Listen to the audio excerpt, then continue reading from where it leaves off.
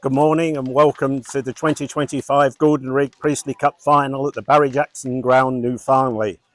Townville have won the toss and have elected to bat first. The Pudsey St Lawrence players, led by their captain Barry Franklin, are taking to the field, followed by the two opening batsmen, Abdul Wahid and the captain of Townville, Johnny Booth. 2025 Gordon Rigg Priestley Cup final between Townville and Pudsey St Lawrence. Your umpires today are Tony Tennant and Mark Bentley. Good luck to both sides. Joining me for the initial spell of Townville commentary won the toss and elected will to be bat. Richard Robinson, well known in Bradford League circles for his 17,000 runs, and of course now making a big reputation for himself as the head groundsman at Headingley, where his test pitches and pitches for the 100 have won rich acclaim this year. Richard, you've played in three Priestley Cup finals, in fact. You know you don't want to talk about one of them. What do you think about today? Oh, it's great to be here, to be honest. Thanks, Alan.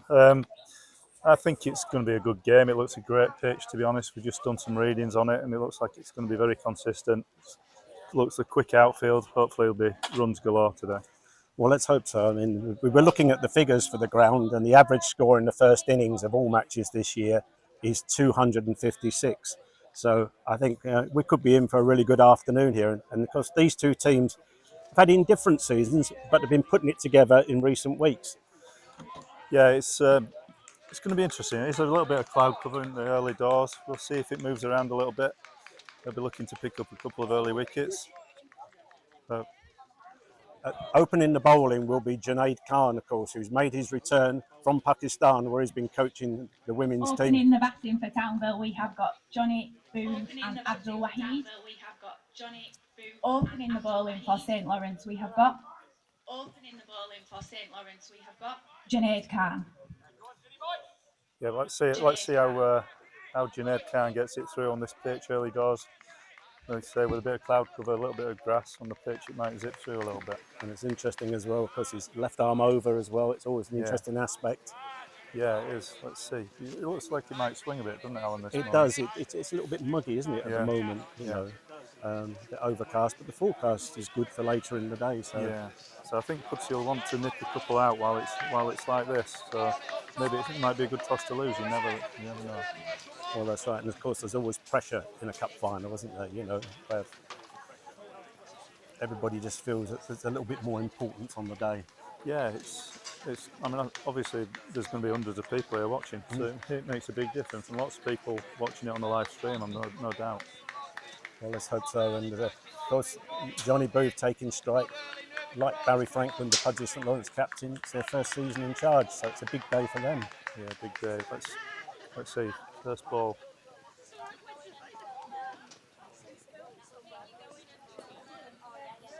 Well, that's a nice way to get off the mark.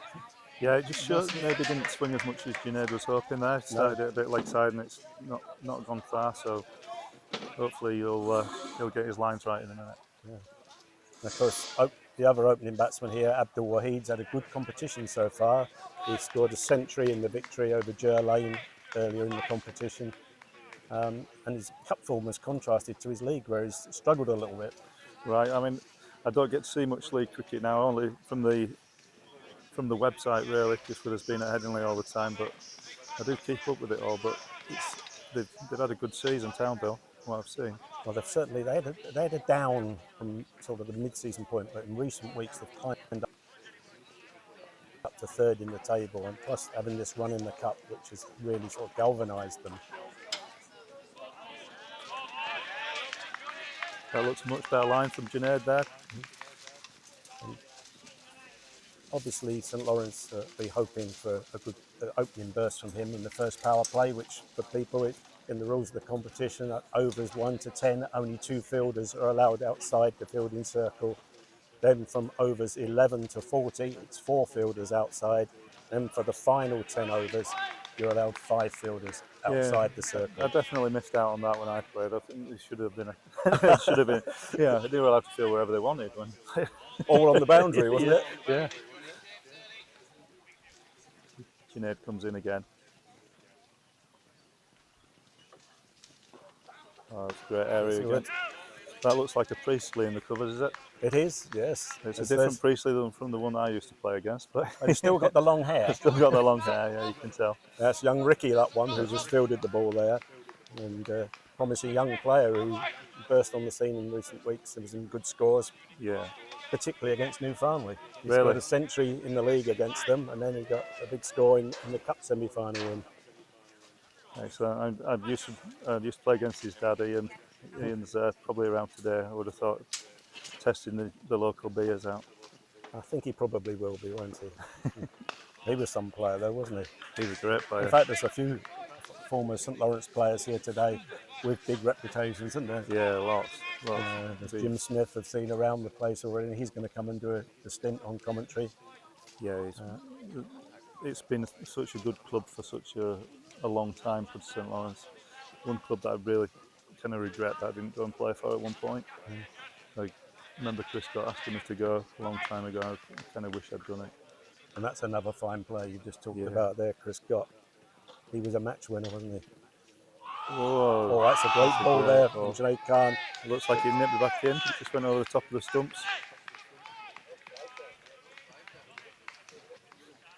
I think that shows what the quality is with Junaid Khan.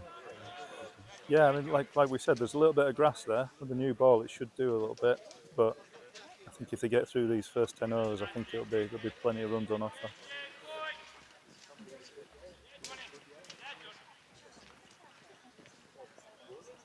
And of course, when we talk about Pudsey St Lawrence and some of the players that they've had in the past, you know, I mean,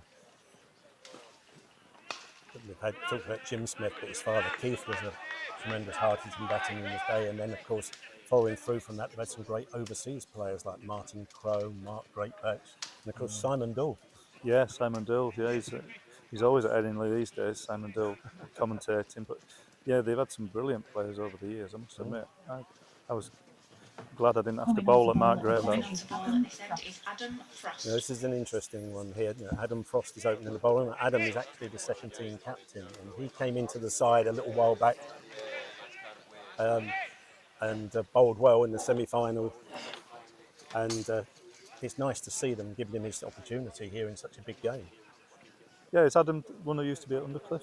Did he used to be at Undercliff? Yes, I think he did. Yes, Yeah, but Adam is, you know, he captained the second team to victory in the Priestley Shield last year, and in the league. Is he another left armer? Another left armer. So it's not very often you see two left armers bowling at the same time, is it? Opening the bowling. See if he gets it to swing. Yeah.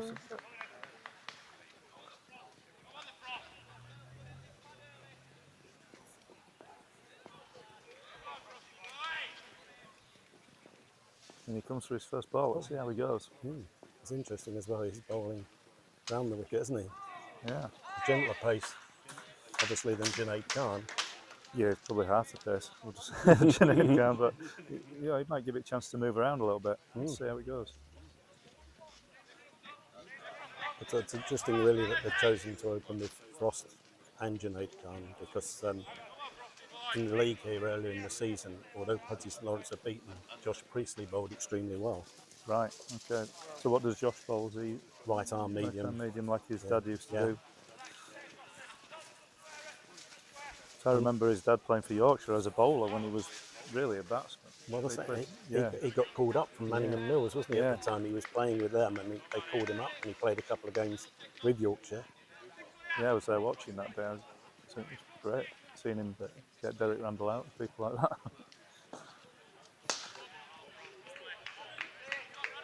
You know, he's always enjoyed his cricket, though, wasn't he? He was one of those that when he played, he seemed to really. He enjoyed the battle. I think he enjoys life. Full stop. He's also laid back, isn't he? Yeah, he is. Yeah.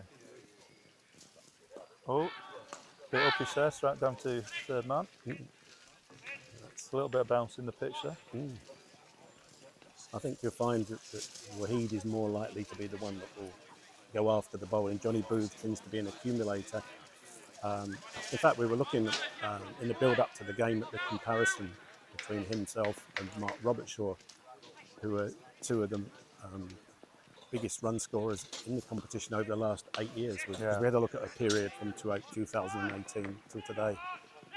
And interestingly too, that the top run scorer in the Priestley Cup in that period of time is Aidan Langley, the opening batsman from Newfoundland. Yeah. But Johnny Booth is second, and Mark Robert Shaw is third. Now, interesting as well, because Townville played more ties, Johnny scored just marginally more runs than Mark, but Mark's average is double. Is it that double? of Johnny. Wow. But Mark's one of those That's a batters you beautiful look at shot. and say he's the sort of batter that would bat for your life. Yeah. He's played some fine innings for the club, and he goes big when he's in, doesn't he? Yeah. I mean, Townville, obviously, when I played, I stopped playing about approximately 10 years ago. Townville weren't in the league at that point, I don't think, or they were just joined it maybe. Well, it's 2016 they came Yeah, in so it's when we had the pretty merger. So Yeah.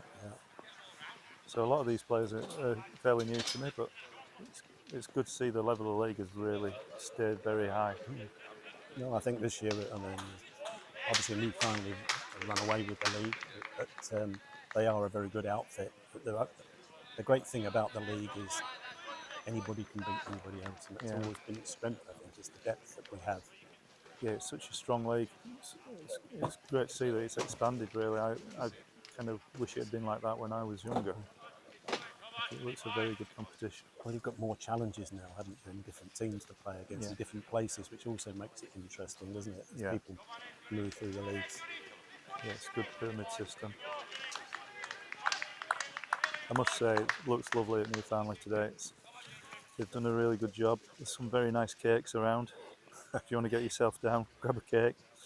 Well, I'm told that they'll be stoking up the barbecue later on as well. And if you come down, I'm sure you'll enjoy the action. Certainly, this has the makings of a very, very good game. Yeah, and look forward to a burger and a sausage later on. So, in a typical working week, then, Richard, what does that involve for you? Early mornings? Yeah, fairly. Certainly this year, with it being very dry, I'll tend to get there early in the morning to walk the outfield to try and keep it alive. To be honest, because it's a sand-based outfield, so it needs a lot of water. So this year we've kind of had no rain since February, really, or very little. So it's been quite a challenge this year. But then, everyone else will come in 8 o'clock. We'll just generally get the nets ready because there's usually someone netting almost every day. And then we'll play darts till 3 o'clock when they're finished. And then we'll do some more work. How does that vary when you've got a test match on? Test match they turned up like 3 days before, so it's they're 14-hour days for 7 or 8 days in a row. It's quite tiring, but obviously it's fantastic. Junaid's bowling some good areas here. It's good to see. You could do with just nicking someone off early doors though to get them on the toes. Well, they've kept it very tight here at the start, haven't they? Yeah. This is really what Barry Franklin would have wanted from his opening bowlers, just to keep it tight. No freebies. There's been no freebies whatsoever. No, you have to look like they might have to take a risk to get away with it. So what are the backup bowlers like with Pudsey? Well, you've got the spinners, you've got Spike. Spike's still playing, isn't he? Spike. I noticed he did well yesterday. Spike's always very economical, you know. And then Archie Scott with his leg spin. Yeah. Both the Priestleys, you've got Josh bowling in medium pace, Ricky's left arm slow. Oh, very good. They've got some variety there, you know, and I'm sure the slow bowlers will play a big part in the middle overs in particular. Yeah. I don't expect to see Barry turn into a spinner in the first power play today. Yeah. I mean, what do you think they'll be looking for total wise here, Townville? I would have thought that they'd be wanting 280. 280. That would be a tough chase in a cup final. In a cup final, there's always that additional pressure that means, you know. Oh, what a lovely shot. That's the first boundary. A lovely shot there from Johnny Booth. Pushing it through the covers with ease, wasn't it, really? Yeah, it flew to the boundary as well, didn't it? Just shows, doesn't it, how good the outfield is. Mind you, Mark didn't let on his trade secret, did he? That during the week, his outfield mower had broken down. So he used the wicket mower. Oh, I thought you were going to say he got some sheep on or something. Yeah. So he did it with a wicket mower. Yeah, it took him a long while. Fair play to him. And it was like getting a number one on the top of your head. Well, I know what that's like.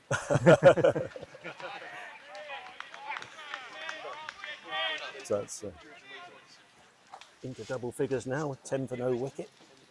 And steady start. Steady start, but they've not lost any wickets. I think that's probably important here. This morning, with it being an early-ish start and a bit of a muggy morning, I think just to solidify a little bit at the start of the innings. I think don't lose any wickets, and then you can go through the gears later on. Yeah, and we've probably only seen the bat beaten once, haven't we? With that really good ball that cut back from there was one that Khan. went over the stumps from Junaid Khan, but apart from that, it looks like a good pitch, to be honest. It was intriguing, Richard, when you were out there testing the hardness of the pitch, the looks we were getting from people wondering what you were doing to it, where you doctored it. But that's very interesting readings. Yeah, it's interesting. I mean, generally for a test match, the ECB will come and do all this stuff for us, and they'll do moisture readings. They even do the thing that tests the greenness of the pitch. Oh, nearly went. Oh, that was a close call there. Close call. Priestley almost running out. Nice fielding there from Ricky Priestley. He's quick across the ground, isn't he? You know, he's very quick. Yeah, he actually does remind me of a young Ian.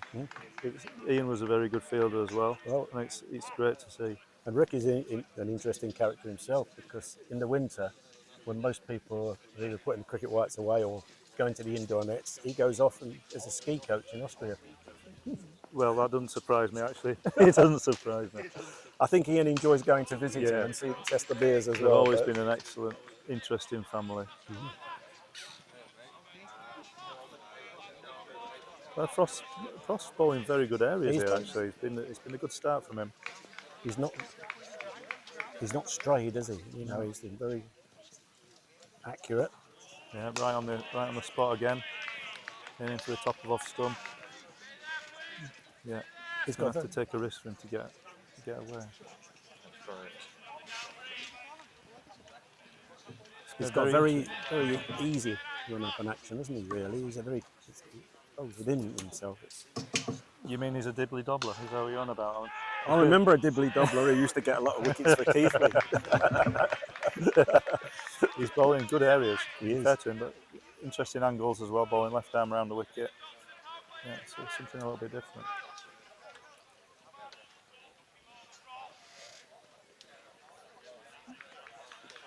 Well, this is a bonus, isn't it?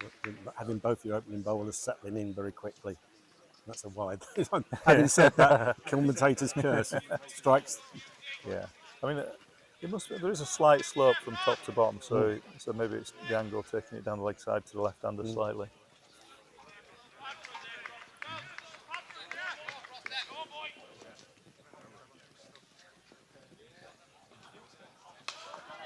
Well, there's another lovely shot from Johnny Booth there through the covers. Out of 4. So it's probably his first bad ball. It's quite a long half volley, that one.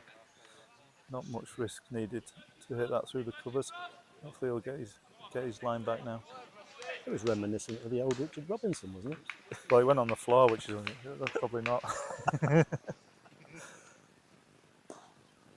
That's a lovely shot. That's another shot of his legs now, isn't it? Yeah. Looks like he's got an all-round game. Nice to watch. Well, Johnny's been a consistent run scorer since Townville came into the league, you know, and very solid at the top. And he seems to cope well with the pressures of captaincy as well. It's not seemed to dim his run scoring. Yeah, I've seen his name a lot. He's been very consistent over the years. It's nice to watch him bat. I think he knows his game well, Richard. When you watch him, you know, he's well organised. Yeah, there's no risk taking there, is there? He looks well within himself. A very compact player. And of course, his brother plays in the team too. He's the wicketkeeper, Liam. Yeah. So how many overs do you think Junaid will bowl in his first spell? I think 5. 5. So he's only got a couple left, is it? Yep. So he'll want to nip one out before then. Well bowled. I think he'll bowl throughout the first power play, I think, and then they'll take a break. Yeah, he'll probably return him at the end of the innings, I would have thought. Yeah. But of course, with his pace and everything, there's also the possibility that they can bring him back into the middle overs if they need to get wickets. Yeah. But the formula tends to be to go to the slow bowlers. Yeah. I think that's fair enough, but I just think there might just be a little bit in this pitch. I think if he maybe just try something different. Go into the pitch hard, and maybe put someone at deep square just for an over, just to try and get a wicket. So I think it's important that in the power play you try and get a wicket or two.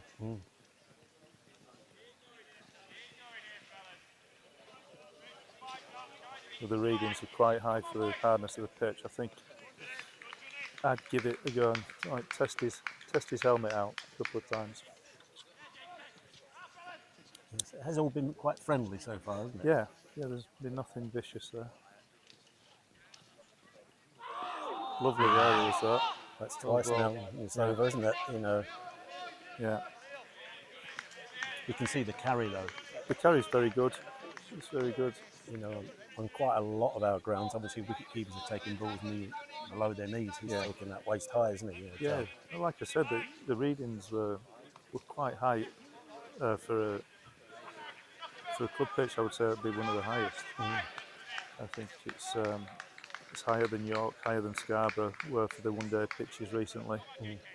So which was quite surprising. I think that's quite pleasing for Mark Mason, who's prepared this pitch. You know, it's, as you know, as a groundsman, until the game actually starts, you worry and you fret. You do worry, and you worry about. Well, you can't do anything about it. I mean, you could have 6 batters who play horrible shots, and you're 30 for 6, and it's not your fault, but everyone thinks it's your fault, you know. But I think he's done a great job. He should be applauded for it. Do you know, I can remember back to what was the Priestley Shield final that we staged. I think it was 2010 up at Keighley. Yeah. And I think there was a groundsman who slept under the covers. I had to. It flooded the night before. It was one of the most horrendous nights I've ever known. A big appeal for LBW? Probably going down. Maybe a little bit of that as well, yeah. It sounded a bit woody, didn't it? A bit clunky. Yeah. Umpire Mark Bentley there turning down the appeal. Mark Bentley standing in his first final stage. Tony Tennant, the other umpire, it's his third final. I mean, umpired in 2019, 2022, and again this year.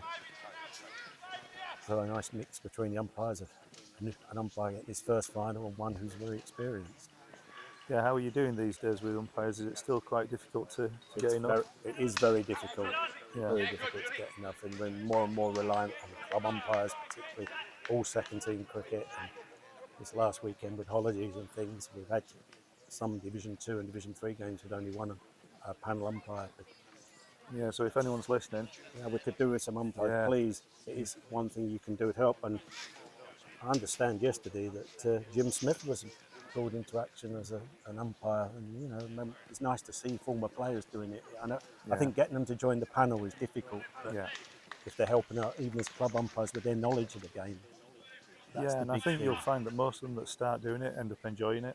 So they're all part of the game again. Yeah, they're involved, aren't they? Yeah. I guess when you stop playing, there's that gap in your life, isn't there? That you miss the cricket on the Saturday. You know? Yeah, you have to go and see the wife. So yeah, get umpiring. You don't have to see wife then. Right. Well, there's plenty of women umpires nowadays too. There's women umpires as well, and so you it's can important. get the wife to umpire as well. That's the way, but it's nice to see. I think it's something we've got to encourage more in the future. I think the involvement of women, not just playing the game, but getting involved in the men's game as umpires and in other roles. It's, very much. We're trying to push women ground staff at the moment. Jasmine Nichols, who works at Headingley, she's been brilliant. She's getting women volunteers to every game nowadays, and it's we've been wasting half of the population all our lives. We need to start using them. Well, we do, and they bring something new and different to the game, don't they? You know. Yeah, they're a lot more sensible than we are. Drink less beer. Yeah, well, not always. Yes, yeah. But that's, we're talking about the women's game developing, but I think it's involving them in all parts of the game, not just their own game. I agree. I mean, my mum always, as you know, my mum always got involved, which really helped the family, because otherwise she'd have been a cricket widow, and she was involved in the Heavy Woolen Cup a lot, and at the clubs that we played at. So yeah, I think it's great when you get women involved. And of course, talking about the Heavy Woolen Cup, the final of that's on Bank Holiday Monday. Newfoundland are playing against Shepley. Yeah. You know, it's a 5th successive final for Newfoundland. Where's that one at? Alan, do you know? Hanging Hanging Heaton. Oh, I haven't been there for a long time. It's Hanging Heaton's 150th anniversary, so that's fantastic. it's a market, you know. Yeah. And again, it should be a high-scoring contest, but it's a compact ground, isn't it? I remember fetching a few balls there when we played there. We used to have a guy called Ronnie Hudson that played for them, and he used to hit the ball miles over the trees, over the houses, down the road. Yeah, I bet everyone does it nowadays with the bats that they use. Well, the bats they use. Yeah. It was interesting last year in the final because Ronnie's record came under threat from Luren Steenkamp. He got within 1 run of it for Bradford and Bingley. Yeah. And, you know, centuries in cup finals are actually quite rare. Last year we had 2. Brad Schmulian got 1 for Woodlands in the successful chase, and obviously Luren Steenkamp got 1 for Bradford and Bingley. Yeah. But before that, we were going back to 2008 for somebody else you would know, Andrew Bairstow. Oh, really? Yeah, Well, very good. I remember Bury came in for Pudsey Cons against Woodlands, and they were 28 for 3, really struggling, ball doing everything. First ball he hits over the cricket sheds, and from then never looked back, you know. What a good lad as well. But what a talented cricketer. Yeah. I mean, I see he's now playing in the Wolf League, isn't he? He's playing for Hall Park. Yeah, I've seen he's still going strong. He captained them in the Woodluff Cup final last week. They unfortunately got beaten by Addingham. Well, that's my home team as well these days, Addingham. So it's a good win for Addingham. I live on Addingham Moorside. So yeah, lovely little ground.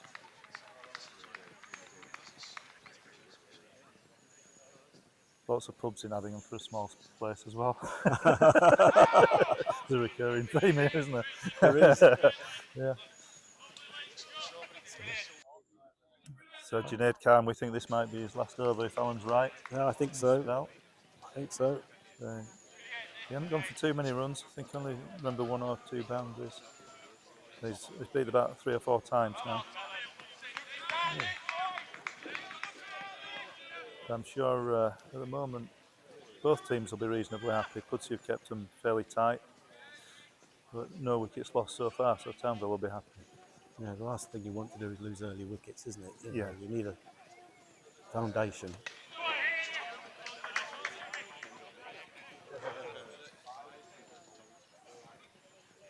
Yeah, there's certainly enough life in the track. I think if there was anyone, 90 mile an hour be flying through. It's good to see.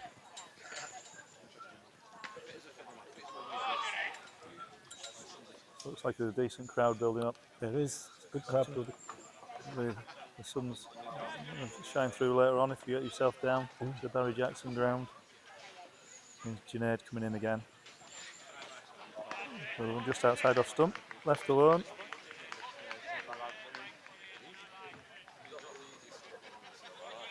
Certainly bowled a decent line all the way through this spell. I can only remember maybe 1 or 2 on the leg side. No one out on the cover boundary, and he must be keeping it quite tight to off stump.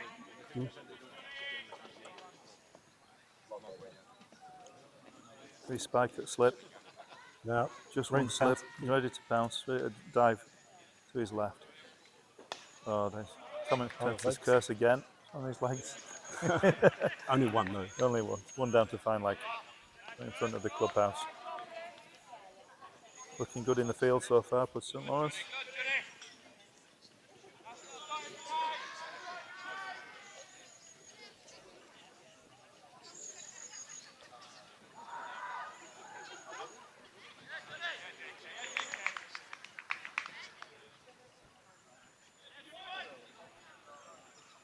Here he comes again. Junaid Khan. He's bowled at a good pace, hasn't he? You know. Yeah, very nice. The 2 openers have settled in. 7 overs gone now. And 20's the score. 7 gone, so he might have 1 more over then. 1 more, probably. Yeah.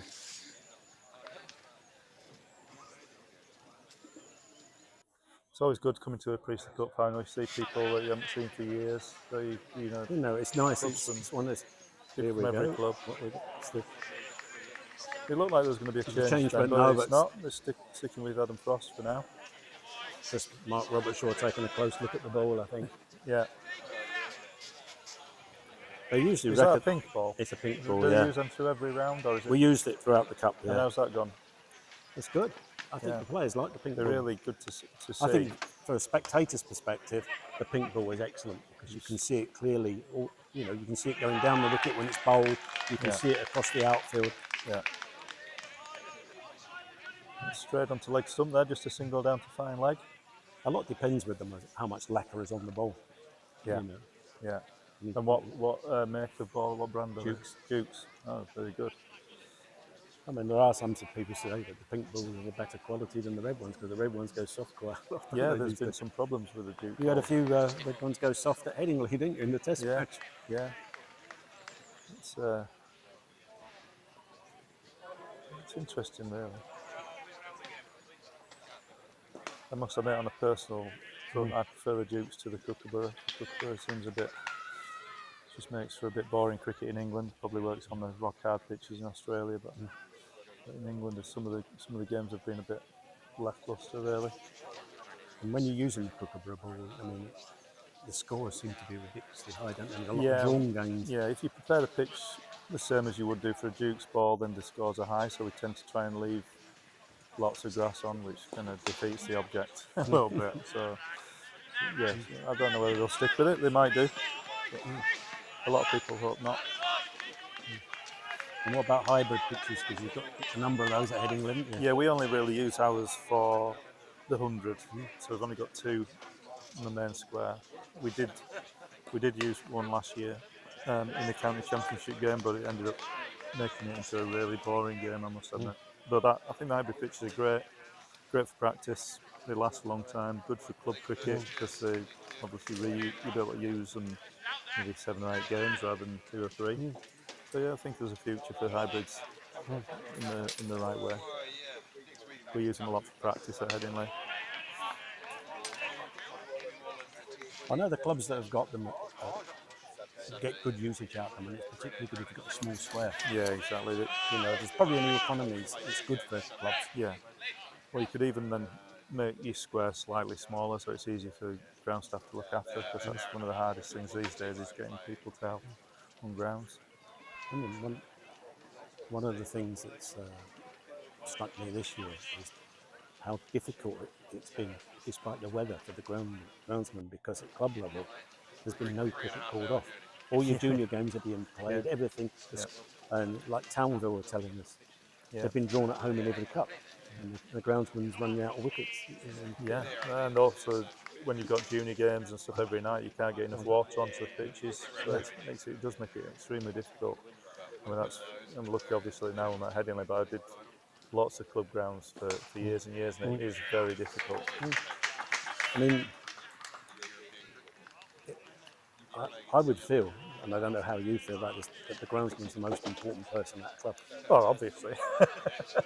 Well, they won't be playing without us, I suppose. And it's often undervalued, aren't they? Undervalued, and they do a lot when people aren't there. So people don't generally see what they do, exactly. So no one will have seen the hours that Mark's put in this week. Who are we getting here? We're getting a change here. Looks like young Priestley. Let's wait and see what he says. So he bowled four overs in his first spell. 4 overs in his first spell, Junaid, yeah. So you were close. You were close there, mate. I think, at least it gives them an option to maybe bowl 2 more spells during the game to break things open. Well, that's the thing. They've got the flexibility there, haven't they? Bowling, Josh Priestley. And you've probably heard in the background the announcement of Josh Priestley joining the attack, right arm medium pace bowler. So he bowled very well here, Richard, in the league earlier in the season. How old is Josh? Then? He's about 24. About 24.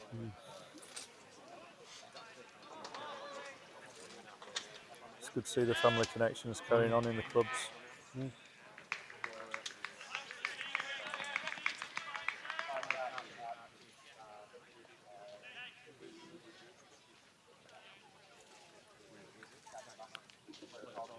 Oh, that's flown through. It's a good start from Priestley. Yeah, he actually must have hit the seam there. Really moved away from the right-hander. Exactly what you want to see from as a captain, isn't it? When he comes on and immediately hits a good length. Yeah, and to be honest, it's exactly what you want to see as a groundsman. That flew through nicely. It shows there's plenty of pace in the pitch. And that's a good ball as well. He ended up on his knees, a bit like Mark Wood does when he bowls as fast as he can. Talking about ending up on your knees, what about Harry Brook ending up on his backside the other night? Yeah, on his first ball. Yeah. He's just an absolute amazing player. I've never seen anything like it. I heard one of the commentators say that they've never seen a scoop shot go up so vertically high. You know, it was just incredible. He's got no fear either, has he? He can go in and play shots straight from the start. Yeah, I mean, but that comes from a lot of practice. He practices as much as anyone. So all my plaudits to people who practice really hard. When he came back in the winter, he practiced hour after hour after hour on the square while we had other games on, so we had to play on a different pitch for the second team, and he just practiced and practiced and practiced all day. And he's that's a drop catch there by Spiker. First slip. Chris Marsden putting that chance down. It wasn't a particularly difficult chance. It was to his left. Yeah. Catchable height. Catchable height, went through quite quickly, but still should have taken it. It's well bowled by Priestley. Let's hope they don't rue that.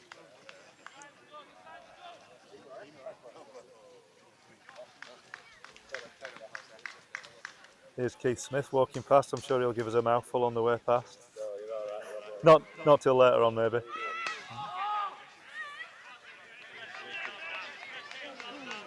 As you say, it's good to see so many people coming round who you haven't seen for a few years or only see once a year at the cup final. Yeah, exactly. Maybe once every 5 or 6 years sometimes. It's a cricket family. Always keeps growing, doesn't it? It does. Well, that's a nice shot. Well fielded.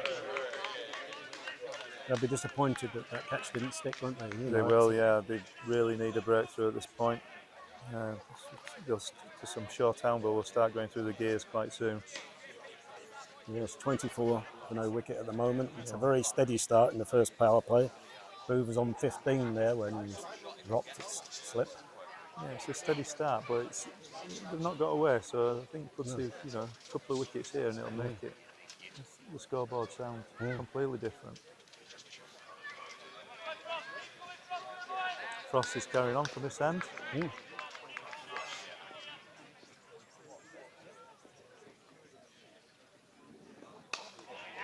Bowled. I'd say he only bowled one bad ball in his spell so far, and it was like our folly that they hit through the colours, but it's been a great opening spell by Frost here. And generally the bowling's been disciplined. We just had one wide so far, and yeah. Well, it's high quality teams. That's what you come to expect. It's really good. So it'll be interesting to see whether Frost carries on. He bowls a few more in this spell. I think this is his 5th over. Still bowling left arm round the wicket. That was quite short and wide, but got away with it. Went straight to point. Priestley fielded. Maybe it's just starting to tire slightly. Frost bowled a couple of looser balls in this over.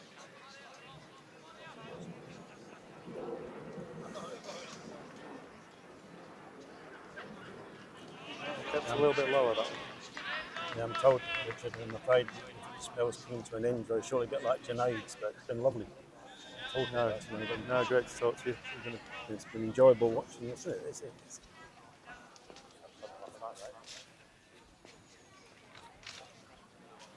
Interestingly, to me, it seems to look cloudier at the moment.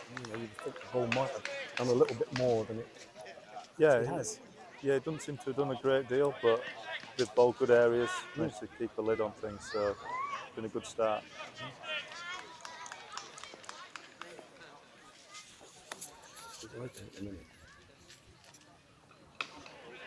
Good areas again for Frost. Excellent over. That's good. He's done a real good job for his team here, hasn't he? Yeah, he's done a Very fantastic. steady.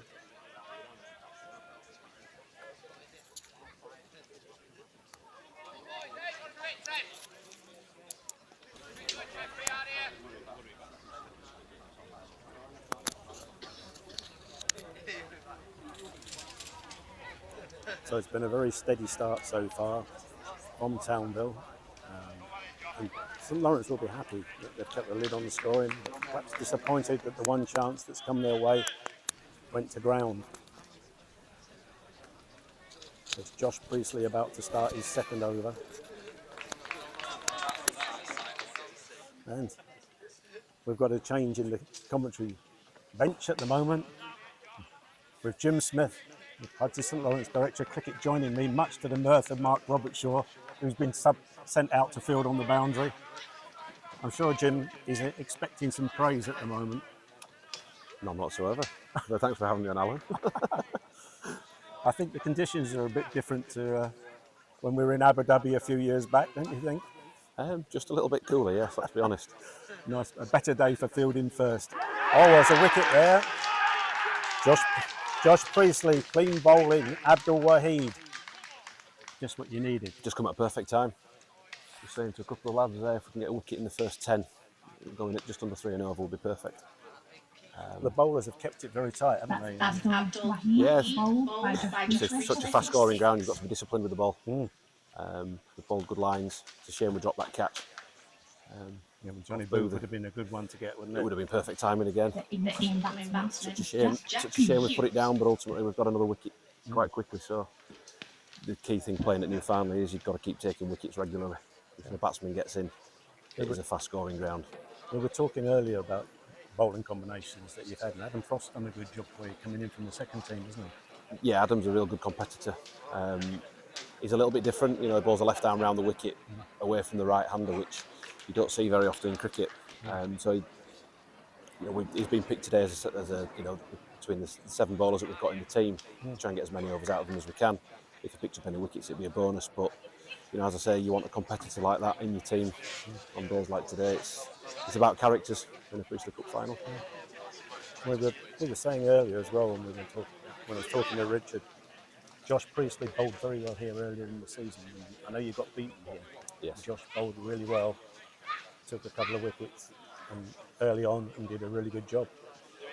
He's bowled really well for a number of years now. I was just saying to Steve Bullen then, we think it's about 25 catches in the last 3 years that's been dropped at slip.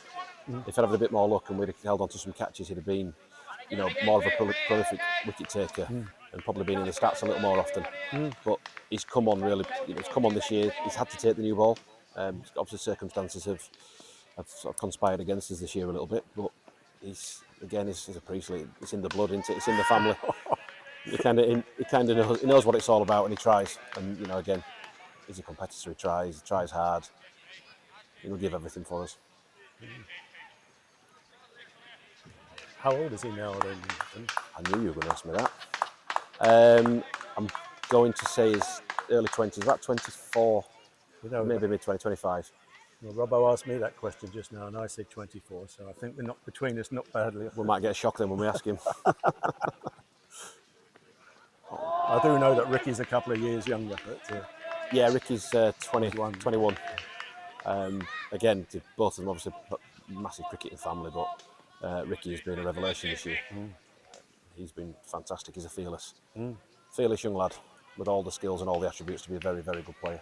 And of course he has a very strange winter preparation, doesn't he, for the cricket season? Ricky? The skier. And He's a fully qualified ski instructor. You couldn't have 2 more polar opposite skill sets, if you like, cricket and skiing. He's one of those, the long blonde hair, the flowing locks, going down the ski slopes. But he loves his time. He loves his time out there. I'd have thought the cooler temperatures in Austria, where he tends to go, might prepare him well when you're playing early season at Bowden. Yeah, it doesn't come as much as a shock to his system if the wind's blowing. Mind you, when he sent the pictures over to the groups when he's been away, and half the time he's there, there's no snow. There's a lot of greenery because there's been a lack of snow when he's been there. So I don't know what he does in his spare time. You can't really call it après ski if you're in there all the time, can you? No. But now, new batsman that's come in, Jack Hughes. You know a little bit about Jack, don't you? Yeah, Jack's a very good cricketer. Got a lot of time for Jack in terms of, his skill set as a left-handed batter, left-arm spinner, his knowledge of the game. He's a very dangerous player. And of course, this year he's been freed from the responsibilities of captaincy, which must help him a little bit as well. It does. It's amazing how, when you're focusing on the captaincy role, you're looking after 10 other players and you're thinking of tactics, you're thinking of, plans to get batsmen out. And sometimes you do sort of negate your own skills a little bit. And then when that weight's taken off, it does sort of release the shackles and it does allow you to play a bit more freely. But Jack has always been a good player, to be honest with you. I'm not sure the captaincy was a burden to him. I think he took it on his shoulders. And he's built the club of a whole, and with Jack at the helm, have built a really strong side. And a really good nucleus, so they've done well. And they've been fairly settled over a number of years, haven't they? The core of the side has been settled, hasn't it? Jack and Connor and Johnny and Liam. Exactly that. They've got that nucleus of the lads that have been there a number of years, which is always a good footing. You can sign players. You can sign players from outside the league or from other teams, but you've got to have that nucleus. And when you look at the performers week in, week out, and it's generally those lads that have been there some time that can carry them and perform when needed. I think Connor did it yesterday. Yeah. His usual inimitable style of hitting the ball out of the park. Well, there was one over, I understand. It was started dot, so it was promising for the bowler, then 4 sixes. And that's how dangerous he can be. He's absolutely a destructive batter. But knows his game, knows how he wants to play, and he can take a game away from anybody at any stage. That's how dangerous any one of these players can be, to be honest, in the Townville team, but Connor especially.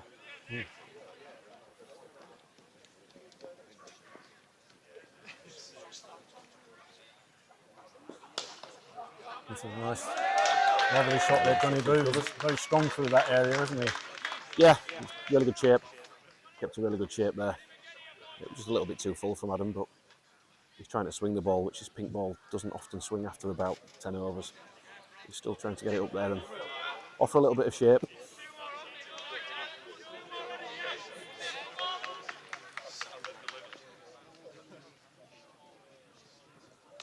It's a good comeback.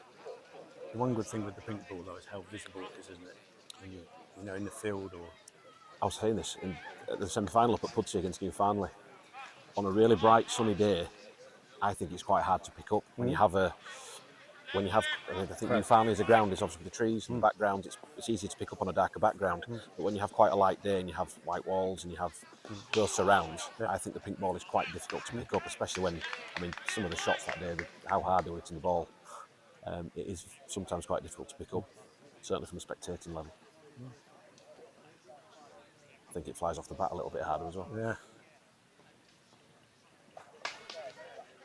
That must have been a hell of a game, the semi-final. Bradford League cricket at its best. We've said for a number of years, we were successful in the 2010s. We had a successful period, but we played our best cricket against some of the best teams. Games against Newfoundland were exceptional, and that was league cricket at the highest standard you could get. There's some lads there that probably could play a higher level, a higher standard.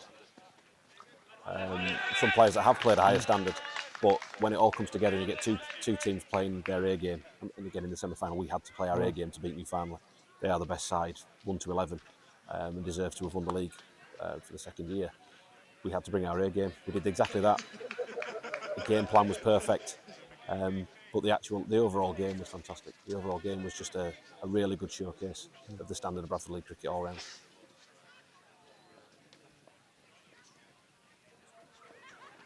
Because of course, again, it showed the value in that game. Batting first and having a good score on the ball, doesn't it? Because chasing is difficult. Scoreboard pressure is, people talk about it and it's bandied around as a thing, and it really is. When you get to semi-finals and finals, scoreboard pressure is such a,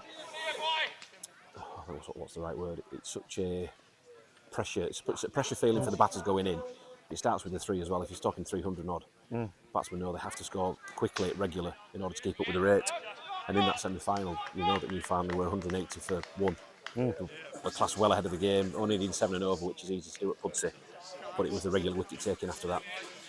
The scoreboard pressure, and you're constantly taking wickets as a fielding side, that is what builds the pressure even further. It's not just the runs required, it is also we've lost another wicket, we're 3 down, we're 4 down, and then all of a sudden the batters start overthinking how to score at 7 and 8 and over, when on grounds like Pudsey, grounds like Newfoundland, Woodlands, Townville, it's actually a simple process to score at 7, 8 and over with wickets in the tent. So scoreboard pressure is a big thing, especially when you get to finals like today. And of course, the other thing in the semi-final, you finally got a good start. Yeah, but you applied pressure, and your bowlers stuck to the guns, didn't they? And did a really good job. Yeah, we know we've got lots of armour in the bowling. We've got different options. Got Ricky Priestley who can the ball's his left arm, and he spins it both ways. If you've got the right handers on strike or the left handers, he can do both skills. But we just knew that the Newfoundland had to keep going at a certain rate and had to keep attacking. But there would be chances, and we had to take our chances, which we did. We did wonderfully well. And again, we had to play the perfect game to beat them. And anybody who beats them has to play the perfect game. And I think it's the only game we've lost all season. It is. Which is a testament to how strong they are from 1 to 11. It's interesting here with the 2 left-handers that Josh comfortable bowling down the wicket to them. Yes, it's bowlers, especially with his shape, he's got to be able to bowl around the wicket. We've got to be able to change the angle of which we're attacking. I'm hoping to see our ex-leader Chris Marsden warming up shortly with 2 left-handers in, or even Ricky. Ricky may come on and bowl his left-arm leg spin shortly. And of course, there's Archie. What a character. He is, at the moment with the ball, he is on fire. He's had a good season all round though, hasn't he? He's got runs as well. Because I was having a conversation with some of the old guard in the club last night, because obviously we pulled one out of the bag yesterday against Methley. But unfortunately, it never satisfies certain people within the supporting fraternity at Pudsey. So having a conversation about Archie and his batting and his bowling, and we're looking at his stats. He's got 57 wickets this year in all forms of cricket. As a leg spinner, which is the hardest skill, he's some going. And he's scored in excess of 500 club runs as well. So as an all-round cricketer, again, he's one you want on your side. He's a competitor who fights. His emotion, he's got a lot of emotion in the game. But yeah, with the ball, he really has been, hitting his straps really well, landing it and spinning it big.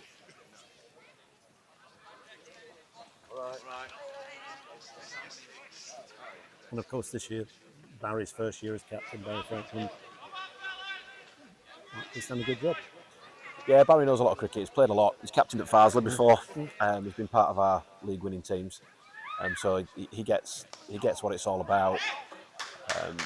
He knows a lot of the opposition. That was a nice shot off his legs there from Johnny Boo. He had a boundary for him. Yeah, just strayed a little bit towards his pads. The flying leg's quite wide, so put away nicely. That's his 4th boundary. In terms of Barry, he's Mr. Reliable. He's very calm. I think someone said about MS Dhoni once that the most calm person on the pitch needs to be your captain. And Barry doesn't let things get to him, and he's never flustered. He always thinks about changes to fields and bowling changes. He thinks about it carefully. And he can read the situation of a game. So, yeah, there's a lot of cricket and a lot of knowledge there.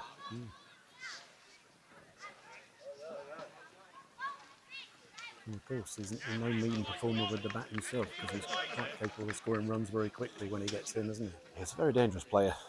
I think Barry would be the first to say that consistency is a key, but that could be the same for most of the side this year. There's a distinct lack of consistency with the run scoring, bar one particular individual who I'm sure you know what I'm talking about. But Barry can be dangerous. He can score quickly. He can also hold an end up if you're under the cosh. He's got the patience to bat as well.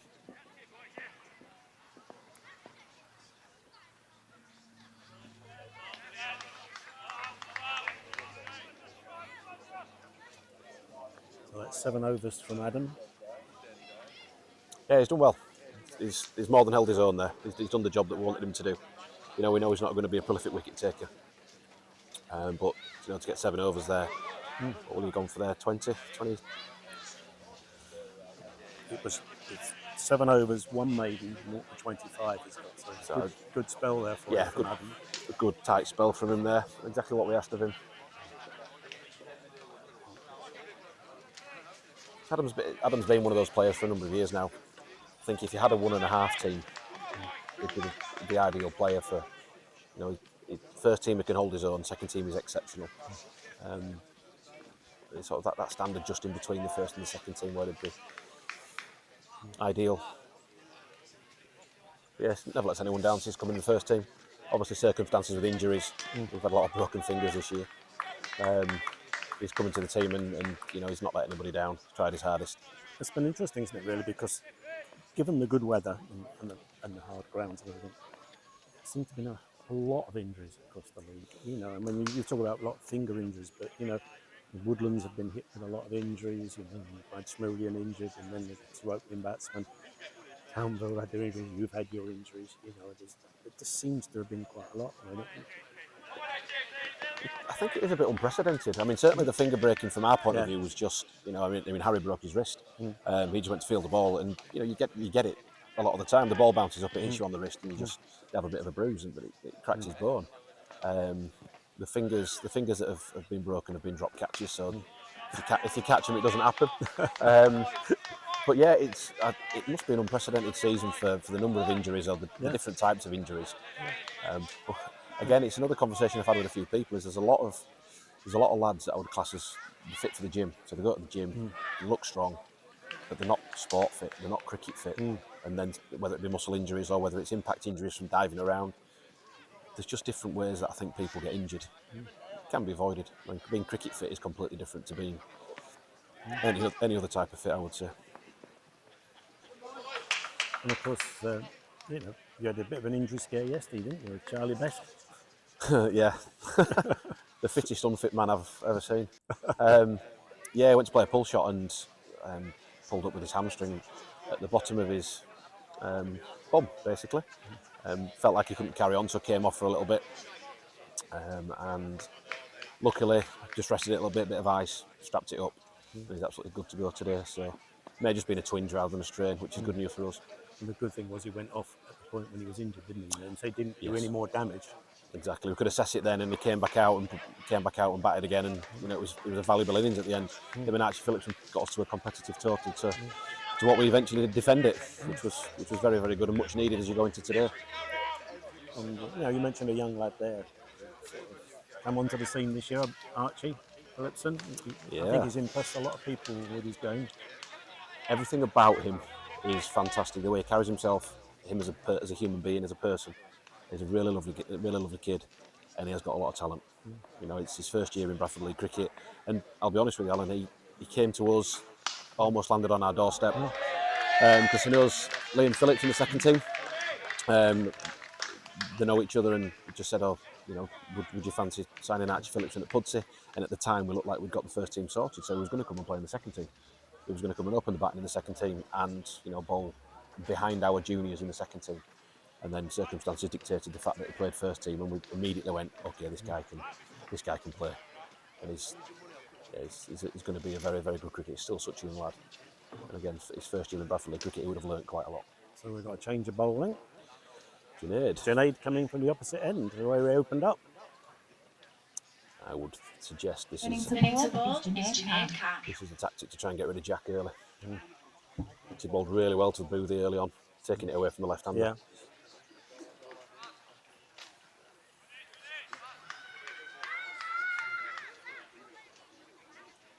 So looking at our young lads, I think everyone's very familiar with how Pudsey try and do things. With young lads, we try and bring them in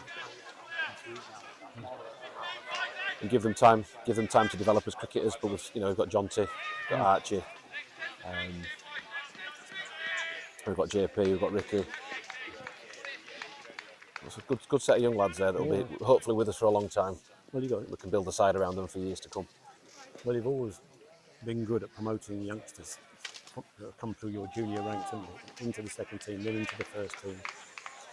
Yeah, we kind of pride ourselves on it. It's not easy to do because you've got to have the right calibre of cricketer, you've got to have the right sort of character. Just talking to a few of your final lads there, you've got to have a strong character that steps up to first team cricket, because I think the chasm between first team and second team cricket has got bigger and bigger. The step wasn't as big years ago. I think it's quite a chasm now. So they've got to be completely ready, physically, mentally. But yeah, the way we pride ourselves on it is, if they play enough cricket, and we give them enough opportunities and they show enough early signs, then they should be given the chance. Starting in the second team, given the chance to bat and ball in the second team at key points in games. And then when they're stepping into the first team, not just there to field. And I think someone like Jonty this year, it's been a bit tough on him. He started off really well in the second team, scored a load of runs. Deserved his spot in the first team, but we have got a strong batting lineup, so he's going to have to bide his time. But we know there's a proper batter in there, and in years to come, he will be, in the top five in the batting lineup for years to come.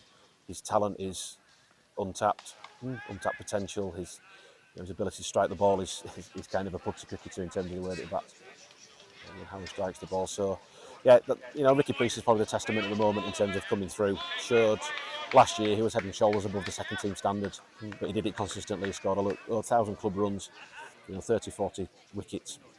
His fielding was really what stood out against other second teams. So, and he's just fitting absolutely beautifully this year in the first team. And you've shown faith in him by giving him the number 3 berth as well, haven't you? That was a brave call from Barry. So I'll give him his dues when we have the pre-season chats and what the squad looks like and the team looks like and how we're going to set up. There wasn't a mention of him batting 3, and it wasn't until the pre-season friendly. And Barry's decision was just to say, look, if he's going to play, he's going to play, he's going to bat. We're going to stick him in at 3 because we didn't have a bona fide number 3 in the lineup. And, from that first day, he's looked a natural for it. Some big hundreds, some very important hundreds, but scores quickly as well. He doesn't hang around. Again, the Priestley family, we go back to Ian, JP and Ricky, the ball strikers. Natural hand-eye coordination is fantastic. I saw one of the pictures from the semi-final, and I see Ricky's quite good at the Harry Brooks shot as well. Oh, that was JP, wasn't it? It was JP that, I think it was a no ball. I think Fletcher bowled a no ball, and he predicted it was going to be a full delivery, and he was pretty much on his back end.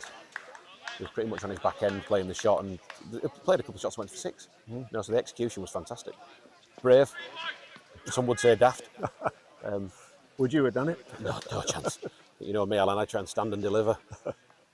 If there's a free hit coming my way, I'm playing one stroke and one stroke only.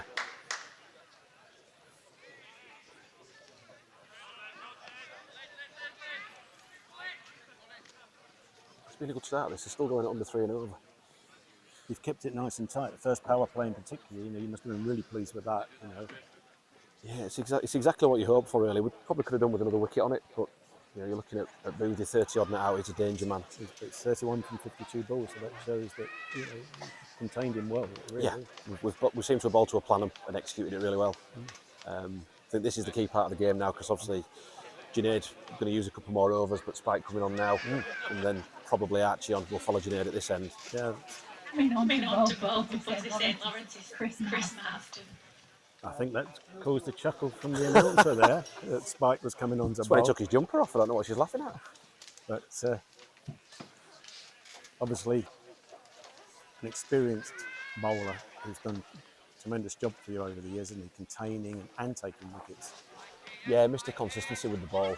He's got the natural talent as an off spinner has never been questioned. Obviously, the only thing that's ever been questioned has been his fitness, his ability to bowl 15 overs consistently. But you know what, he finds a way to do it. I mean, just like yesterday, he bowled beautifully. He took the last wicket yesterday, ended up with 3 for. But his pace on the pitch and the reading of the pace on the pitch has been such a key element for him over a number of years now. He's over 500 league wickets, 5,000 league runs. He's up there with one of the better players that we've had, definitely. He's always got a nice loop from his bowling, isn't he? It's so tempting when facing him in the nets. It gets above the eye line and you think, oh, this is hittable, and suddenly it dips. And he's a big turn of the ball on the right pitches as well. And it's a good battle, this. It's interesting that Jack's deciding to go down to him there, isn't he? Yeah, I think most teams now, they look at Spike and they look at Archie Scott, and they know that if they attack Goto and the team that do it the best, the new family at the moment, they attack them 2 bowlers, knowing that that's like our key part of the game, that they have to try and win. They have to win that battle. And probably Jack's got that in his mind now, that if he can get after Spike and hit him out of the attack after a couple of overs, it changes the dynamics of his first innings. So we have to bowl to a plan and execute it really, really well here. A wicket would be wonderful. Shot. And there's an indication that Jack Hughes going down the track. Yeah, it's good intent. That's how batsmen It's going to be modern cricket. It's going to be a good contest, isn't it? Absolutely, you know, yeah. The Spike won't mind that. No, the challenge will be on. You know, it is a modern way of playing now, which is just go after the spinners from ball one. You know, don't let anybody settle. Don't let them get into a rhythm. And Jack's the sort of player that's good enough to execute that. So I think at the other end, if Booth is on strike, I think you'll see a more measured approach. He'll probably try and hit the single, hit the gaps, and let Jack do the attacking. Well, really, Boothie plays the role for Townville that Mark Robertshaw plays for you, doesn't he? He's the one that can bat 50 overs. Yes, absolutely. I think every team still needs that. You know, you talk about the modern Bradford League cricket is high scoring. It's a lot more entertaining. It's a lot more aggressive than when people are batting. But you can't beat somebody who's got the temperament to stay there. 50 overs, and whether they get 80 not out or 100 not out, that sets the platform for the rest of the batters that come in, who are generally good ball strikers. So I think that's where both teams are very similar. Good afternoon to everybody that's joined us. Just to let everybody know the bar is over at the top and down at the bottom by the scoreboard. We've got teas, coffee and home-baked goodies for you this afternoon. We hope you enjoy your day. Thank you.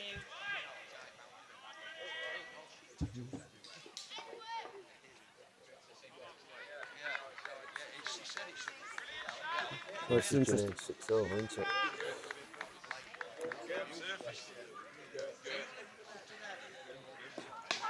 Wicket this over for Junaid, and then if saving 4 overs for later on would be Well, that's what you perfect like, isn't it? timing. Yeah, you just need him. You need that break for a second wicket would be a big boost for you now, wouldn't it? You know, you've kept the peg on the scoring. Yeah, it's the regular wicket taking. You know, especially say fast scoring ground like Newfoundland. Lovely. It's a really good pitch by the looks of things. Regular wickets have to break up partnerships, otherwise people can score very, very quickly. I don't know if you heard. I don't know if you heard the words earlier. We were looking at the pitch with Richard Robinson and Dave Hodgson, and they did a test on the hardness of the wicket. Oh, was that the yes. plunger thing? Yeah, and they were going down the wicket, measuring the hardness. And interestingly, the readings were higher for this wicket than the ones they had at York or Scarborough for the games that Yorkshire played recently in the one-day cup. Wow. And it was even as well. So I'm very pleased with what they found with their plunger, or whatever they call it. And there was a lot of strange looks when Richard was doing it. But, I think everyone thought it was going to take a piece out of the pitch, like yes, sample. like a greenkeeper. Yeah. No, Put in another hole. He was testing the hardness, and what they do is they go all the way along the pitch in different places. You see, they expect in the middle of the pitch it's not going to be quite as hard. Yeah.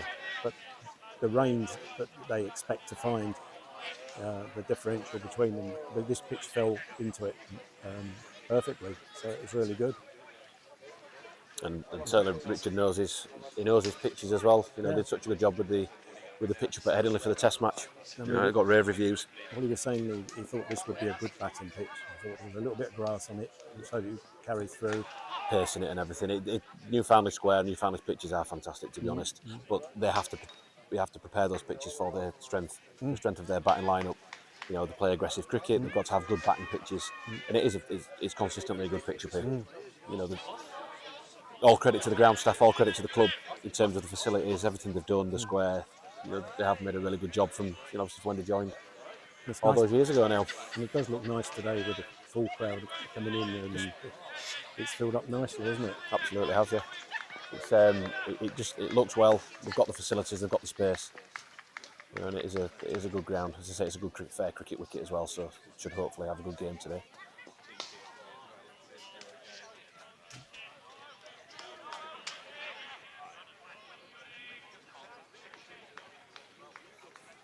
You know, often when we have a cup final, 12 o'clock start, the crowd sort of is sparse. But today it's been a good crowd from the start, and it's built up even more as the plays got underway. Yeah, I think sometimes the locality will help people if it's quite central to most of the other clubs around the leagues. You know, people find it easy to get to, it's accessible, and you can come at a reasonable time. I think people have looked forward to it, to be honest, because I think people do like coming here now. You know, with they've got the cover over, they've got the marquee up over there, or the gazebos. You know, they've got a good clubhouse, nice facilities, so it's a good ground for viewing.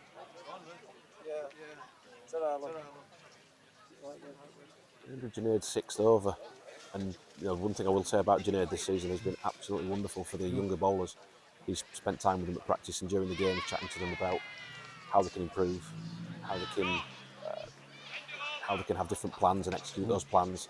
You know, from where they're looking when they're running up to bowl, rhythm, action has been absolutely fantastic. As an ex-professional cricketer, it's exactly what you want. And of course, he's just been back in Pakistan working with the Pakistan ladies team, hasn't he? He has, yeah. And in one of the most bizarre conversations of the year, so he had to go back to Karachi. He was called back about 2 weeks before we expected him to go. We thought we were going to miss him for 2 weeks, so it had been 2 weekends in total. Gets a phone call, he needs to go back to Karachi 2 weeks earlier. But the tournament he was playing in was in Dublin. So he's going to fly all the way back to Karachi to then come all the way back to play in Dublin, to fly from Dublin to come back to Pudsey this weekend to play this weekend. So we did ask the question, why can't I just meet him in Dublin and play for another weekend? But you know, hey ho, it is what it is. And then trying to book his flight home from Dublin on Thursday this week, accidentally booked it from Belfast instead. So it wasn't plain sailing. It wasn't plain sailing coming back home. Oh, you'd have been pleased with this at the start, wouldn't you? 54 on 18 overs. I snapped your hand off at this run rate. Again, knowing how quickly the ground is to score on, and how easy it is to score quickly on this. Again, I'd like to see, I'd say, if we can maybe get them 60 for 3 would be absolutely wonderful after 20 odd overs. But we can't have so much else.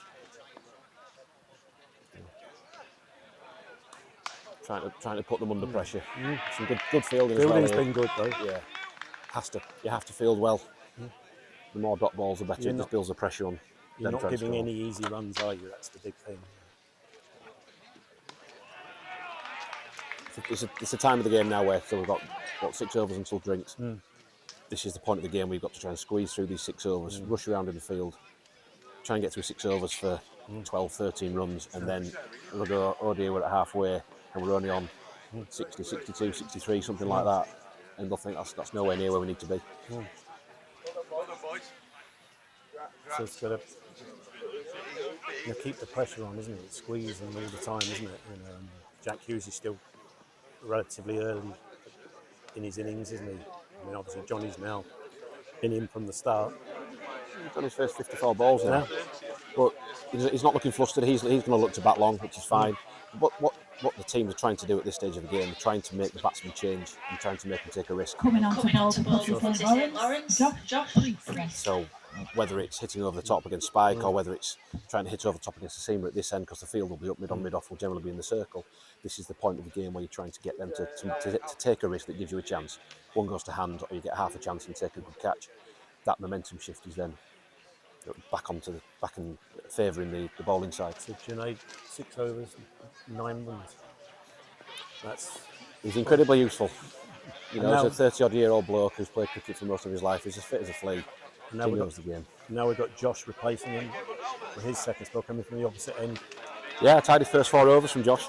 Hopefully he can replicate that again. He's been struggling with a little bit of a side strain this week. He's had a bit of physio, so we were uncertain as to how fit he would actually be to bowl. But if he can replicate that first 4 overs, if he can get through 8, 9, 10 overs, it's a massive bonus for us because it gives us options later in the innings and with the rest of the bowling attack. Is it? You know, it's nice that both your opening bowlers, you've used them at both ends of the ground as well. It's just, often you have problems, and some bowlers they can't bowl at that end, or it's uphill, or. It's one of the most frustrating things as a captain when a bowler says, I've got to bowl this way, I've got to run downhill. You know, you get an opening bowler that looks at a pitch that's sloping and go, I can't possibly bowl at the far end because you have to run uphill. It's just all in the mind. You know, especially younger bowlers have to understand that you'll bowl at whatever end the captain needs you to bowl at. And if you're going to bowl more than one spell, the chances are you'll bowl 2 spells at 2 different ends. It should never be an issue. It should be, yes, captain, whatever you want me to do, whatever you want me to do it. And, you know, I think most teams are like that now. Just sort of. Oh dear. Bit of a misfield there. Boundary there, relieves a bit of the pressure that was building up. Yeah, can't afford too many of them. We're trying to do the right thing. We're trying to attack the ball. Didn't get in a good position to pick the ball up, unfortunately. Sometimes this is quite an awkward position to field. I mean, it slopes very sharply towards the boundary rope at the last 10 yards. It does, and judging where it's going to land, especially when it goes aerial for the first 25 yards, like it has done there, you've got to get the bounce absolutely bang on. You've got to be able to judge the bounce, either pick it up on the first bounce, or get to it obviously on the full ideally. But he's attacked the ball. He's just got himself in a bit of a bad position when it came to collecting it.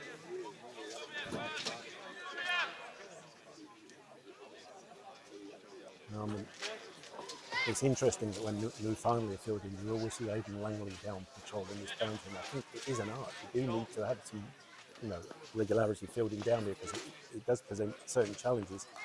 You've got trees on one side as a background. You've got if the sun's coming down low as well, you get everything down this side. There's a lot of factors, and it's not just Newfoundland as well. You've got a lot of different grounds that you've got a little bit of slope, or you've got a visibility difference. Like you talk about Pudsey, for example, up at St Lawrence. If it's coming out of the clubhouse and it's like a darkish day, you have the red ball coming out of the red brick of the clubhouse. Sometimes it's quite difficult to field on the changing room side of the ground. And then it's a really good shot off the back foot there. Timed that one well, 4 runs there. One of the most difficult shots off the back foot, punching it straight. If I go back to like Hanging Heaton, for example, the unique shape of the ground with the slope and the ridge. If you're fielding down the bottom side, that is one of the grounds that's for a person that goes there for the first time must think, and I'm sure how am I going to field down there? I'm sure in your younger career you might have had the delights of Idle as well. Idle and the slope, Thackley and the slope as a junior. Yeah, they were characterful, those grounds. That was, that's what made them what they were. The Idle ground, I have chased a few up to the top and have to chase it back down the hill as well. So I've run past it. Judging a catch when you were fielding in front of the changing rooms was interesting. Yes. Invariably, you catch it around ankle high because you've misjudged it. But yeah, and it's a shame those grounds, certainly Idle are no longer part of Bradford League. For Pudsey St Lawrence, Archie Scott. Now we're going to see a bit of leg spin. We are. This is so important. He's been bowling so well and taking regular wickets these last 4 or 5 weeks. If he gets off to a flyer here and manages to sneak a wicket early, it'll really get his gander up, and I think he's massively important to us, especially to 2 left-handers. So I think Boodoo will look to work for one, and I think Jack will attack here. I think this is where Jack will go really hard at Archie. Because Archie's very tall as a leg spinner, so he's got good height and bounce, hasn't he? He has got good height and bounce, and a lot of the batters in the league, and again, I refer to Newfoundland again, they play him like a medium pacer. They treat him as a seamer rather than a leg spinner. Because of his height, because he bowls it fairly flat, and they will attack it as though he's a medium pace bowler, which I don't think is a bad option.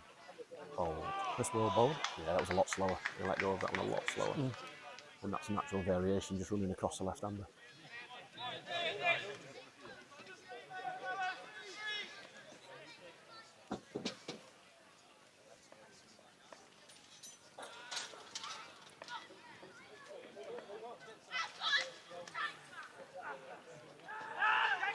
Think back to the league game. Think back to the league game up at Townville. I think it was Archie that gave us a bit of an in. I think he got a couple of quick wickets when Townville were on top again. So hopefully he can do the same here. So I think he trapped a couple of people in front, if I remember right. That's one thing he does do. Even though he's a tall leg spinner, and, he can be played as a medium pacer, he does attack the stumps more often than not. So invariably, it's always a case of if the batsmen are missing, he's generally hitting, and that's how he's got to bowl on this pitch.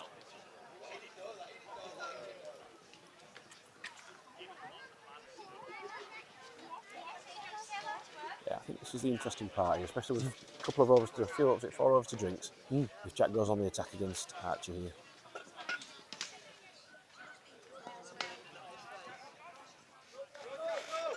And especially now with the fielding, with more fielders out, it's a part of the game where they can knock it around for ones. Well, you got 4 at 4 or 5 and over without really taking a risk. Yeah, well, you got in the second power play now, which is 4 fielders out, and then of course in the last power play, which is the final of 10 overs of innings, it's 5 out. It is. I mean, Richard Robinson was telling me about the days when he used to play, and everybody was out.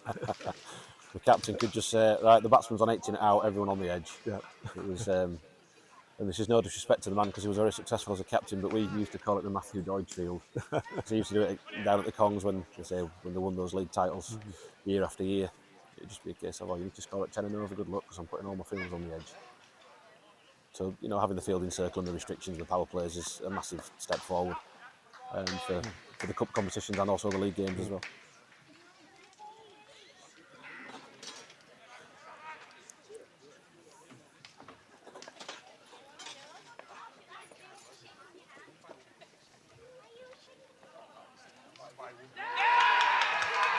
Perfect timing, that Boothie caught a first slip by Chris Marsden. That was a lovely delivery there, wasn't it? And So drew him forward, nicked. Yeah, took the pace right off it, made it an easier catch for slip. That was the exact perfect pace you want to be taking them at first slip. And Johnny Booth there made 33 from 59 balls. Jack Hughes has been caught by Marsden, bowled by Scott on 90. No, he hasn't. We got that one wrong. Batter is Kieran Collins. So just as I was saying then, that is the perfect time for a wicket. So I think Jack now, if we're thinking of stick or twist before drinks and attacking Archie, I think he's got to consolidate now for the next 3 and a bit overs, or 4 overs for drinks. Although Kieran's an aggressive batter, he's dangerous as well if he gets his eye in early. Kieran's a good player, isn't he? He was at Woodlands and it was a surprise he played second team for as long as he did. Yeah. You know, I've umpired a few games in the second team when he's been destructive again as a batter. And I think he's another batter on a pitch like this. If he gets his eye in early, he will hit it to all parts. He's such an understated player, I would say. His brother's dangerous as well. I think Liam's a dangerous player. Liam's also a big match player. He's tended to have scores in big matches. I remember him getting one at Headingley in one of the... He thrives off it. You know, he does seem to enjoy the big occasion and a bit of the swagger. Yes. But he plays in a certain way and he won't change him. It's what makes him who he is. You know, you talk about characters on a cricket pitch, and you know whether it's Marmite, you love him or hate him. You know, the guy plays his way and he enjoys the battles and he enjoys, you know, the pressure situations. But you have to, if you want to succeed, you want to be good at any level of cricket or any level of sport, you have to be able to take the pressure and, you know, embrace the pressure and want to be the match winner. Well, I can remember his innings at Headingley. It was against Sheriff Hutton Bridge and he got 80. And Woodlands were nowhere. He took them. They should really have won the game, but because the way Liam plays, he hold out on the boundary. I think there's a phrase: "Live by the sword, die by the sword." But that's how he got his run. So I think he carried on playing that way. Exactly. I mean, if I criticised anyone for getting caught on the edge at any stage of a good innings, I'd be the biggest hypocrite walking. You know, I've done it so many times myself, whether I've been on 1 none or a few runs under my belt. If that's how you play, that's how you've got to continue to play. Although if one of the lads today is on 50 and decides to get caught at deep square leg, I'll probably have a different opinion. What is it? Interesting here, we've just been given some figures for the first power play. 24 for 0, first 10 overs, you'd be well satisfied with that. And overs 10 to 20 was 35 runs and 1 wicket. It's pretty consistent from Pudsey. I think, as I say, I think the plans have been executed really, really well. We've bowled with quite a lot of discipline. There's only been a few extras. There's been a few wides in there, but overall, very controlled, isn't it? Yeah, there won't be many power plays that have been as low scoring as that. So as I say, if we can be 70 for 3 here halfway, it'll be an absolute diamond start for Pudsey.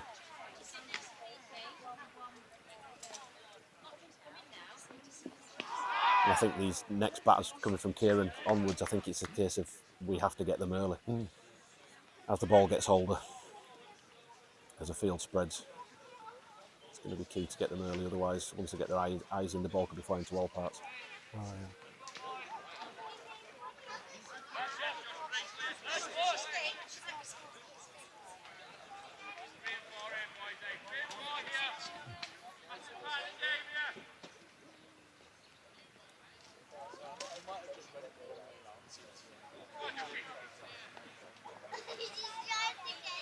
Oh, Josh seems to have settled in well bowling from this end as well. Yeah, he's found a good rhythm this year. As I say, he took the new ball by default really with George. George Richardson, the signing from Jersey. He struggled at the start of the year, but obviously he came back in the semi-final wonderfully well. He bowled very quick, took 2 key wickets. So yeah, JP's had to take the new ball by default, but as I say, he's not let anyone down. He's really tried. He's developed his bowling skills. You know, and he's taken a decent amount of wickets, and I think with better catching the slips, he would have taken a heap more. But let's not criticise too many people in the slips. I've dropped enough over the years. It always looks easier from the sidelines, doesn't it? Whoever said that was never wrong, and everyone becomes a better player this side of the ropes. Yeah. As I'm sure you've been told many, many times, it was better in their day. It was harder in their day. It was better. Better. Everyone was faster. Spinners spun it further. The pitches were more difficult. Yeah, catching was harder. Never dropped a catch in those days. It's all good humour. We laugh about it all the time.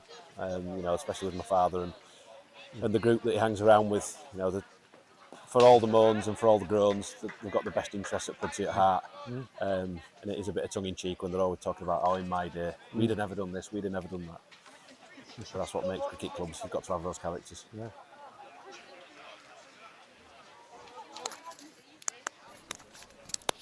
So it's been a very, very encouraging performance for Pudsey St Lawrence so far with the ball. Townville, 2 wickets to fall. Cheers, Jim. They'll really be looking to try and push on. The scoring rate has been kept very much under control. And now being joined by another colleague, Neil Johnson, member of the League Management Board, umpire. And well, Neil, are you enjoying what you're seeing so far? Yeah, it's been enjoyable afternoon's cricket so far. I think we could do with the weather warming up a little bit, but can't have everything. Suppose it's dry, and I think the way it's going, it's quite interesting at the moment. They've bowled and fielded very well at Pudsey St Lawrence. They have, yeah. It was a bit surprised. I wasn't expecting Josh to bowl, but he's. I think there was a bit of a question mark over his fitness, wasn't there? But he seemed to have bowled well. Apparently, he's had some physio this week, and they've worked wonders with him. They have. They have.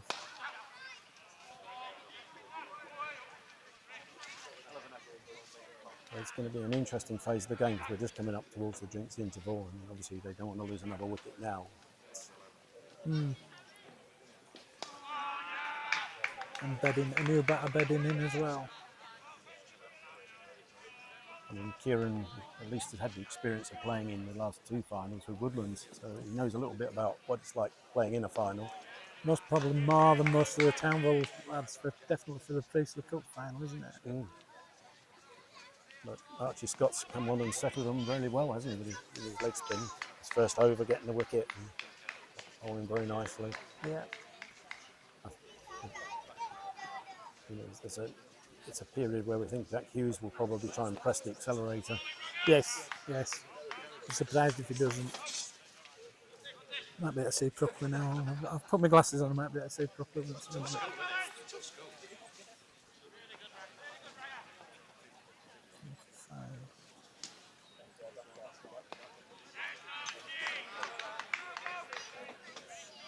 So, you know, we talked about how the game's going for the players. What do you think for the umpires when you stood in a big game like this? What sort of challenges? Well, I mean, first of all, it's an honour to always stand in a Priestley Cup final. I was lucky enough to stand in one a few years ago, which was, I believe it was Newfoundland's first cup final when they played Methley up at Undercliff, or the first one they won. It's hard. You want to make sure your decisions and everything's right, and you don't want to spoil the game for the players or the spectators, because it's a spectacle for the league, isn't it?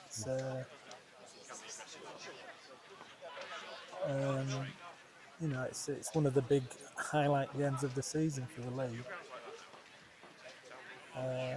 I'd like to think that the game out when I umpired it was one of the better finals. We had a lovely day for it, and 2 high-scoring teams playing in it. And I'm both enjoying it because it was the first finals.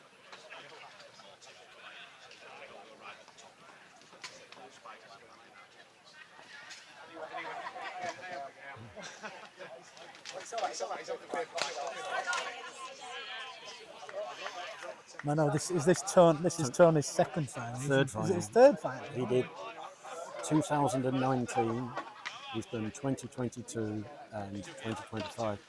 This is his second one here. Yeah. The temperature's a bit different to the last time. If you remember, we were in a real heat wave in 2022. And but again, that was, finally, Methley final. And beats the bat there. Kieran Collins beaten outside off stump. So that was the second time that Newfoundland and Methley had played in the final. And it was another good contest. Yeah.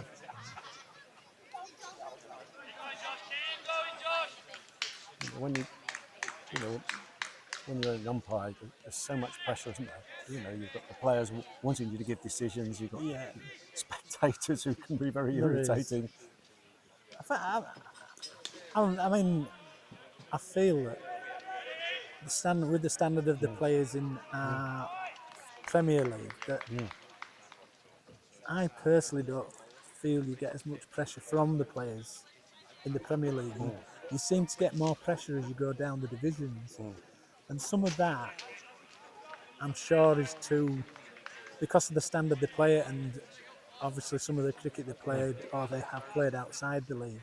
They know the laws to some extent better than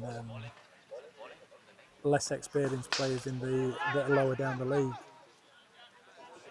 And if decisions are made, they will, in general,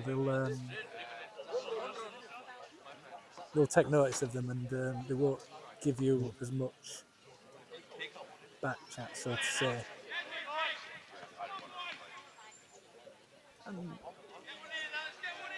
And at the end of the day, when they're playing at this level, they're not wanting to miss games by getting themselves banned for stupid misdemeanors.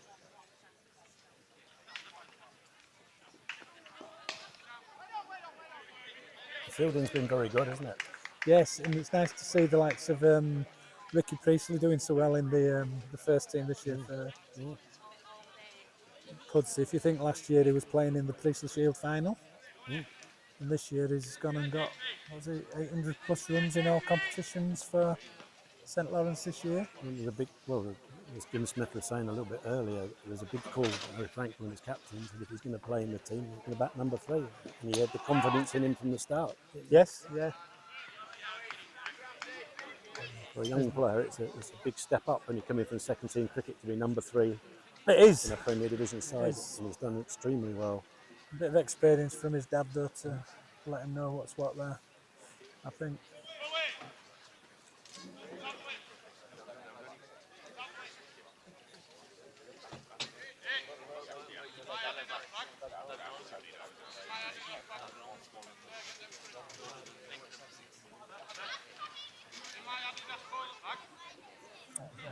Colour's not brilliant on that at times. Scorecard, it could be. It's the. What's Chris Leslie ringing me for?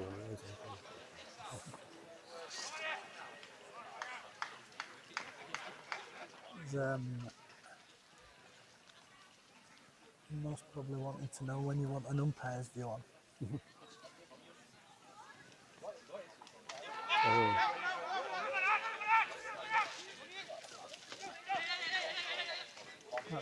Oh, it's a direct hit. He was on a tremendous bit of fielding there. A direct hit, and Kieran Collins run out. A tremendous bit of field.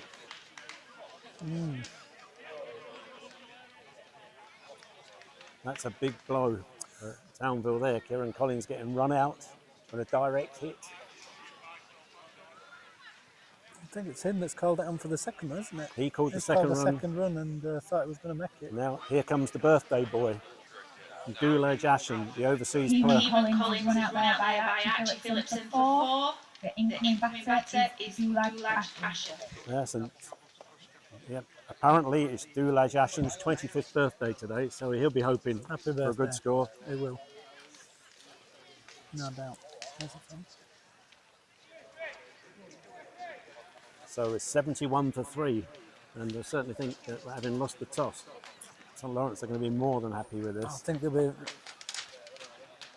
very happy with this when we're coming up to drinks. And we're taking drinks now. Is that an early drink session? They are taking drinks now. It's 24.1 overs. They're going to take them while the wicket.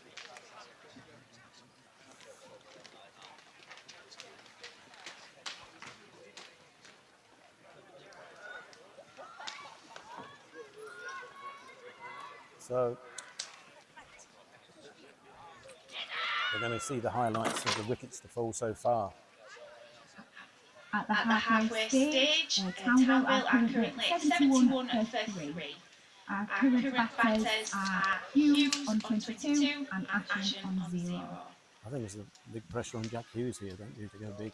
And obviously he's got people like Liam Collins and Connor Harvey to come and explode later on, but at the We've moment... got to get it down to Please be aware that today's 10, game is 15 being live overs, haven't streamed they? to our Bradford League YouTube channel, and a special thank you to all the special guests and commentators that we've got throughout the day. Thank you for your There's the first time. wicket, and there's the second wicket again. Archie Scott, and hedge to slip. Spike holding on this time. After putting one down earlier. It's a good bit of fielding. He's only got one wicket to aim at as well, hasn't he? Well, he just had one wicket to aim at, one stump to aim at, and direct Very hit. good bit of fielding. Fantastic bit of fielding that.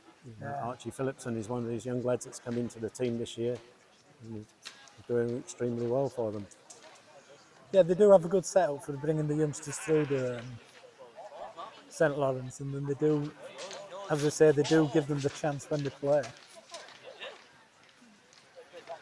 I suppose we can go all the way back to Mark Robertshaw and Jim Smith themselves both being coming through the junior setup and the number of runs they've got in the Bradford League.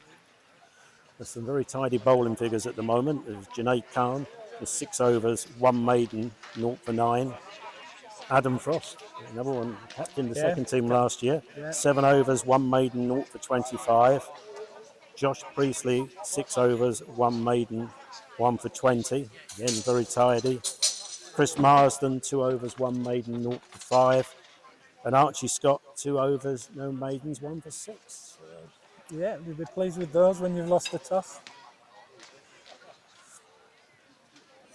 It's really good. So I think the big blows is obviously getting rid of Johnny Booth, who would have been the sheet anchor, the man that they're looking to back Yeah, the they 50 wanted to overs. bat for, I would think, for most of them. You know, and for Archie Scott to get him in his first over was a real big bonus there. Caught it slip.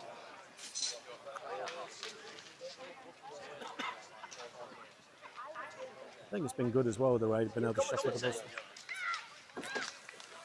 It's good how they shuffle the bowlers around, and both Junaid Khan and Josh Priestley bowl at both ends. Yes. Which is something you don't always see, do you? No, Bowlers you don't. wanting to bowl at both ends.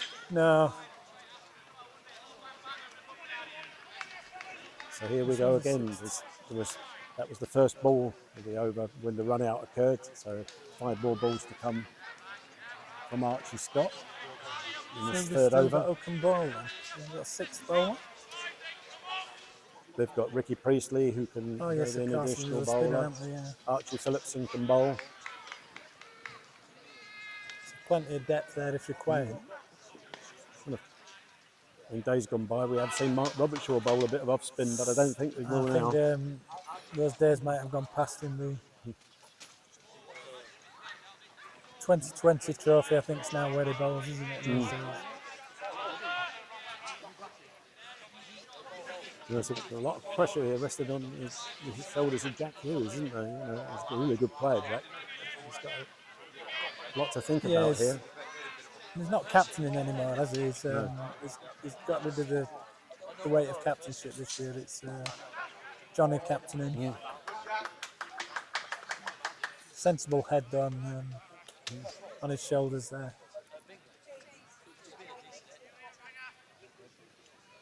Interesting to see, because I haven't seen the overseas bat this year. I haven't seen him play. No. Apparently he took a little while to settle in, but in recent times he's been doing well, just like the team has. All right. I mean, Townville's form was soared in recent weeks in terms of the league. Yeah. There's a disappointment. They lost in the World Cup to Shepley last week in the semi-final.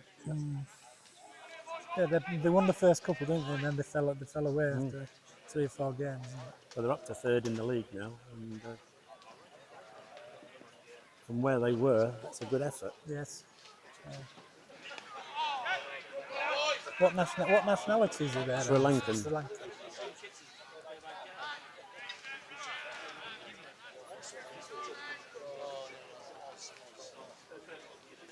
Batter, bowler, or just a batter? He bowls as well. Spin, Well, spin. no doubt.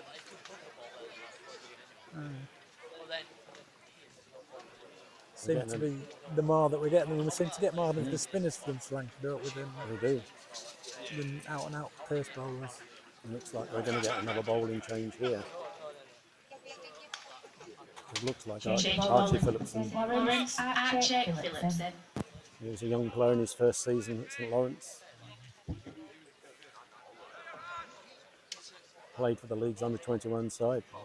Children came from Settle. Yes. Yorkshire under 18s, was it? He looks a good young player, a good young prospect again. Seen him back here Yeah. in the season. Looks to have a very nice technique. He's been bowling nicely for them. Yeah. And it's important now that if you're coming on the bowl to keep the pressure up.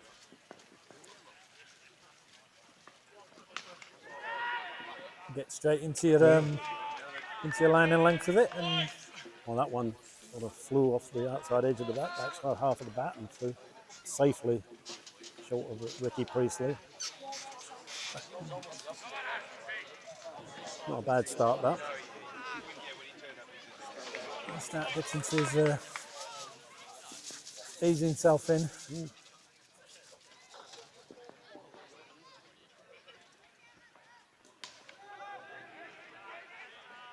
Seems to get the line. Seems to have got his line in, and got a nice line there.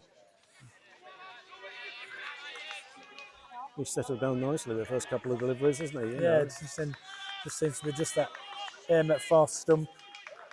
Both shots he's played have gone out to backward point where young Priestley is, haven't they? Young Ricky Priestley, should I say.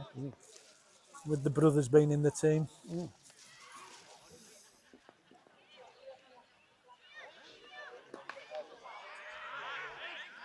Another one. hurried him there. Yep. I think you may have seen him coming a little bit there.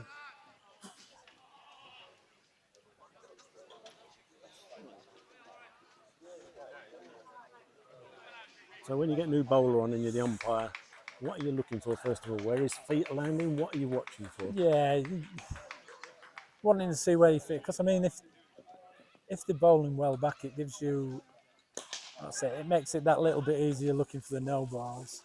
And then you're wanting to see what shape he's getting. Because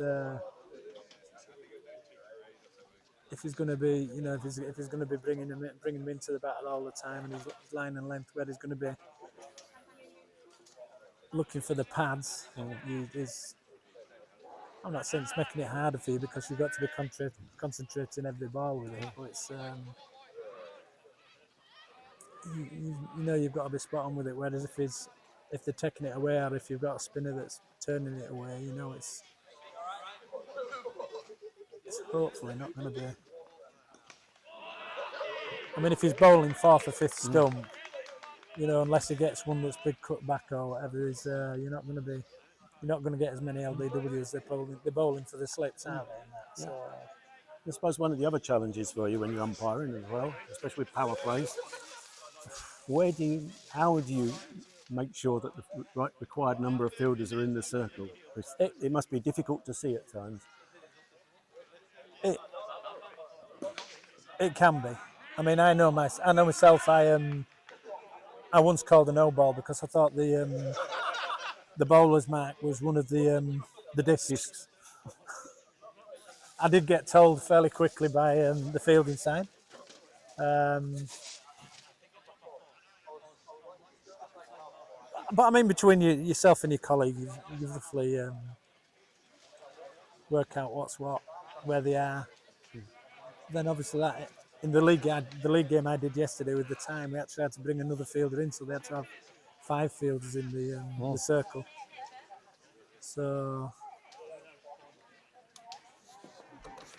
it's just all trying to remember which power play is what and what you've. But I think they're fairly good with the teams now. they will know. They'll let their captain know if he hasn't got the 4 fielders in, the required number in, because they know the penalties. That's a good chance. You went all right.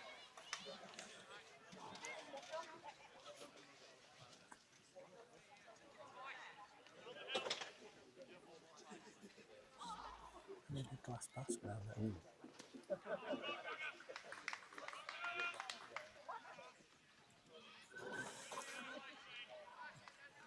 Archie Scott has certainly settled in very well with his leg spin, hasn't he? You know, He he's has. developed in recent years as a really good cricketer, hasn't he? You know? Yeah, I can remember when he was playing under 11s for the leagues, and he was a quick bowler.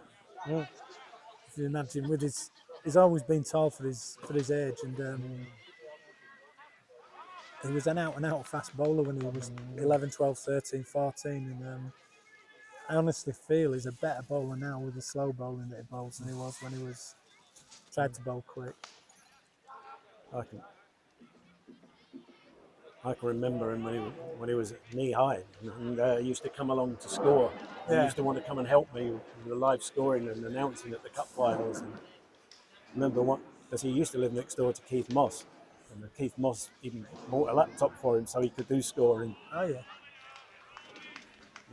You know, He was one of those that was always at St Lawrence, though, always from an early age. Yeah, always. Very early age. Probably you can say that about quite a lot of this team. Yeah, yeah. You know, they've got St Lawrence running through their blood, haven't they? You know. Yeah.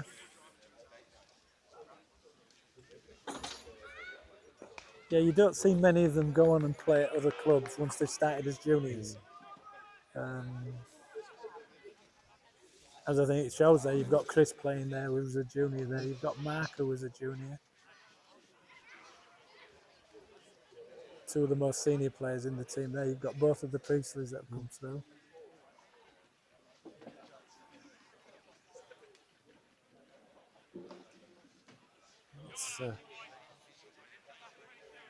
It's a good crowd in here today. It's building up, and I think, there seems to be. I think it'll build up as the game goes on. That's intriguing at the moment, isn't it? 80 for 3, 27 overs.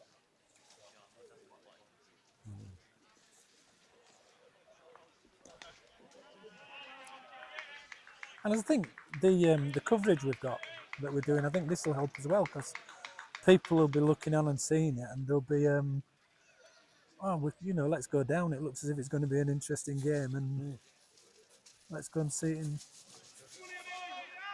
in the flesh, so to speak.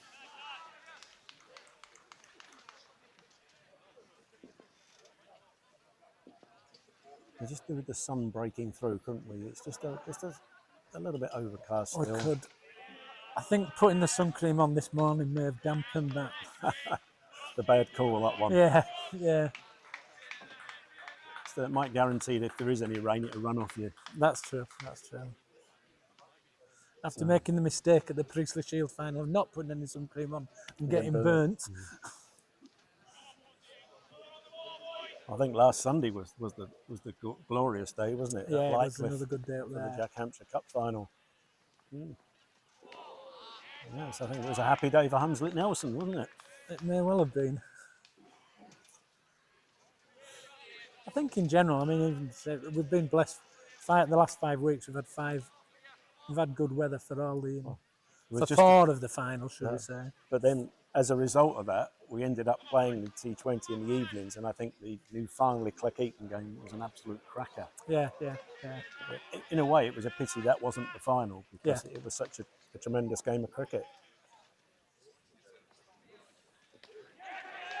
That was a wide, well taken hit.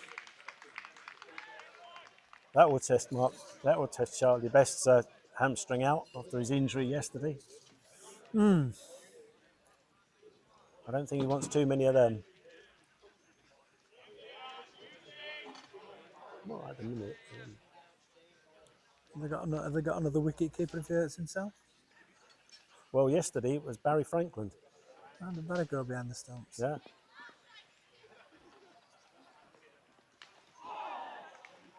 It's off the inside edge there. He seems to be doing a little bit with the ball here, doesn't he? He does, yeah. Just back down the slope. 4 runs there, but wasn't really what Jack Hughes would have been looking for. No. He's up to 31 now, and that's off 54 balls, which, again, a bit like with Johnny Boo. It's a bit slow for Jack. A bit slow. It's, you know. Normally, but saying that, I mean, he's having to settle the team a little bit after the 3 wickets that have just come at good times, everyone, really, for St Lawrence. The run out was a real bonus, though, wasn't it? It was, tremendous yeah. bit of work by young Archie. So the run rate at the moment, 3.11. They're obviously going to hope to increase that considerably. Yes, I think they'll be looking to double that, double in the last 20, won't they? At least what they score.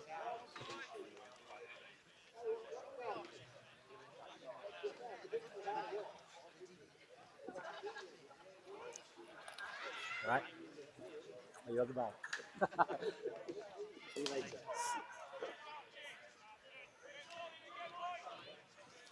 That's one of the good things about Priestley Cup final, though, isn't it? You see lots of people that you haven't seen around the scene, and they all want to come and say hello and welcome you. So sometimes think we could do with a little kiosk. One of the that might be the next innovation. We get one of the 100 caravans for commentating. Yeah, we need to get one of those. We have to get John Baldwin to get one of those.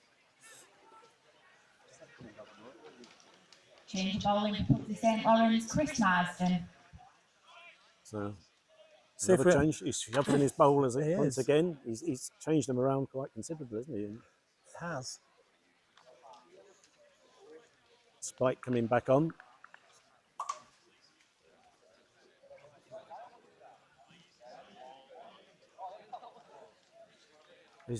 He's very deceptive, isn't he, Spike? He is. He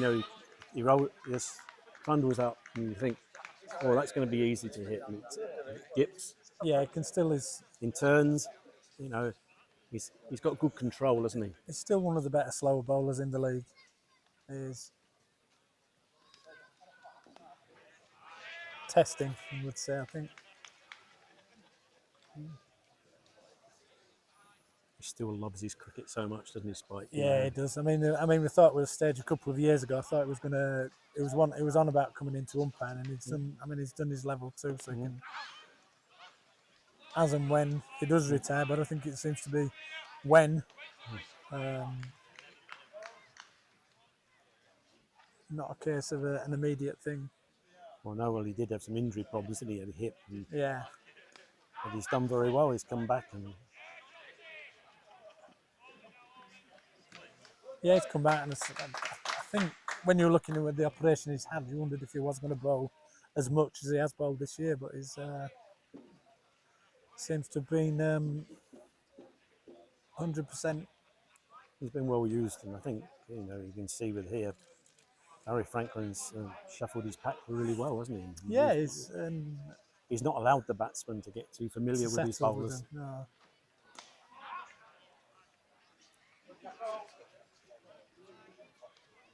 I mean, and I know it may have been it's been a bit of an indifferent season in the league for St Lawrence, but in the cup they seem to be.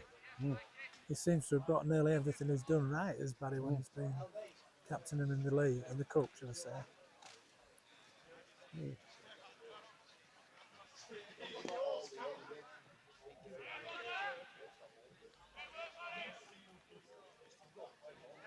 It's nicely ticking over, keeping it. They'll be more than happy with this total with the overs they've done. Certainly will do.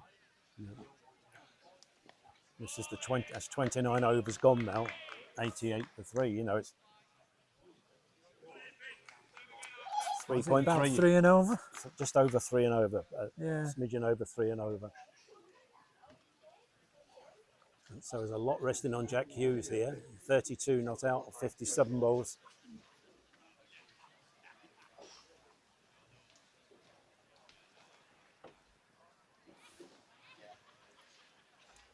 We know they have some power hitters to come. But the pressure's going to be on to press the trigger from the start, isn't it? It is, yeah.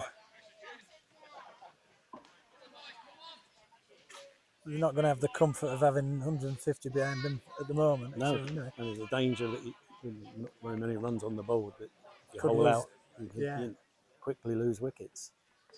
It's a nice stroke there, but it's single. Yeah.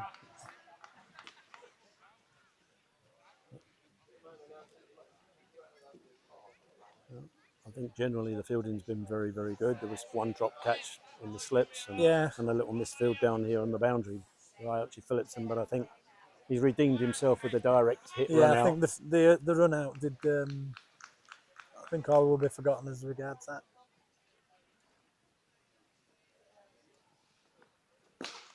And it's come on and bowled a good line and length. Is I tell you now, the last over where they got the boundary off, it was an inside edge that wrong-footed the wicket keeper, wasn't it?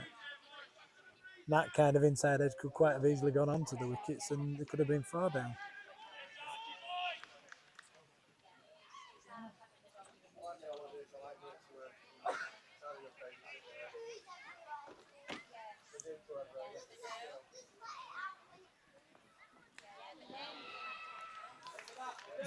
Nicely played. Curse of the bounce. commentator. There looked to be a little bit of bounce there again. He seems to be getting the ball moving away a little bit. Moving away a little bit. From the right-hander moving into the left-hander. He's definitely causing them little issues for both batsmen, you know. Yeah.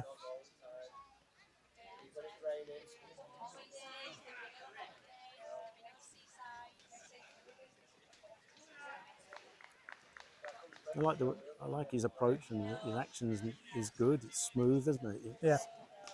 A bit short there, but it's picked away a single again by Dula Jashan.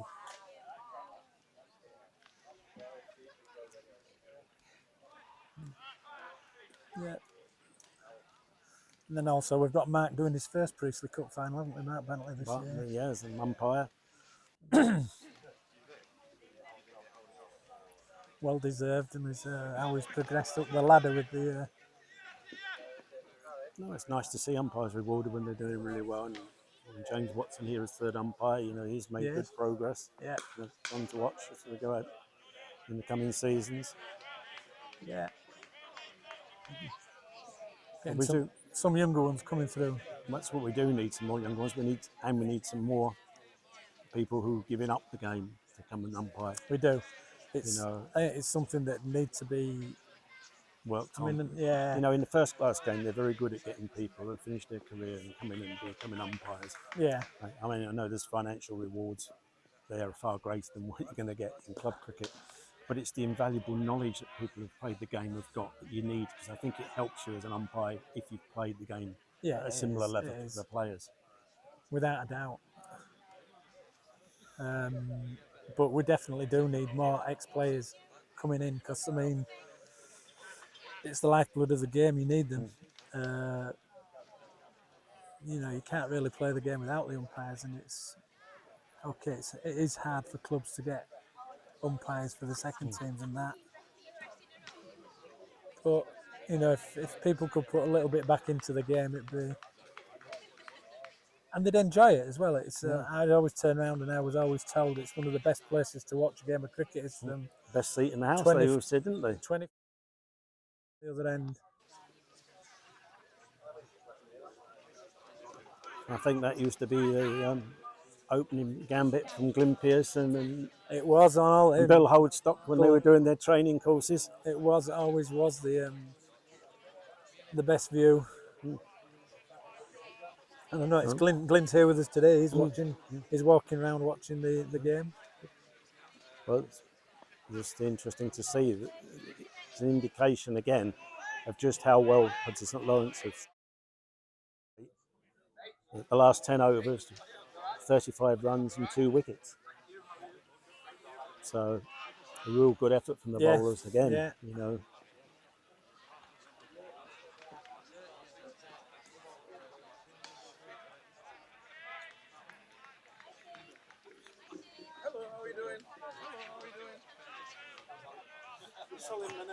And the slow bowlers seem to be doing a bit of a trick, don't they? With it? They do.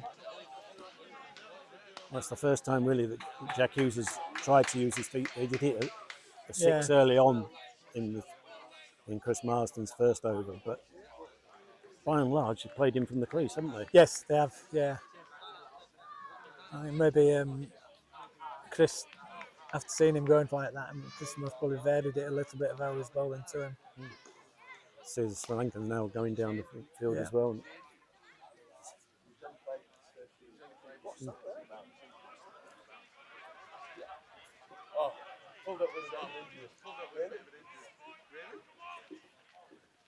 But it's interesting to see how players play spin bowling these Yes, days. yes. You know,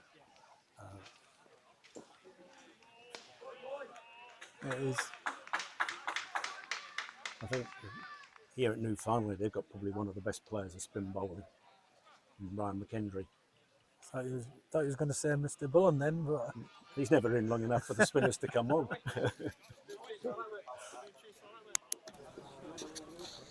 cheers out.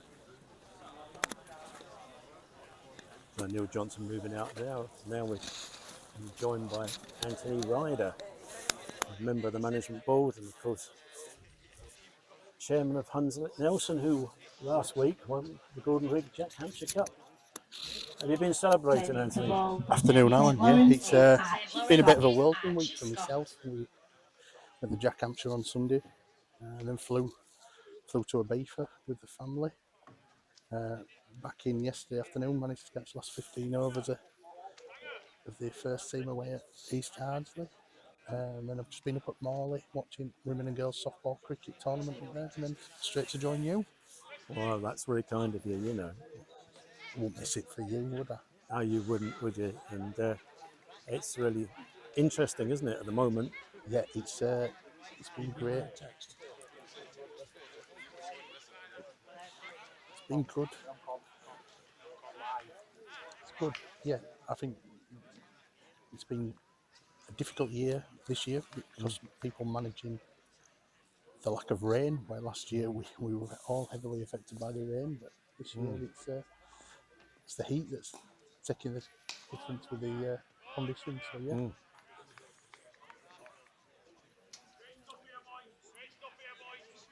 But last Sunday was a lovely day and a good occasion, but look at today, it is crowded now. It's lovely, isn't it?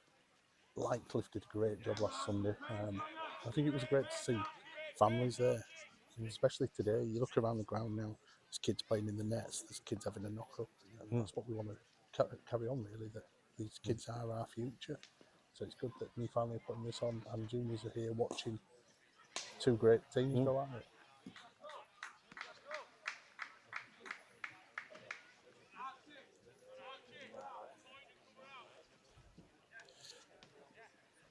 Hughes looks settled, doesn't he, on 36 at the moment? But they need him to go big. They need him to go big. He's a good player, Jack Hughes. You know, and they've got some explosive batters to come.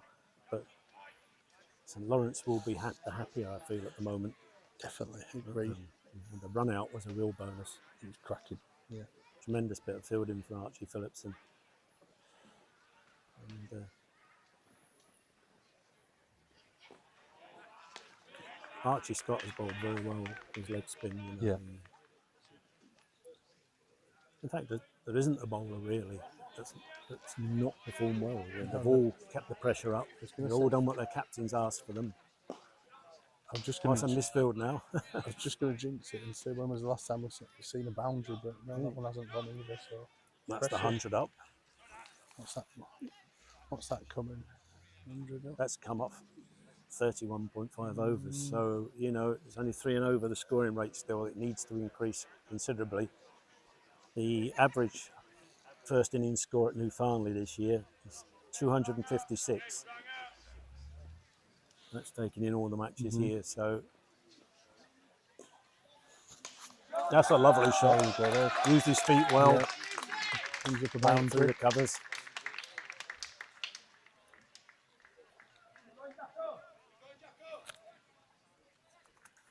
Just reminds you what he can do. Used his feet well there. Took the pressure off him.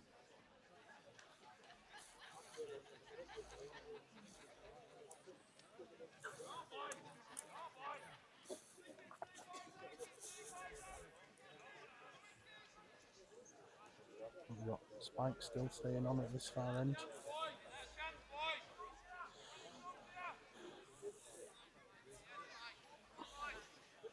Will we see the dance that Marsden did yesterday again? That's the main question. I'm interested in seeing. Did a cracking little dance at the end.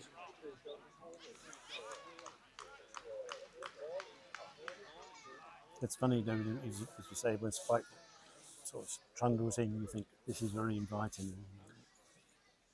He's so consistent, and your eyes light up, and yeah, it's just hard to get away. they've set a good field.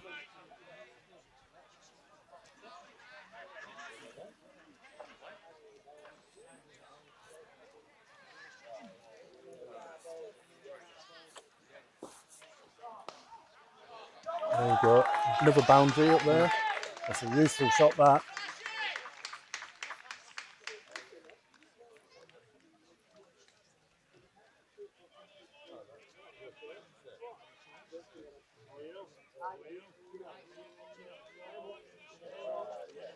So Jack Hughes has moved it to 40 now.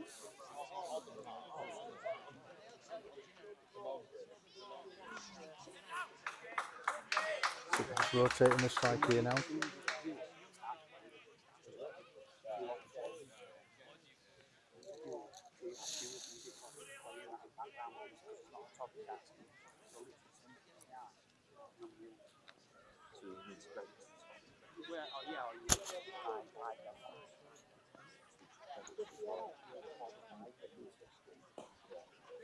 That's a nice shot. Cracking shot for one. You just feel something is about to happen, don't you? You just Yeah. have this sense. It might even be just the sun coming through. It would This be game nice is. if it's, well, personally, unlike Neil, I forgot to put my sun cream on, so I'm hoping for an overcast day. It's a nice He's shot. got his hand to it. Got his hand to it well. Once again, diving fielder saving runs. That's it. They're all putting the bodies on the line here. Runs can be vital.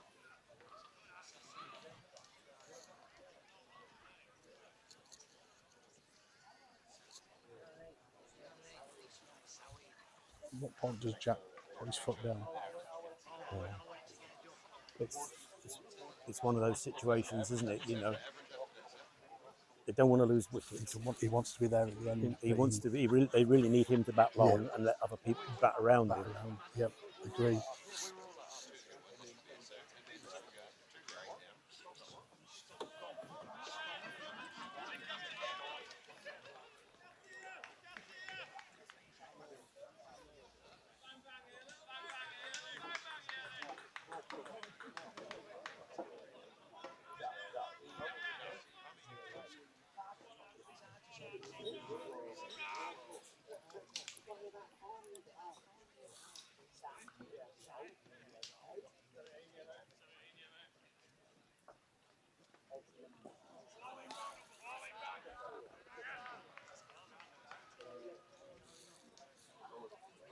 And Archie Scott, this is his 6th over, 1 for 20 so far.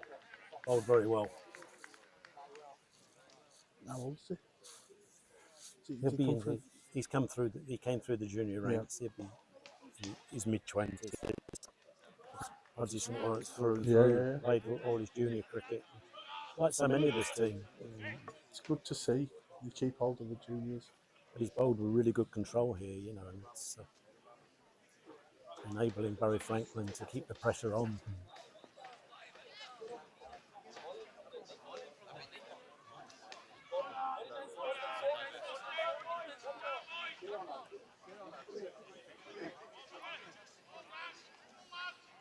So what we're here, 112 for 3.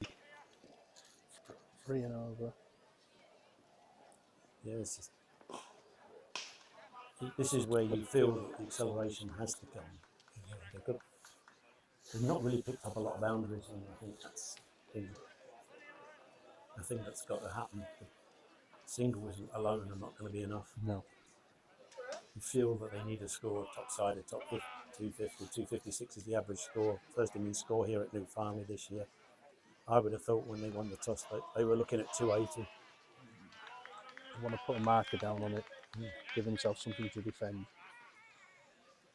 You know, it's a good pitch, it's a fast outfield, which makes the bowling effort all the more credible.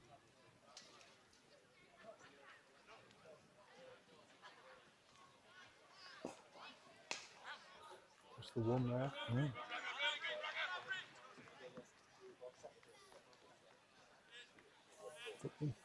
You know, when you look around now at the moment, there's still people coming into the ground. It's really good. It's nice that far end where all the cars are. Cars are, Yeah. the Filling up. grounds come alive, don't they, when you've got people in them. And, you know, I think of one of the things that I love on a lot of our cricket grounds now, and it's a big feature here, is the picket fencing. Yes. It sets it off and creates a bit more theatre about it, makes it into an arena.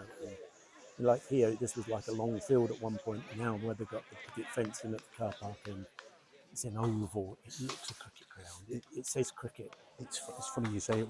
We've thought about it once to try and make the biggest field in the world smaller and enclosing. But yeah, it's a project we've looked at. And amazingly, this was done out of pallets. Yep. You know, yes, a lot of hard work and labour went into it, but it's been well worth it. It just looks lovely.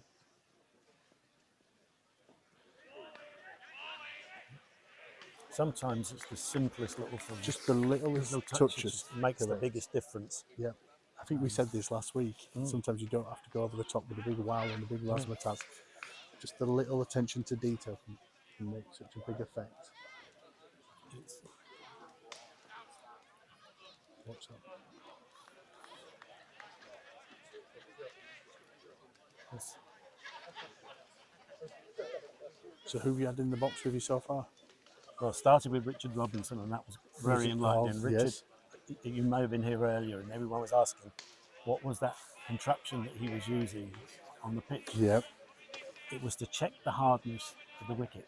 Really? And what they do is they take a reading all the way down the wicket on each side to see what it is like and how consistent the hardness is. And pleased to say there were very good readings. In fact, Richard said they were better than the readings that they had before the county one-day games at Scarborough and York. Yeah. So well done, Mark Mason.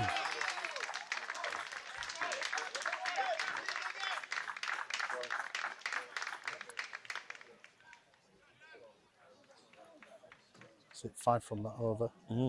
It's that boundary took a bit of pressure off that last over, but yeah. That's where it's important. Boundaries do make a big difference, don't they? Yeah. You know, and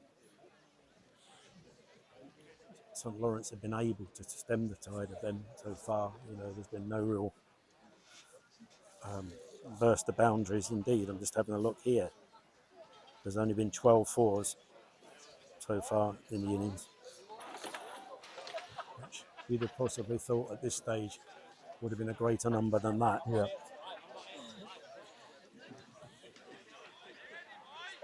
So you've had Rich Robinson, and then you've had Neil. Anyone else? I had Jim Smith. Yeah. That was very good.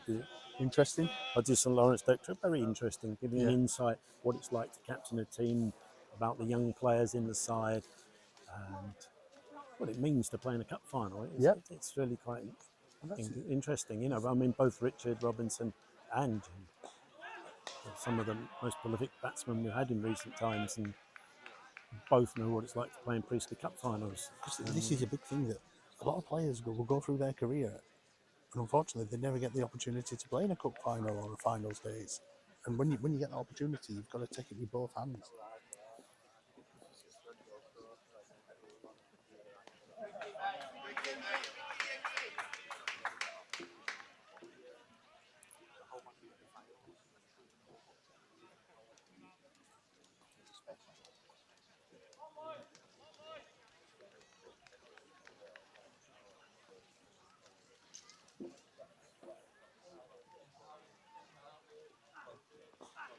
Oh.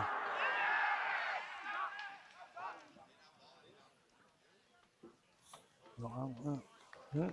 Squarely umpire saying not out. Umpire Mark Bentley there, adamant not out. It was a smart bit of work, but it did look as if it may have been the gloves first before the ball. Keeper just didn't seem to just grasp it. Couldn't seem to grasp it cleanly, but that just shows that the pressure's still there and that they still keep looking for that next wicket. So the birthday boy survives. 25 today. Be a lovely present if you can win this.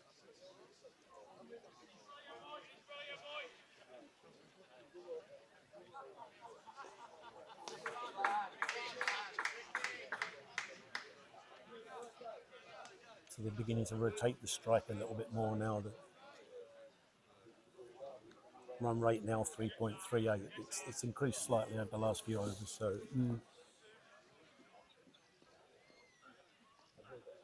it's a good ball. Yeah. This is his 7th over. Sorry, no, not the 7th over. That's a 50-run partnership for Townville between Doolage Ashen and Jack Hughes with 67 balls and 5 fours.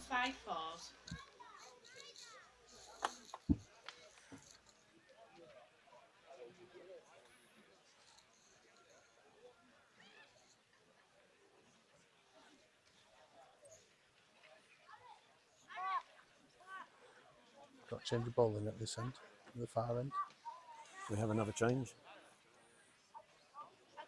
Turning to ball, Archie Phillipson. Again, another bowler who's going to bowl at both ends of the ground, which is interesting. Previously, Junaid Khan has done it. And then Josh Priestley. Now Archie Phillipson coming from the car park end. And the sun's beginning to appear. Non for 13 so far off his 3 overs. See if he can do out from this end. Yeah. No ball called. So he starts with a no ball. Umpire Bentley stood there with his arm out.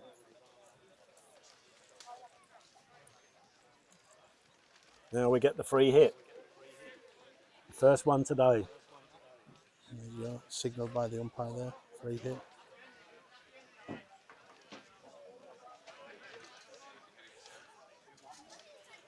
Where's it going, Alan? Mid wicket's my guess.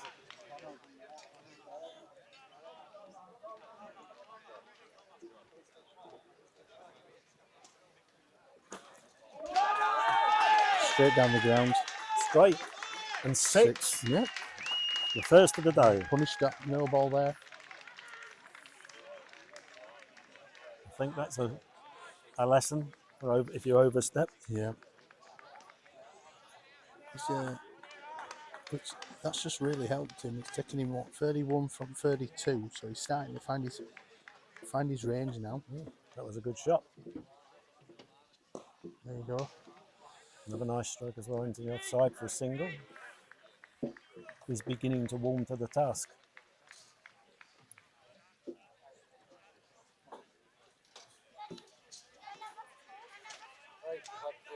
Big question, will he have opened his birthday presents before the game or after the game? I think the birthday present that he wants is coming later, which is a winner's medal. Yeah. Be nice to be able to go home at the end of the season with a medal, wouldn't it?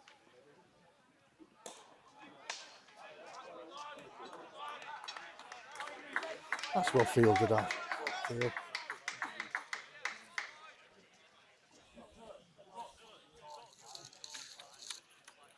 See if we can take that.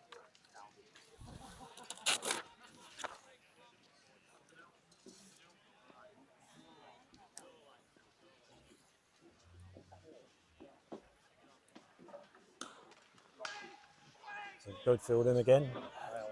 Tell you what, it's a great shot for non that.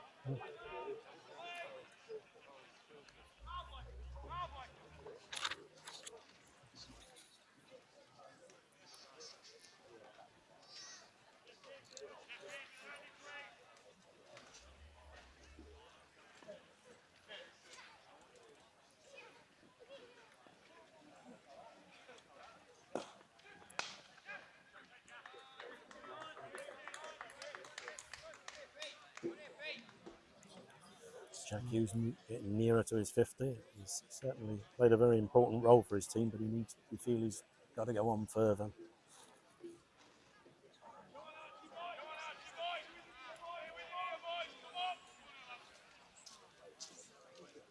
Extra ball of the over here.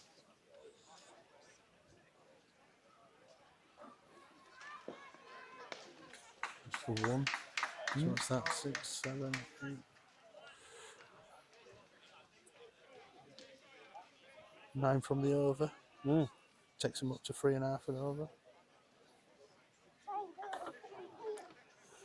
It's First ball certainly, for his helmet. as you can see there, the scoring rate has just increased slightly. You know, there's been a definite acceleration there, helped by that 6.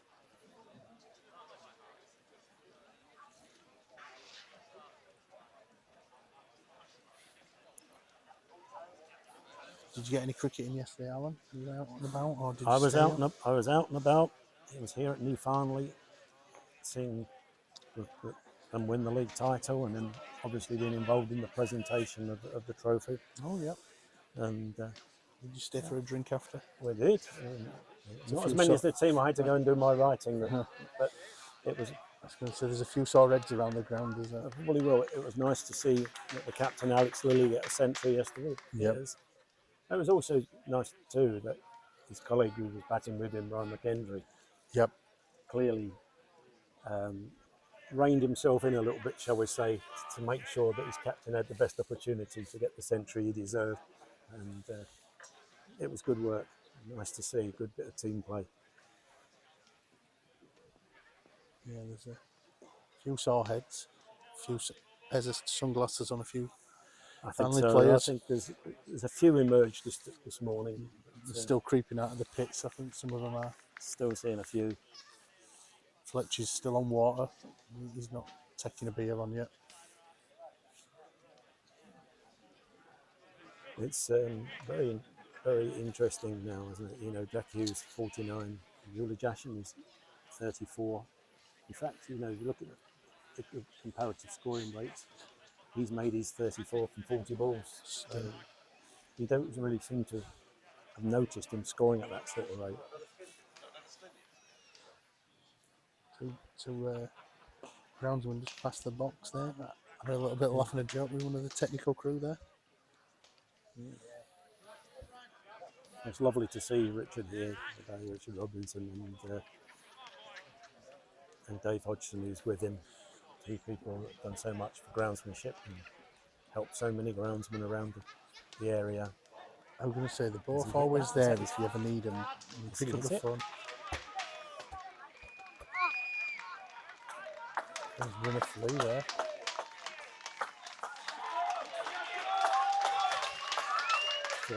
Wide. It isn't. No. It isn't his 50. No. There's some premature applause there. Umpire Tony Tennant signalling wides. So Jack Hughes has to wait. Wait continues. He's 50. So still on 49. They push them runs hard though. Well, yeah. It's good to see them run a 3 there.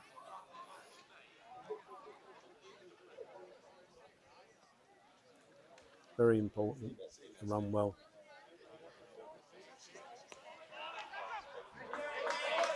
There's a single. Brings Jack back on strike. Can he do it this time? I would say no. Not this ball. Next ball after this.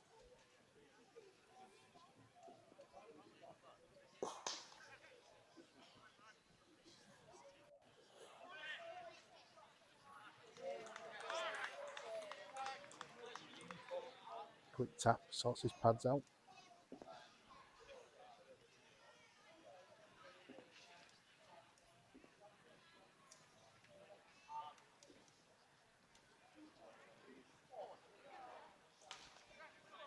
That's it this time. Jack Hughes there reaching his 50 off 84 balls. That's 50 runs for Jack Hughes from 84 balls for 6 fours.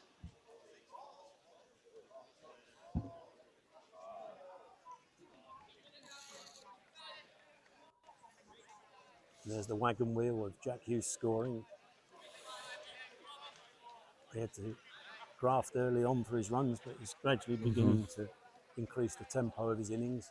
Abdullah Jashan 36, not out of 42.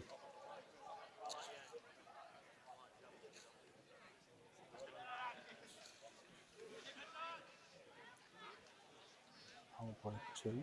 Yes. That's with 4 fielders outside the circle in power play 2. Glad you know the rules, Alan, and educating me all the time. Thank you. That's a short ball there, which put away by Jack Hughes. It. It seems that Archie Phillipson's just struggling a little bit bowling from the car park Yeah. end. He bowled well in his initial spell from the scoreboard end, but from the car park end, he's started with a no ball, and it seems to have disrupted him somewhat.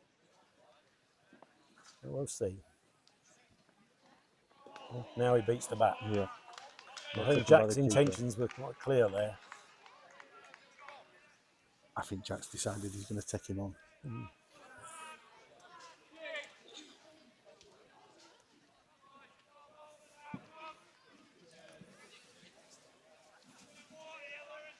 It's really good to see here, that they're giving faith in this young bowler, giving him time to play in a big match like this, and giving him the ball and having the confidence to use him.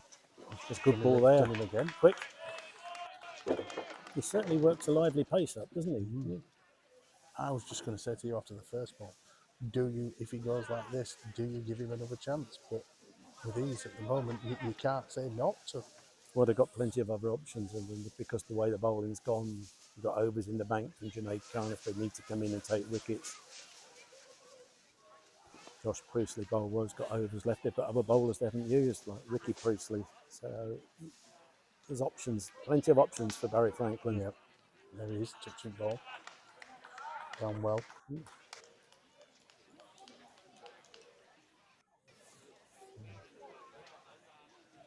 Still more cars coming into the car park, which is really good.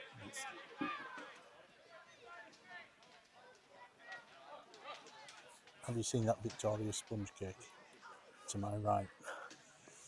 I think you're doing a bit of test match special here, aren't you? Looking at the cakes. Oh, it's gone up there. While the groundsman produces nice pictures, his wife produces the cakes. Yeah, there you go. Sarah's done a very good job there. It's another boundary in this. Yes, the tempo is definitely coming. Picked the gap really well, mate. To 3.8 and over now. So it's creeping up slowly. Well, there's 11.1 overs remaining, so then we go into the final power play with 10 overs to go. And that's when you can have 5 fielders outside the circle.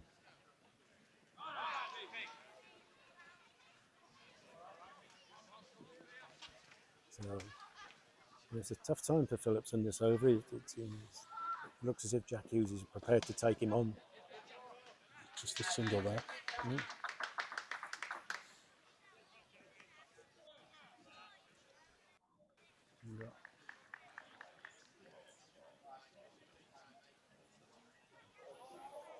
So there's a few drinks coming on the field, and no doubt a little bit of advice being handed out too. There's no messages on them water bottles, is there, like in the Women's World Cup? No, it's not like the goalkeepers when you know which way which way the penalty's going to go. I should think the message is quite clear here. From St Lawrence, keep it tight. Correct.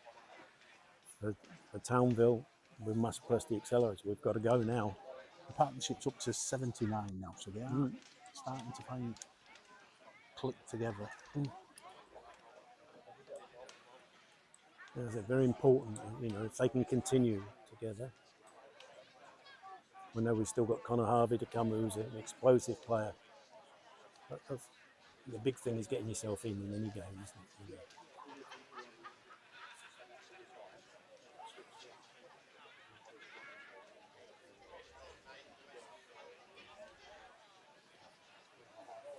So, because I was dashing around this morning like a headless chicken to get as much cricket as I can, the Rigg family sponsoring this again for their 6th year. Who's on the presentation committee this year? Do you know? Yes. Oh, there's a wicket. There's a wicket. That's the big wicket. That Jack Hughes. I'm not sure actually Scott knows what he's done or how he's done it. He has. It's caught and bowled, and a really big wicket there. Jack Hughes. That is Jack Hughes, caught and bowled by Scott for 59. 91 balls, 8 fours.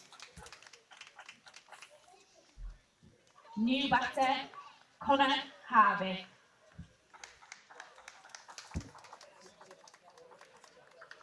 So 150 up. You know, but the loss of Jack Hughes is a big blow. Jack was just beginning to play really well. Yeah. Which brings Connor Harvey out. Yeah. What do we know about Connor? We know that Connor last season hit 6 sixes in an over. We know that Connor had a rather explosive innings yesterday of 72 off 30 odd balls. He is box office when he gets going. He's a potential match winner with both bat and ball. Townville certainly need it from him now. So that partnership was worth 79 runs. Done well there to recover, especially after that run out. Steadied the ship, built the runs, put the pressure back on the bowlers, hit some boundaries. So let's see what kind of Harvey can do. So this is the 9th over for Archie Scott. 2 for 35 so far, bowled really well, the leg spinner has. Does he try and get his mate back on strike? Or does he want to go at it?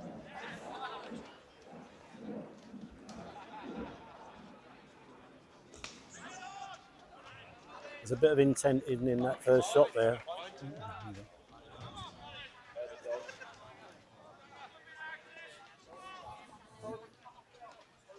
So, thank you very much there. I think when you're a title-winning captain, you can hit the commentator on the head with it. Any more of that striking the management board members, and Mr. Lilly might be up before the disciplinary. Yeah.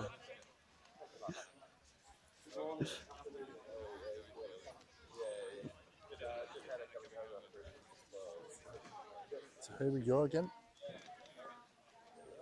2 from Connor. Found the gap there. That's found the gap. Yeah, that's 4. 4 better. Ricky Priestley just couldn't get round in time. Stop that. Lovely time stroke there. And then Ricky Priestley's quick. It went between the 2 Priestley boys, in fact. And Josh coming from one direction and Ricky from the other.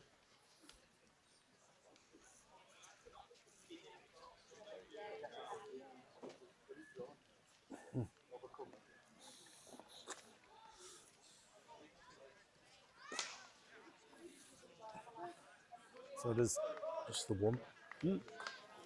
I think we can clearly see the intent of Connor Harvey.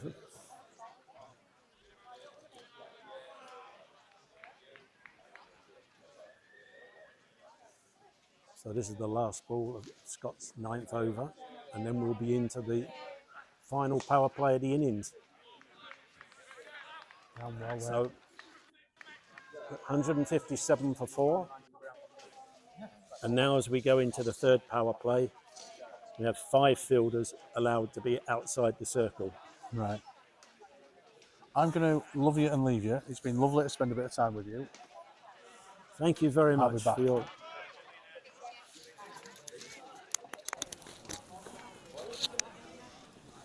So we're into an interesting closing 10 overs now with the final power play in course.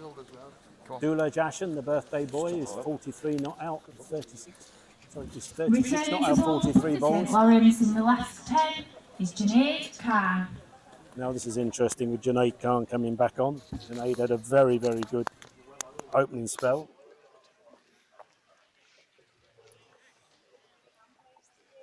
So, as a fellow left-arm opening bowler, Alex, what do you think Junaid Khan can exploit on this pitch?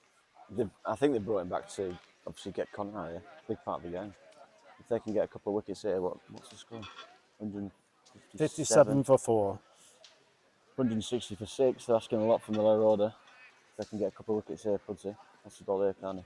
6 overs, 1 maiden, 0 for 9. 0 for 9. He's bowled it well. So they were looking to get a wicket here, put some pressure on that lower order. So how would you go about bowling to Connor Harvey? I probably wouldn't be bowling Alan, in honesty.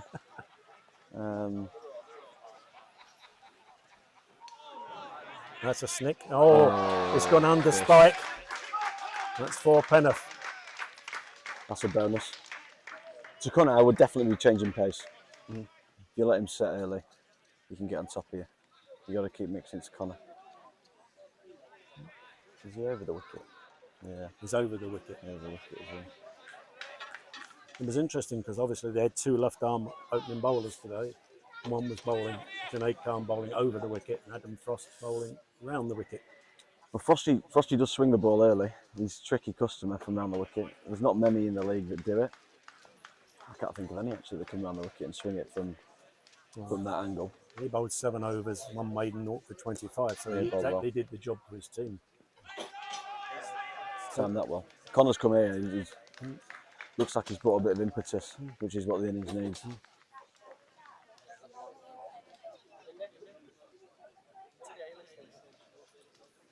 You've got, obviously now, I mean, Archie Scott's got 1 over to bowl. Yep. I presume he'll bowl out.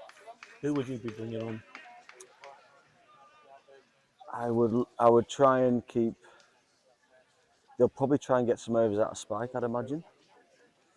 Or they'll look to JP. How many's Josh got left? Josh has done a pretty good job with the ball this year, from what I've seen. 3. Yeah, 3. Josh has got 3 left. So they're gonna have Spike's got 4. Archie's now bowled 9. It's a big risk bringing Spike with Connor in. Obviously, it's not a very big hit towards the pavilion there. But yeah, interesting. Big input on the page of the game. This.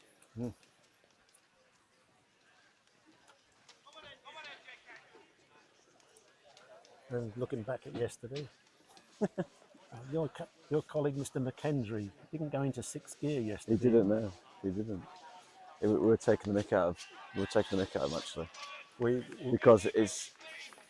I think it's the only time he's been outscored in the partnership this year. And ironically, it was me who's been absolutely honking with the bat this year. So,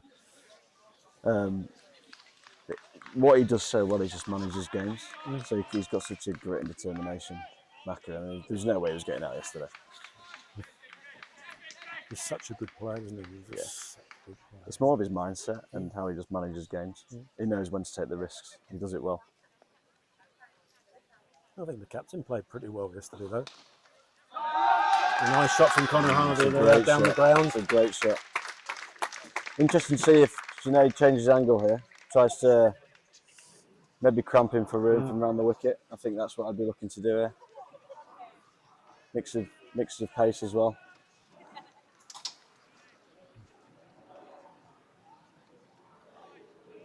It's a great shot. He's timed it well. How's the pitch played, Alan? Pitch has played really well. Yeah. I think there's been early on. I think there was a little bit of nip there for the bowlers, but you'd have been pleased if you'd been here earlier. Richard Robinson did a test on the ground. I saw that. Yeah, I saw that. And apparently the figures were very, very good. Yeah. In fact, better than he'd registered at York and Scarborough. Wow, really? That's amazing. I think, like, obviously Mark does a great job, but there's so many people that get involved with the ground as well. John's got a team of a lot of the lads from the second team who help out on the ground as well. And yeah, there's so many hours that get put in. The tricky nature of here is we play that much cricket. They've struggled to get as much water into the square as they probably wanted recently. So the rest of the square does look a little tired, but that's going to be part and parcel of this time of year, really. So, but no, the pitch we looked at yesterday. It looked really good. There's plenty of grass in it, so you think if you group in the right area for long periods of time with a new pink ball, it should do a little bit, and it did look like it did that early on.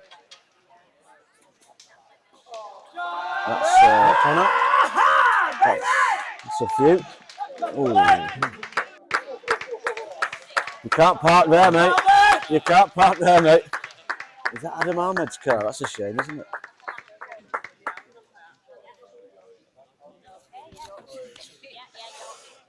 It's a great strike, that pressure on the bowler here. I'm sure he'll be looking to get into the wicket here, bit more pace on it. Oh, 1 run. Good batting that. Connor moves to 24 for 11. Great bit of impetus.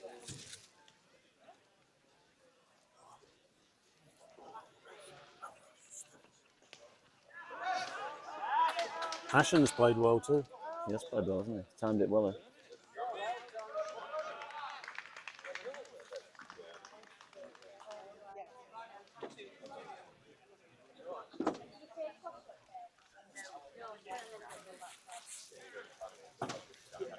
Crowd's built up nicely here, Al.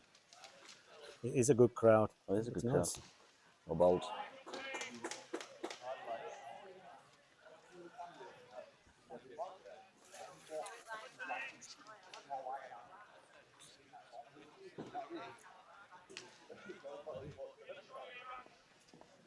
Looking to get out of the over here, Archie. It's another great shot. I'm in the business, Alan. Oh, it's one last four over cover. That's a great shot, Connor Hardy. 2 for 56 he is at the moment. Now He's brought an impetus that this innings needed. I think it's 14 off this over so far. unbelievable not this so far. He's played some great shots too, hasn't he? Solid shots. Oh, Great change of pace from Arch there. So it's Archie Scott finished there with 2 for 56. He'll be happy with that. He Be took happy some with that. important wickets Yeah. there for them, didn't he? It's always hard as a leg spinner, especially on this ground. That's Archie Scott finished for his 10 overs, no maidens, 56 for 2 wickets.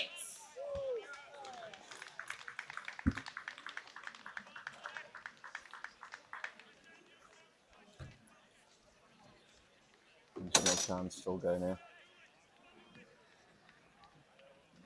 Could do with a wicket here, Pudsey. This partnership's moving on nicely. It is. Taking some momentum, that's what they want to do into their innings. Well, if you look, you hardly noticed, but Ashen has got 40 or 46 balls, so he scored at a decent rate.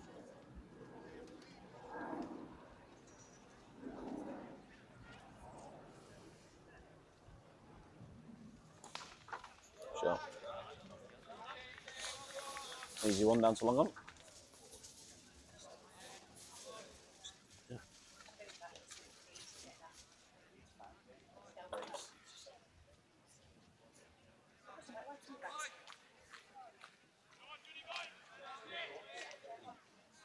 So 47 balls to go, Alex. What score would you think we're looking at? They'll be looking for 250. They'll be looking for 250, yeah. Well, we're saying, Tough ground to defend, and generally here, with it being a fresh pitch, it will be better second half. it's, Be intrigued to see what role they get. I'd be getting the heavy one on it. well, the average score here, first innings, by the way, this year, in teams, 256. Right, okay. So Including second team. that's the first team league and First team, cup yeah, ends. yeah.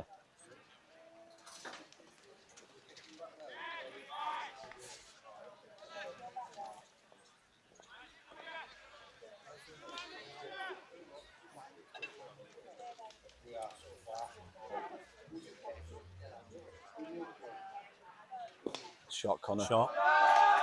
He's got such power. Effortless power, that. He's timed that well. It does beg the question, if Connor's come out and made it look this easy, Yes. Do is it a better pitch than Townville perhaps thought it has been? you think they've been unduly cautious, perhaps? Possibly, possibly, but this is the way they set it up. They want to set it up for the last 10 because they Yeah. know they've got power hitters down the order. Yeah. And Connor moves on to 32 or 15. And of course, again, the same Ashen. Still not seen any change of pace here from Carney.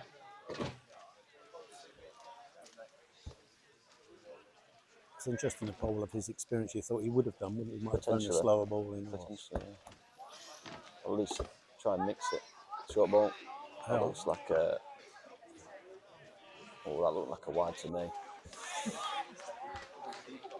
Double teapot from Connor. it looked wide, didn't it? Looked very wide. I think he might have got away with that one. Got away with it. Biz. Good to see JK mixing it up there. We were saying in his first spell, we were surprised he didn't dig one in short. I always think it's worth it if you've got it in your locker to do Yeah, that. he has the pace, hasn't he? There's no doubt about that. Yeah. On the fresh pitch here as well, it does go through nicely from that far end. I know when Richard Robinson was on commentary, he was saying that he thought he should have been testing the batsman with a short ball. Yeah. Even just to let them know you've got it, even if they hit it for four. Yeah. It just gets in the back of the batter's heads. Hopefully not literally. No, we don't want to see that, do we? Look, the sun's coming out. We do Sun's want to coming see out. that. Well played. Fielded. This boy's got a good touch, hasn't he? You know, he's Yeah. a great deal of action. I've not seen much of him before, but We played against him in their sport, and I can't remember how he batted, to be honest.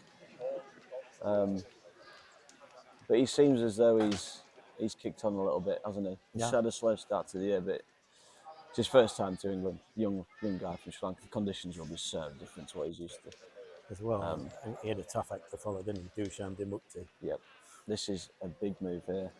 Adam Frost coming into the attack. So shows a level of trust from Barry Franklin. But Huge. Returning to ball for Pudsey St Lawrence is Adam Frost.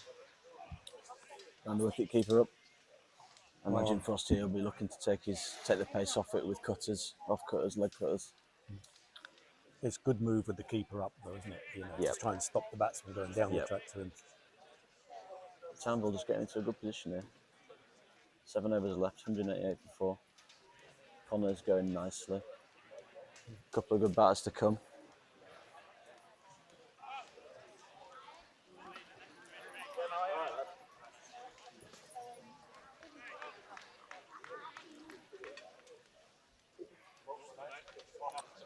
What field we got here? Got short third man, point, cover point, deep extra cover, long off, long on, cow, deep square. So he's obviously looking to pitch it up and getting hit down the ground. He's a deceptive bowler, isn't he, Adam Frost? He looks to be. I've never faced him, but he knows certainly knows what he's doing. He's an experienced cricketer. Field changes for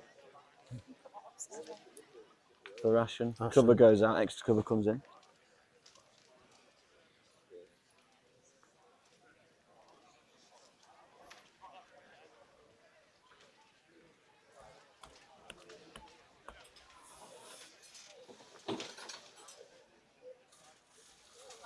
It looks like a wide. Wide, good keeping. Did surprise you, Alan, bringing Frost in? I think I was surprised that he was in the team, but I mean, in terms of bringing him in this period of the game. In this period of the game, I thought, like you, I thought they might go for Spike, or they might go. Josh Priestley bowled well early on. Did bowl well. And I think Josh Priestley also bowled well here against Newfoundland. I think in the first game of the season, he got a couple of early wickets. He might have got yourself, I think. Yeah, he could have done actually. Yeah. But it shows a level of faith that they've got in him, though, to trust him at this stage of the innings. I think he's now working it out, isn't he? Sure. Moves on to 46. 46 or 49, so it's not bad, that.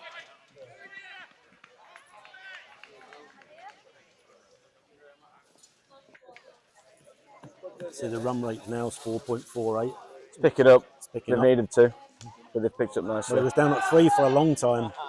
And they get 2. No, it settles for 1. Has he hurt himself? It looked like he might be limping there. Connor. Yeah. Just age.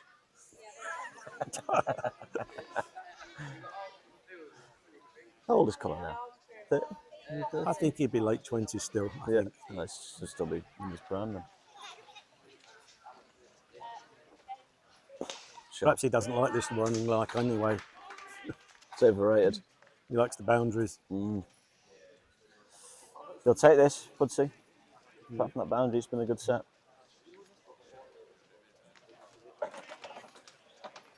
Connor's be looking to get a 1 here and get on strike.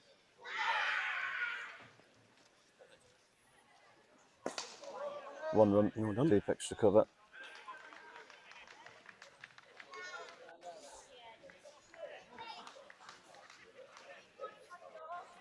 So 6 overs to go, 6 wickets in hand. 6 wickets in hand, yeah. I'll be putting the foot down there now. Well, it's 198 now. Archie Phillipson looks like he's coming into the attack. It's another brave move, isn't it? Yeah, so interesting. So JP's got 3 left. How much Junaid got left? Have you got a couple? He's got a couple left. Yeah.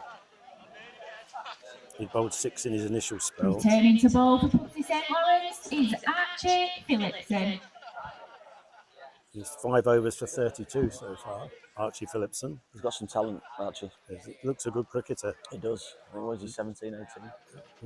I was speaking to Jim Smith about him at their spot early in the season, and they kind of just turned up at the club by the count. Yeah. He's friends with someone in the second team. And He was going to play second team, wasn't he? is that right? Yeah. So pleasantly surprised with how talented he is. He looks like he's got a yard, and he can definitely bat. Could be 4. It's a great shot. Connor's going to look to target him there, put pressure on the young lad. Hopefully he's got some experienced heads around him that make sure he's clear on his plans. He hasn't looked. That's a 50-run partnership. He hasn't off 30 balls. He hasn't with 7 fours. He hasn't looked as And comfortable 1 from the 6. car park end as he did from the clubhouse end earlier. Yeah. But then he's also bowling a more pressured time now. Yeah. I've obviously got confidence in him. It's another great Another shot. one. Could be 4 again. Connor's playing a blinder here.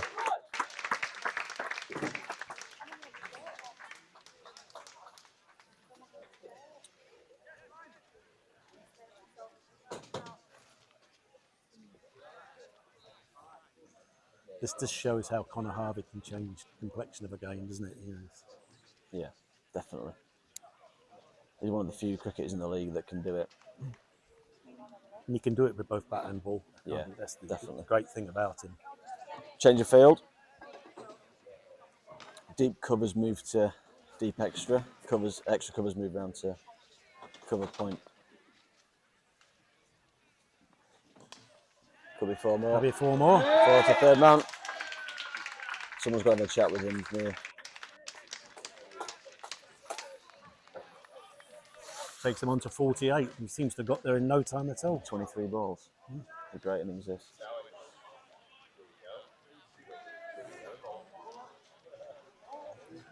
The score's looking more respectable now. This is more like you'd expect, isn't it? It is. They've set it up. They've set it up well. They'll be looking to target this now.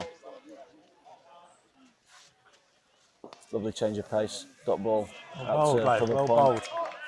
Good thinking from the young lad. He played for the under-21s, didn't he, when we had that? Yes, he did. He bowled well. Oh, well, in that game. Yeah. In fact, he batted quite nicely down here, first game of the season. He did. I think he came in at 9. Yeah, And he maybe got 35. 35, I think, and he batted quite well. Yeah. Pace back on. Oh, take the stump out, isn't it? Middle stump out the ground. Not middle stump out, that's how It's hard gone it is. 20 yards back. I think he hit that one quite hard. That's saved 4 runs. Well fielded. As it broke John's stump. There's no value in it straight, is there? Clearly. Clearly not.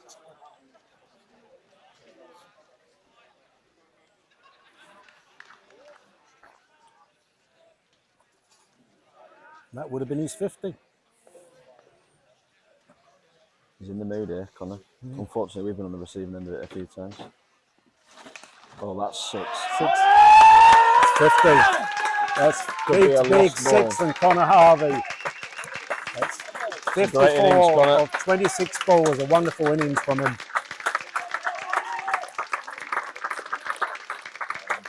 That's 54 runs for Connor Harvey off 26 balls, 8 fours and 2 sixes.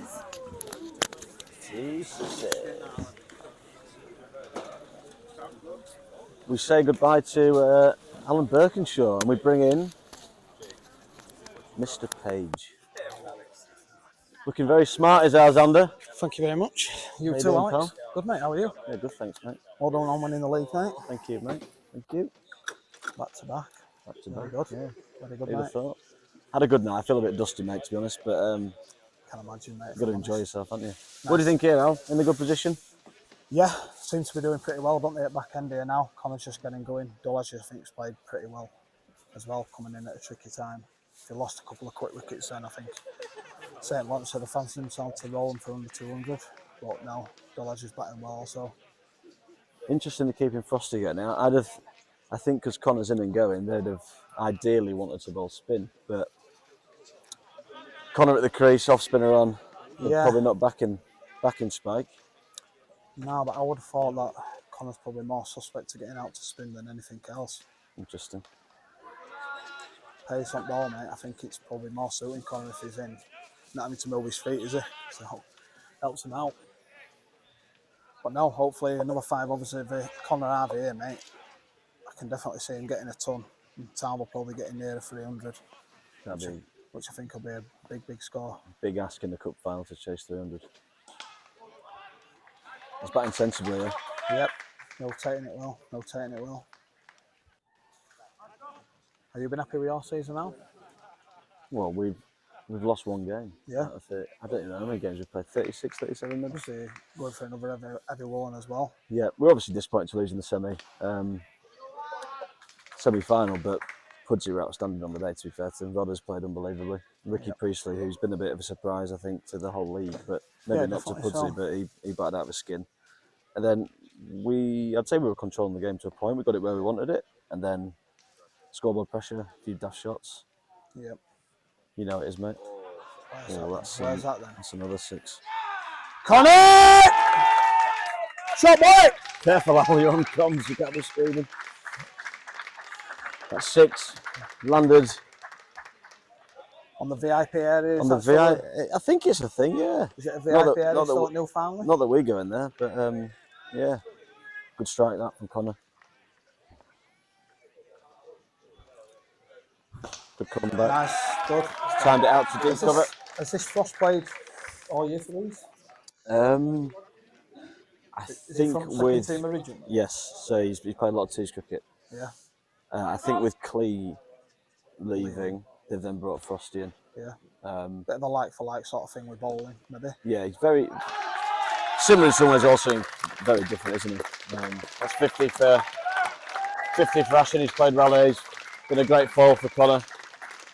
That's 50 runs for Duwag Ashton of 54 balls, 3 fours and 1 6. They'll both be looking to put the foot down now, won't they? Yeah. Yeah, you'd have thought so, mate. Who's left to come with the bat? Liam Collins next. Then I'd say followed by Matty Race and then probably Tom Chippendale. So we've still got a bit of firepower still to come as well. But if these two can definitely stay in and returning to ball for Pudsey St Lawrence is Jake Khan. Then I think Townville will massively creep up. It's looking nice, looking nice here, isn't it? Yeah, they put in some effort in, mate. Yeah, no. They've got John Baldwin has got a good team, and he marshals them. Yep. But I think this week, obviously, cup final, been pretty stressed, I think. But the ground looks amazing, doesn't it? Yeah, no, it's great to see a good crowd. No, it is. It is. Good to see good weather, good crowding, mate. Yep. 2 well supported teams as well, and plenty of neutrals here, so no, it's good. Yeah. Good for everyone, good for league, good for club hosting it. So good stuff. It's also good to see teams from who are mid-table. Another change of ball in for Pudsey St Lawrence. Last few years on the whole, it's kind of been Woodlings, thereabouts. We've made quite a few. Yep. But it's good to see different clubs doing well. Yeah, well, it just proves the strength of the league as well, doesn't it? Definitely. I think the league has got stronger again. Yeah. It probably dipped. I don't know what you think. It probably dipped around COVID time. Yeah, I do think it's been strong for probably 4 to 5 years, especially with Newfoundland, Woodlands, Townville making up that top 3 and a good nucleus of teams underneath them. There's probably 4 good teams underneath them that can beat any of them top 3 on the day, can't they? So yeah. The biggest thing that I've noticed, and I don't know if you agree, is clubs are now getting very good overseas players consistently. Yeah. I think the league went through a period of time where there weren't that many overseas. Yeah, no, especially good ones. I think people have obviously took a punt on people, and I don't know. Obviously, the franchise cricket doesn't help people get good overseas, does it? But I do think at the moment in time there seems to be a bit of an influx of good overseas pros coming back into the league. That's good. Has missed for a long while. Well, the best one we saw last year, other than Brad, was probably Townville's. Yeah, what a player. Special player, mate. I was absolutely sick of playing against him. Yeah, he had a good record against Newfoundland, mate. Did all right, didn't he? Yeah, he had a really good record against Newfoundland. But no, he was a cracking lad as well, and I know he's missed by the club. Shot by Connor Harvey, 4 runs there. 4 3 point. He's not missed there by much, has he, Josh? Just low full toss that he's managed to squirt through point. Well, more than squirted, it's absolutely flamed, to be honest. Hopefully more of those. But no, he's Dushan. Yeah, he was a very, very good player. Someone to get the level of runs, like 1,000 runs, at, 50, 60 wickets as an overseas pro coming into a tough league is an unbelievable achievement. Yeah. You struggle to replace players like that. Yeah, especially someone that can do 2 jobs, and 2 jobs very, very well. It's, you're talking, them players are very limited to what you can actually get. Good change of pace from Josh. They look like a leg cutter. Yeah, I do rate Josh Priestley. I think he's got a bit about him as well. He's good with ball, good with bat. He played unbelievably against us in the semi-final. Some of the shots he hit were pure. Yeah, he was scooping, but then if you play that has got the finesse to be able to scoop, not only scoop over fine leg but also third man, and then you can also hit it for 6 straight. It's very tough to bowl that. But he's at an age now where I think he's worked it out, hasn't he? He's been backed by the club for a long time, and he's now putting some really good performances. No, exactly, and that's what it's about, isn't it? One thing that St Lawrence do well, you've got 2 teams here that have brought a lot of their own youth through into the setup. St Lawrence obviously are well renowned for it, and they do look within before they look external for players, which is how clubs should be run. Was that a chance? Oh, that looks painful. Yeah. Maybe just fell short of Barry Franklin there. 1 ball left in the over. He's bowled it well, it. 7 off it so far. Oh. We've got Charlie Parker in the vicinity now, which is very dangerous. Yeah, this could be loose. Could be loose, mate. Wide ball. Roll it again, lad. Deck's been still as good here this year, though. Been superb. Yeah. To be honest, mate, sometimes they're too flat. We've tried to get more grass in the pitch to make it a bit more of a level playing field. Also, it's better for you as well, being like that, so you've got more opportunity to bowl with every team out as well, aren't you? Yeah, there is that. The last thing you want is teams just to be coming and you're not being able to bowl them out. That's a lovely shot. Shot by Connor Harvey. 6 straight over mid-off. That is an unbelievable shot. 73 off 33. Going well. 18 balls left. They'll be looking for at least 270 here. Yep. Which I think, Al, to be honest, is probably par. Yeah, quick scoring ground. Quick scoring ground. Got a few as well. What did you tell us for the year? Quick little jibe there from Lee Poulter. Not like him. Yeah. Lee Poulter looking less than smart actually. Head of strategy. It looks like he's off to do a combine harvest or something. Yeah, he usually shops at Peacocks, but he's looking, a bit of a farmer number today. He looks knackered, does the lad? But he's a good guy, Mr. Townville. Mr. Townville is Mr. Change the ball in for Pudsey St Lawrence, Junaid Khan. Some royalty coming through now. We've got some ground staff coming round. Richie Robinson. But yeah, it will be interesting. It would be interesting if they get 270 in the final to see how St Lawrence go about chasing it. So obviously Townville did start slow, didn't they? I was a bit confused by the start, to be honest. 24 of the first 10. Didn't look to target anyone really. But obviously if they are bowling well though, mate, it's one of them, innit? Oh, where's that then? That's out. Caught D mid wicket. Change of pace from Junaid Khan. Who's caught that? Is that Frosty? Looks like it. Yeah. Great partnership that though. Partnership of 91 from 47 balls has given Townville some impetus.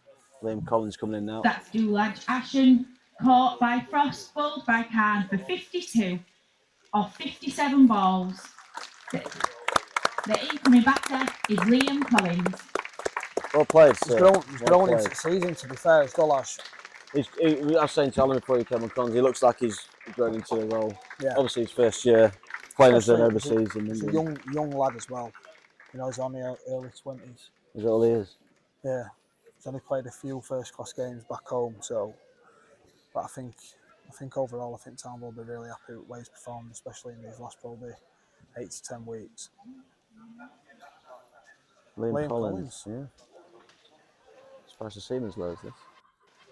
Yeah, I probably just think at the time, Townville will just try to change how the wicket game, partnership of 91 how the game were going. from 48 balls. Probably worked in the favour, hasn't it? Connor coming in and doing what he's done, so. But Liam is still destructive himself. This could be a fun period, this. Sun's come out.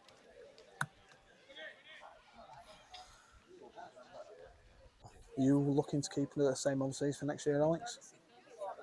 Fingers crossed. Yeah. He's been really good for us. Yeah. He's been really good for us. Good guy. He's been awesome in terms of coaching juniors and. That's good. But it's just so hard to get seamers and fit seamers. And he's not broke down at any point or been fully fit. He's had a few niggles, but he's got a very good skill level, so he doesn't need to be 100% to execute, which has been a class for us. There's one there to Liam off the mark, first ball. He's an Indian. Indian. Nice. Yeah, he's from Delhi. Has he played a lot of the Ranji Trophy. Yeah. Yep. Anywhere near an IPL level, or has he been involved in any sort of setup like that? He was involved with a couple of auctions, but never quite got there. Yeah. He's quite bitter about it, I think. Yeah, I can imagine. Especially with level of money involved in there, mate. Carney's still over the wicket. Interesting to see what Connor does here, whether he just looks to rotate and try and get a partnership going for the last couple of overs. Just the one. He's belted it out to deep square. Very disappointed in that one is Connor. Thinking it should have gone to the moon. Probably should have. But every ball that he sees seems to want to go to the moon, so. No. Junaid's bowling well here, to be fair. Yeah, he's changed his pace well. Yeah. I think he's recognised there's not much in it for bowling. Bowling full. No, definitely not. Not a Connor.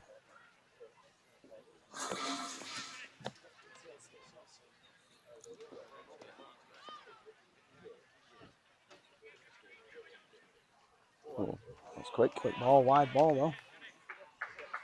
Come through nicely, that. Langley's had a good season for yourselves, hasn't he? Yeah, very. Matured into a hell of a player. Yeah, very good player. Steve still doing Steve things as well. Yeah, very much so. Yeah. Yeah. Just looking apart from Steve, that T20 final, Steve. Well, I don't know who was more surprised, us or Steve.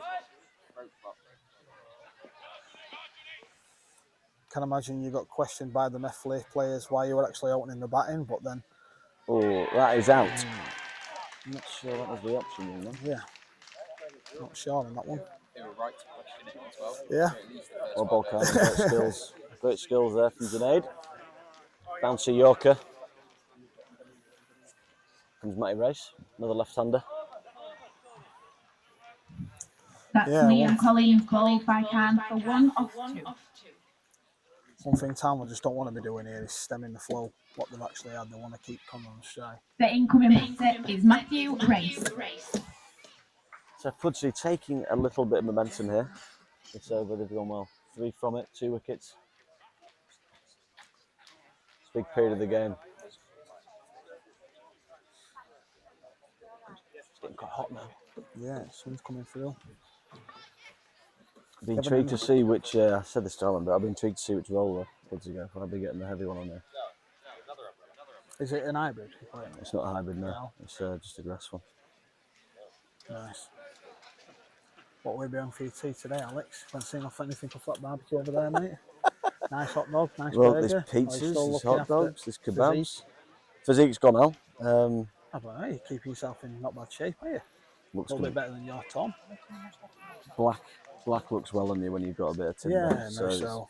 Maybe so. Here we go, Junaid Khan. 2 balls left in the over. He'll be looking to attack here and try and stem the flow of runs.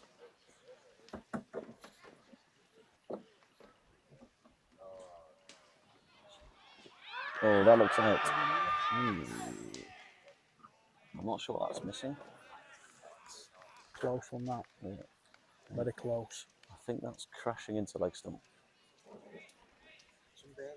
Double teapot from Junaid. You have to get back, pal. He's not happy with that one, is Mr. Khan. Someone is telling him to get back to his mark and hurry up. He's wanting to review it there. He's just signalled a review. I'm inclined to agree with him, to be fair.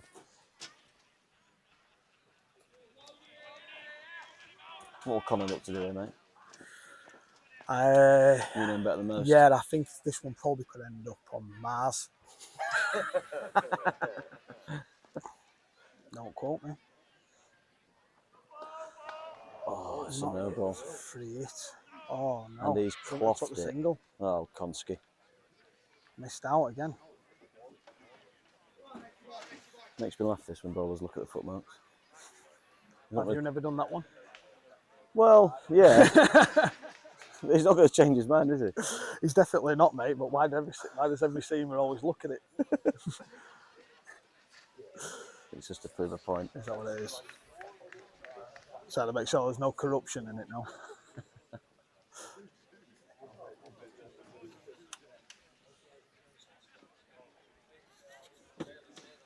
Last ball the over. Come on, mate. He's got some willow on that lad. I say, mate, you can still be run out of a 3 hit, mate. Relax, please. And that is over. 2 overs to go. Josh Priestley coming back into the attack. He'll bowl the last over from that end, and then I believe Junaid's got one left and we'll finish this end. What are you predicting then, Al? Let's go for a little prediction. 260. 260? I can see Racy just chipping this down someone's throat. Yeah. I'll go 266. 266 from here, mate. They should have got 270 really from the position they're in. There. If Connor can try and face majority of them, that's the big one. Matty needs to put him in shy. Seem a bit flat here, the PSL ones. Yeah, which I'm a bit surprised about because I think if you'd have offered them this probably stage before the game, I think they'd probably took it. Absolutely. So the average score here, I was informed by Alan this year, batting first, is 256. Obviously that doesn't take into account when sides have been bowled out, but yep. 1 out to Cow. Brings Colin to strike. Colin will be looking to target now, isn't he? Yeah. But Josh did bowl well that last over, to be fair. Mixed it up well, didn't he? What field's he got here? Long off, deep extra, who is really straight. I think Connor's going to try and target a cover point. Extra cover boundary, mate, if I'm honest here. Cover point, deep point, third man's up. Yeah, it's going to have to be pace off here. Yeah. With fine leg and third man up. Cow's out long on.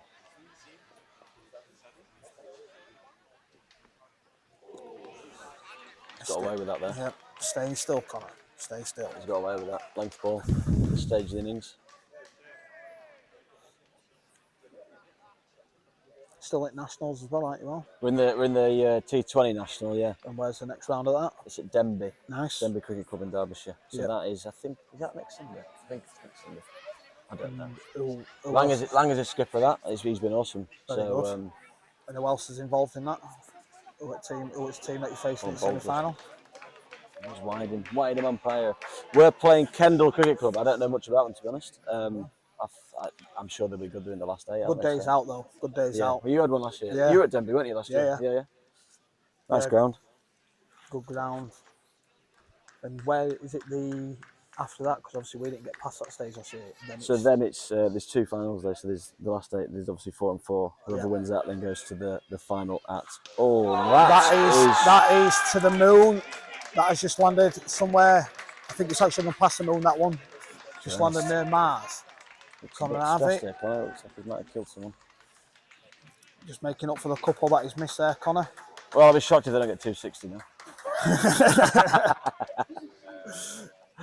I did think you sold yourself a little bit short, mate. Clean strike. 81 off 37. What a knock this has been. Yeah. But this also does beg the question why they've not put the foot on earlier. Yep, it does. If Connor's striking it at over 200, then you'd think it's a pretty good pitch.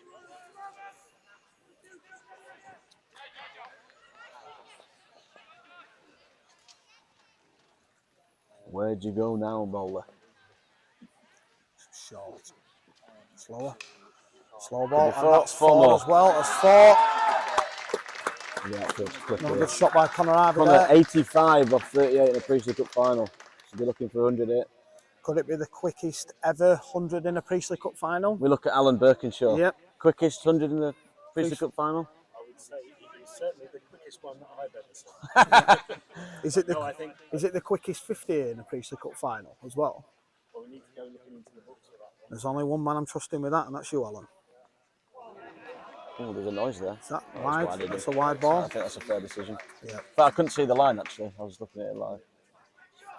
It's probably wide on line and height.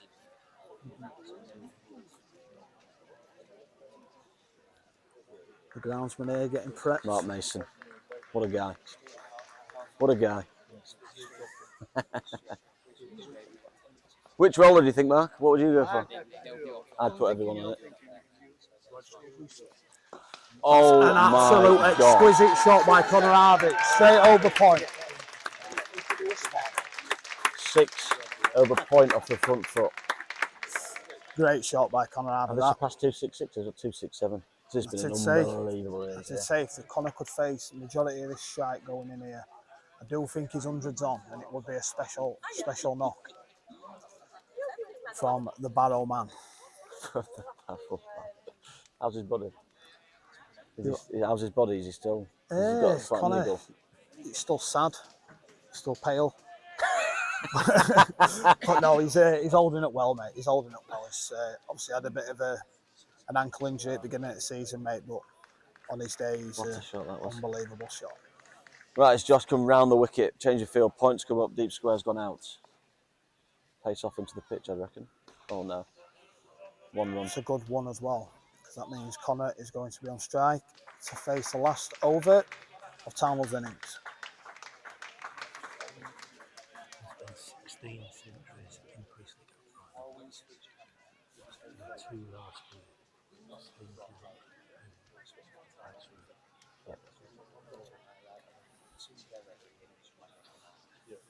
Last over. Last over, Al. Should we do a new prediction now, Al? Because I think we're totally both blown out of water, mate, if I'm honest. I like go completely the other way. 5 dingers this over. You're going all out, yeah? Going all out. New balls, please.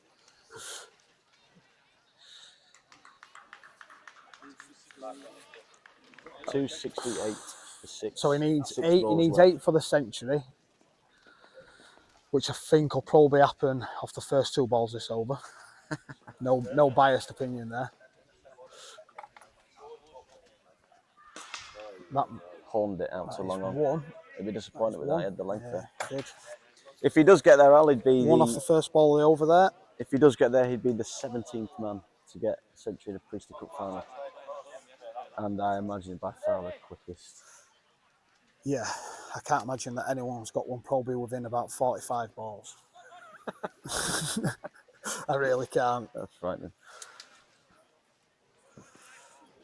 What do you do for your race here? Get Colin on strike? Yeah, I think you've got to, haven't you? I think you've got to. I think he's just got to be smart here, Matty.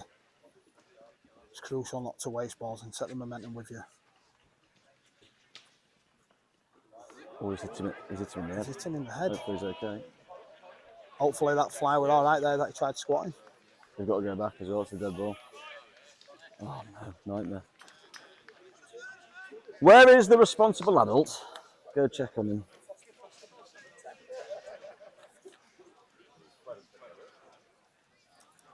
Is it class? Fingers crossed he's all right. He looks fine. He hit him quite hard. Is it actually classed as a dead ball now? It does class as, yeah. Well, you should have hit it for 6, lad. Yep. Should have been one of them. Don't park your car there.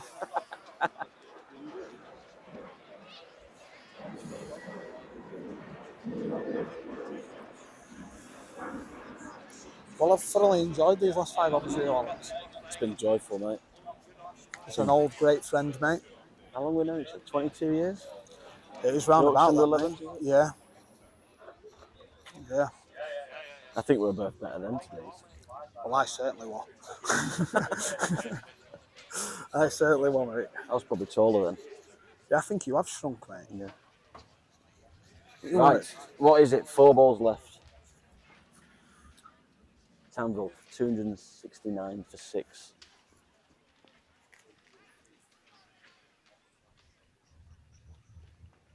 Or bowled. It's a good one, though. It's a good one. Nailed his Yorker out. He has bowled well here, to be fair. Bit of tail there, bit of reverse. 9.3 overs, 2 for 34. He's been outstanding, hasn't he? Yeah. It's a good return from Junaid Khan.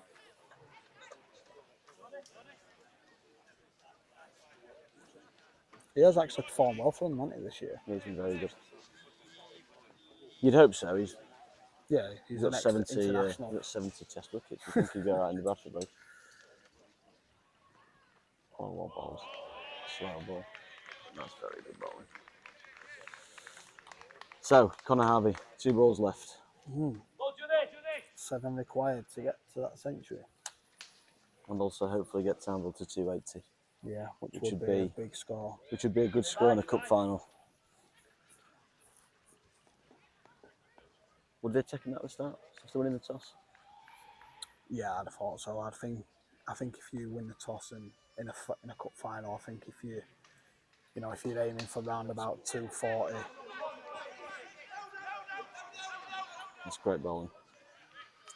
I think if you're aiming for probably around about 240 to start with, and anything else being a bonus, but I do think Townville winning toss and electing to bat would be really happy with 270. If Race can pick up a bounce here as well, take that last bit of momentum, but Junaid again has bowled well in this last over. So what's the feel for the last ball? 3rd man and fine leg up in the ring. You think this is going to be pace off into the pitch? It's not. He's bowled a York and he's absolutely whacked it out to long off. Brilliant running, Connor Harvey. Good running.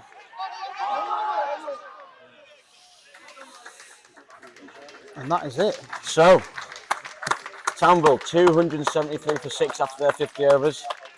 I think we both agree that they're taking that at the start of the day. Yep. Special mention to Connor Harvey, Jack Hughes and Dulage there, especially Connor.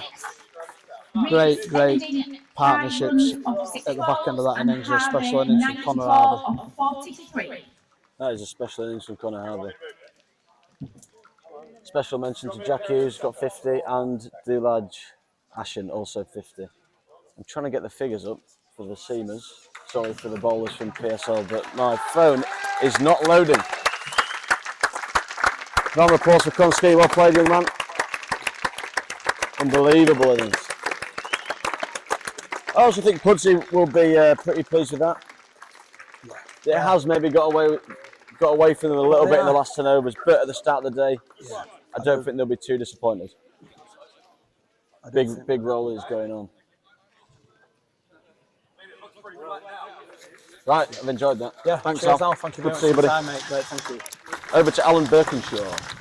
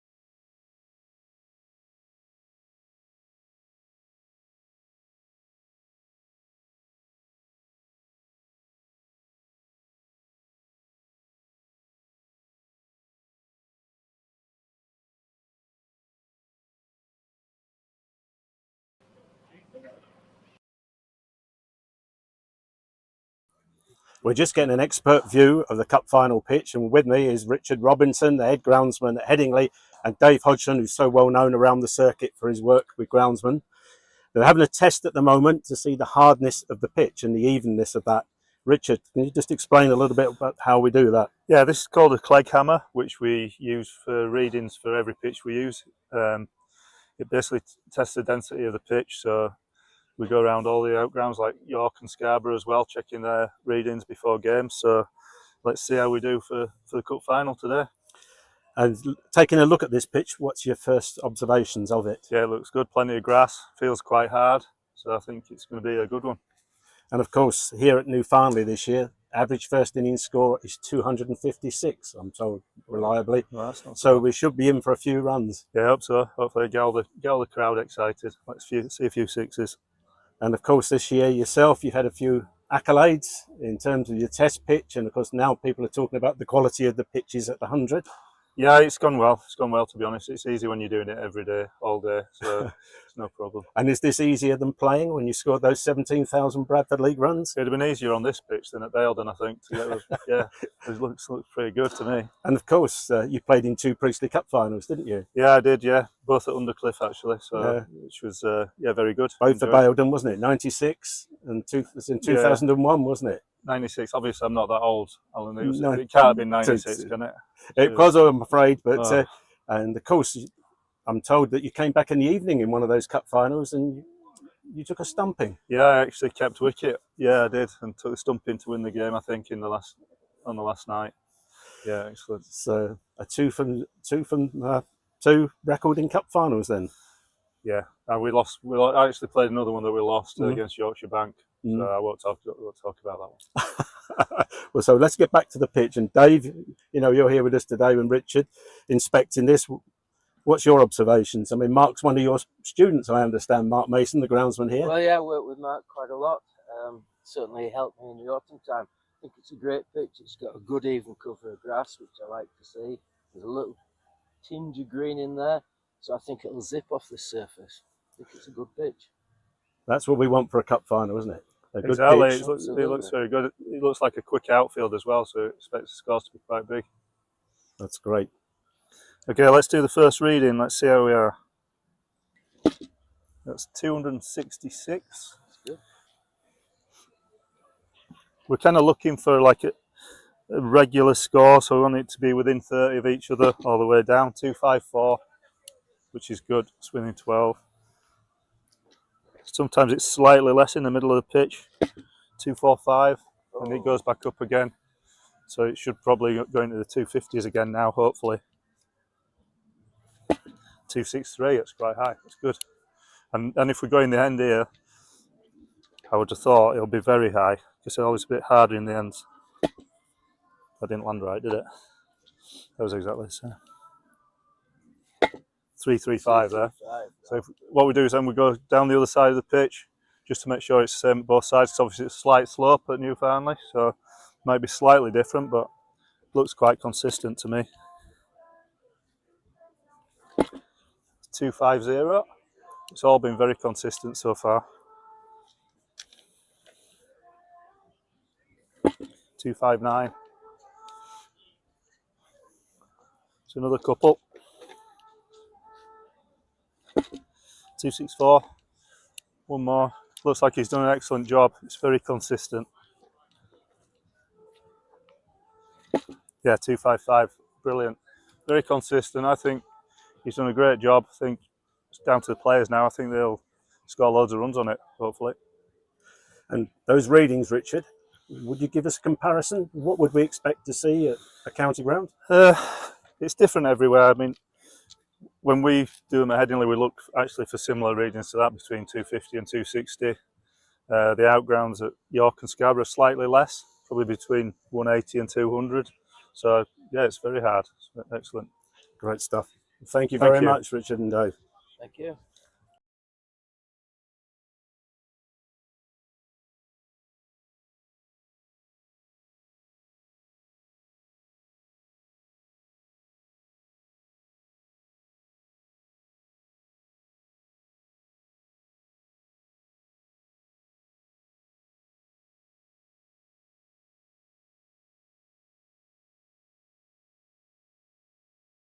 It's been a bit of redemption, hasn't it? You know.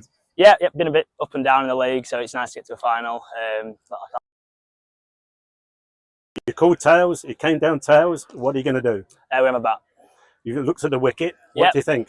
Looks shirt front, if you ask me. Yeah, quality. Quick, hard, quick outfield. So nice to get runs on the board in the final. And of course, you've played here a few times at Newfoundland. Yep. You enjoy playing here? Yeah, usually. Like I say, they're always good wickets.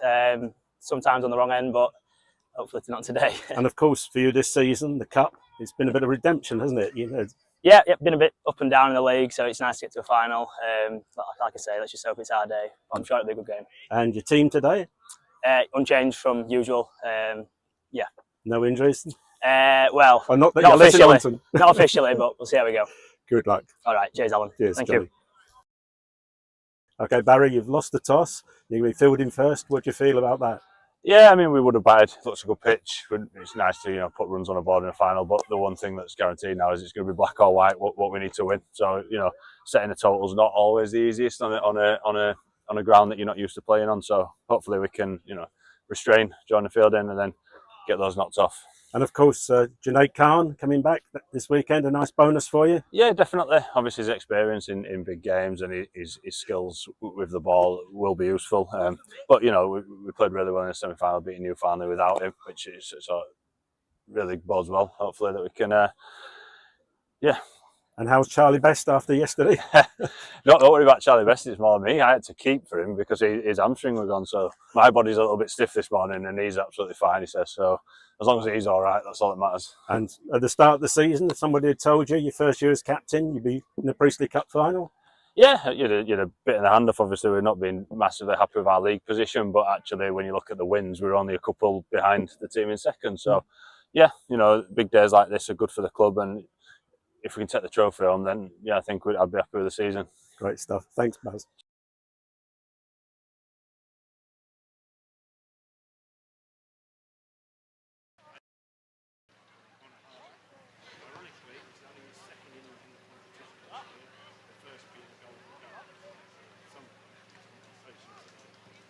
Before the game, we spoke to both the captains at the top, and we also did a picture report with Richard Robinson, who asked us to play those two.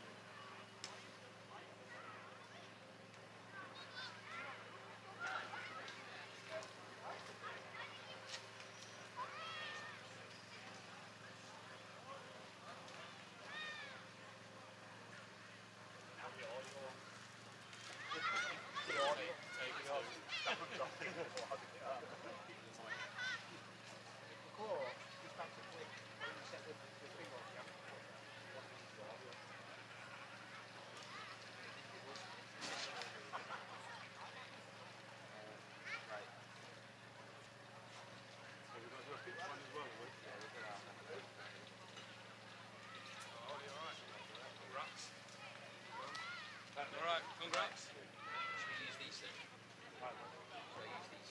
Does that work?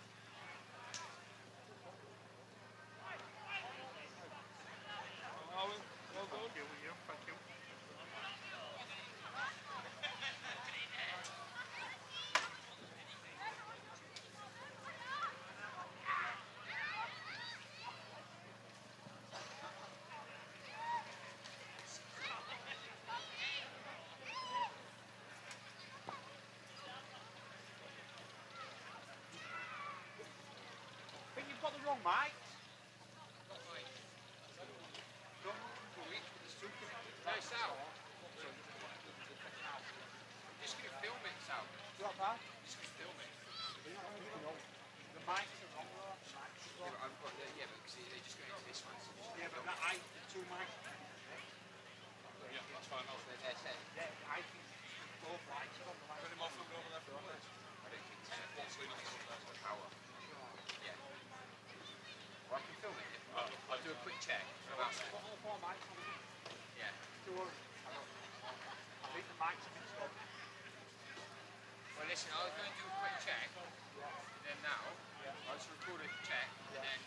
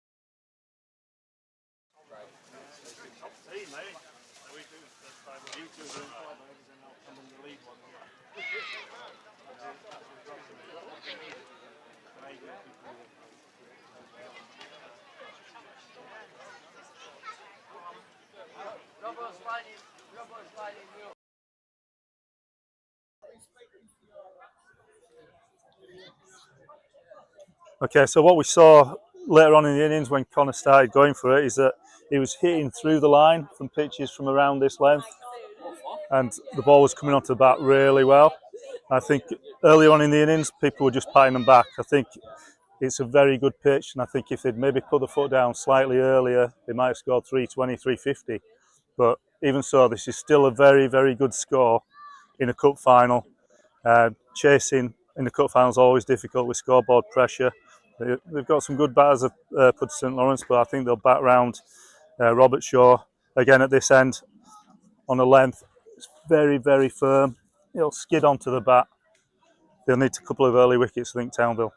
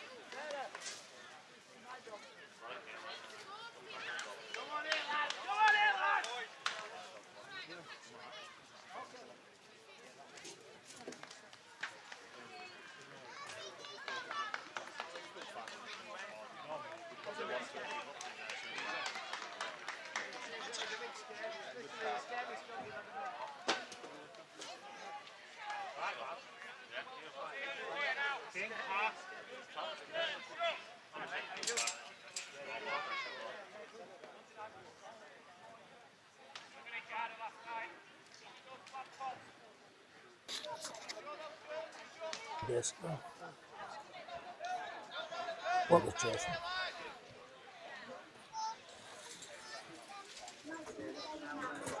Welcome back to the second half of the Priestley Cup final. St Lawrence out there trying to knock off 260 odd, wasn't it? Yeah, 274. 274 to win. 274 to win. So Archie Scott, Mark Robert Shaw up in the batting. Lovely sunny afternoon now. Is it going to be better conditions for batting, do you think? It feels like it. Think it'll help with batting a feels bit? like it.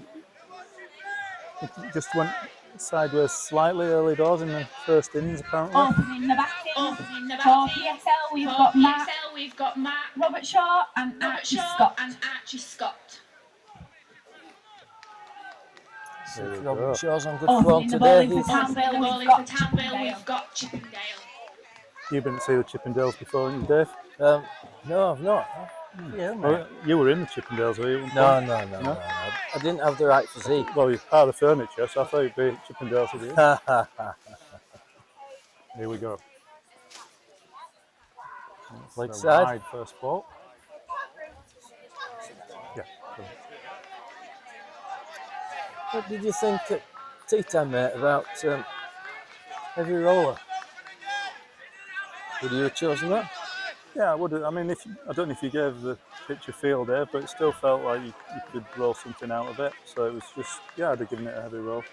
Okay. I'm slightly in the other camp there. I thought it was playing okay, and I'm thinking to myself, why would I want to change it? Yeah, it was playing okay with an older ball.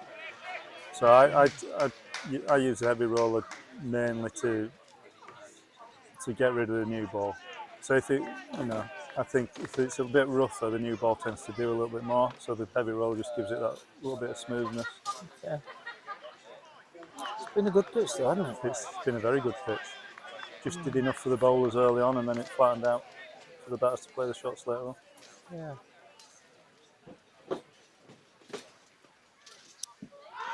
Ooh, big shout. Still got a nick on it. No reaction from the umpire at all. So Chippendales bowling from this end. I wonder who'll open the ball at the other end.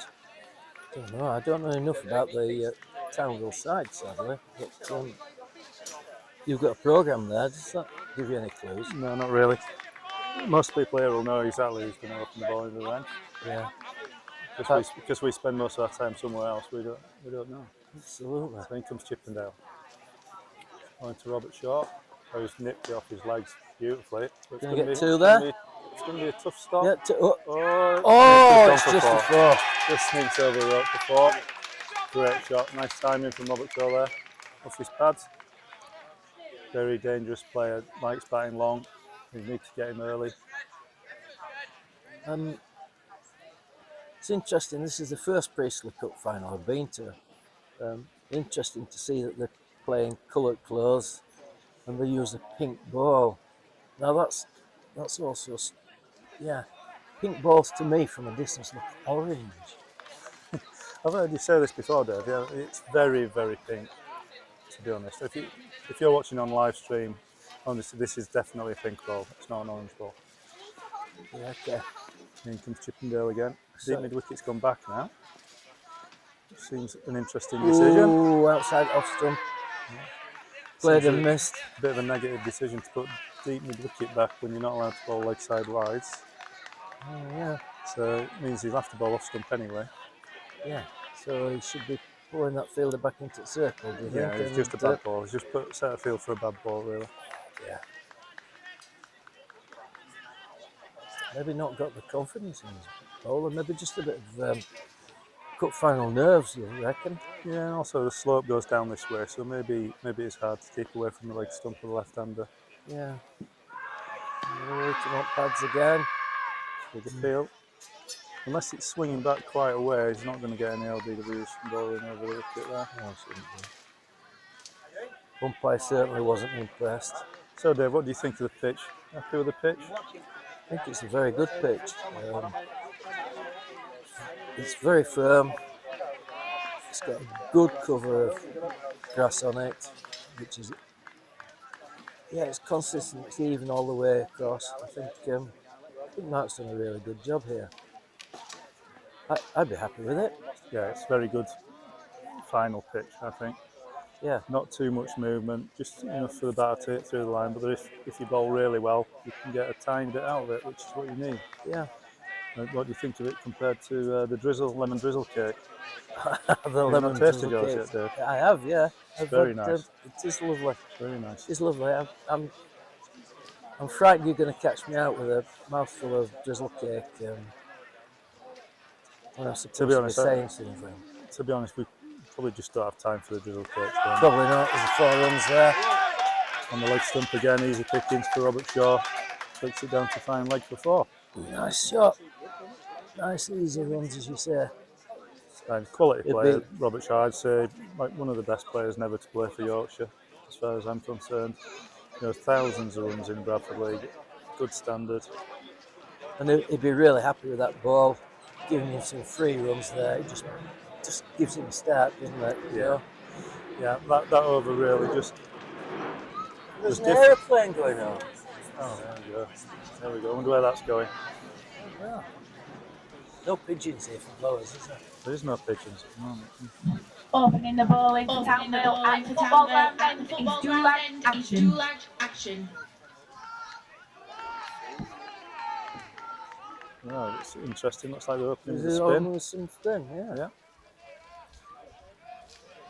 What do we reckon here? So what's this field? Off spinner by the look of it, it's field. Yeah, I'm thinking so.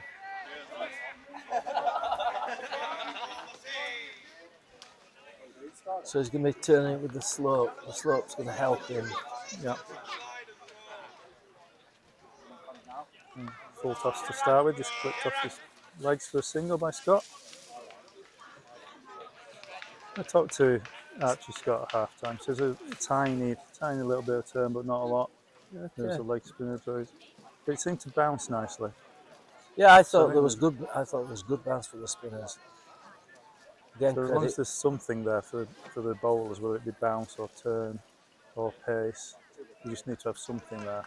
I think that yeah, in the first innings, Scott deceived one of the batters with flight, I reckon. Threw it up there. Yeah, he did. Drew him into the drive, didn't he? Yeah, caught both.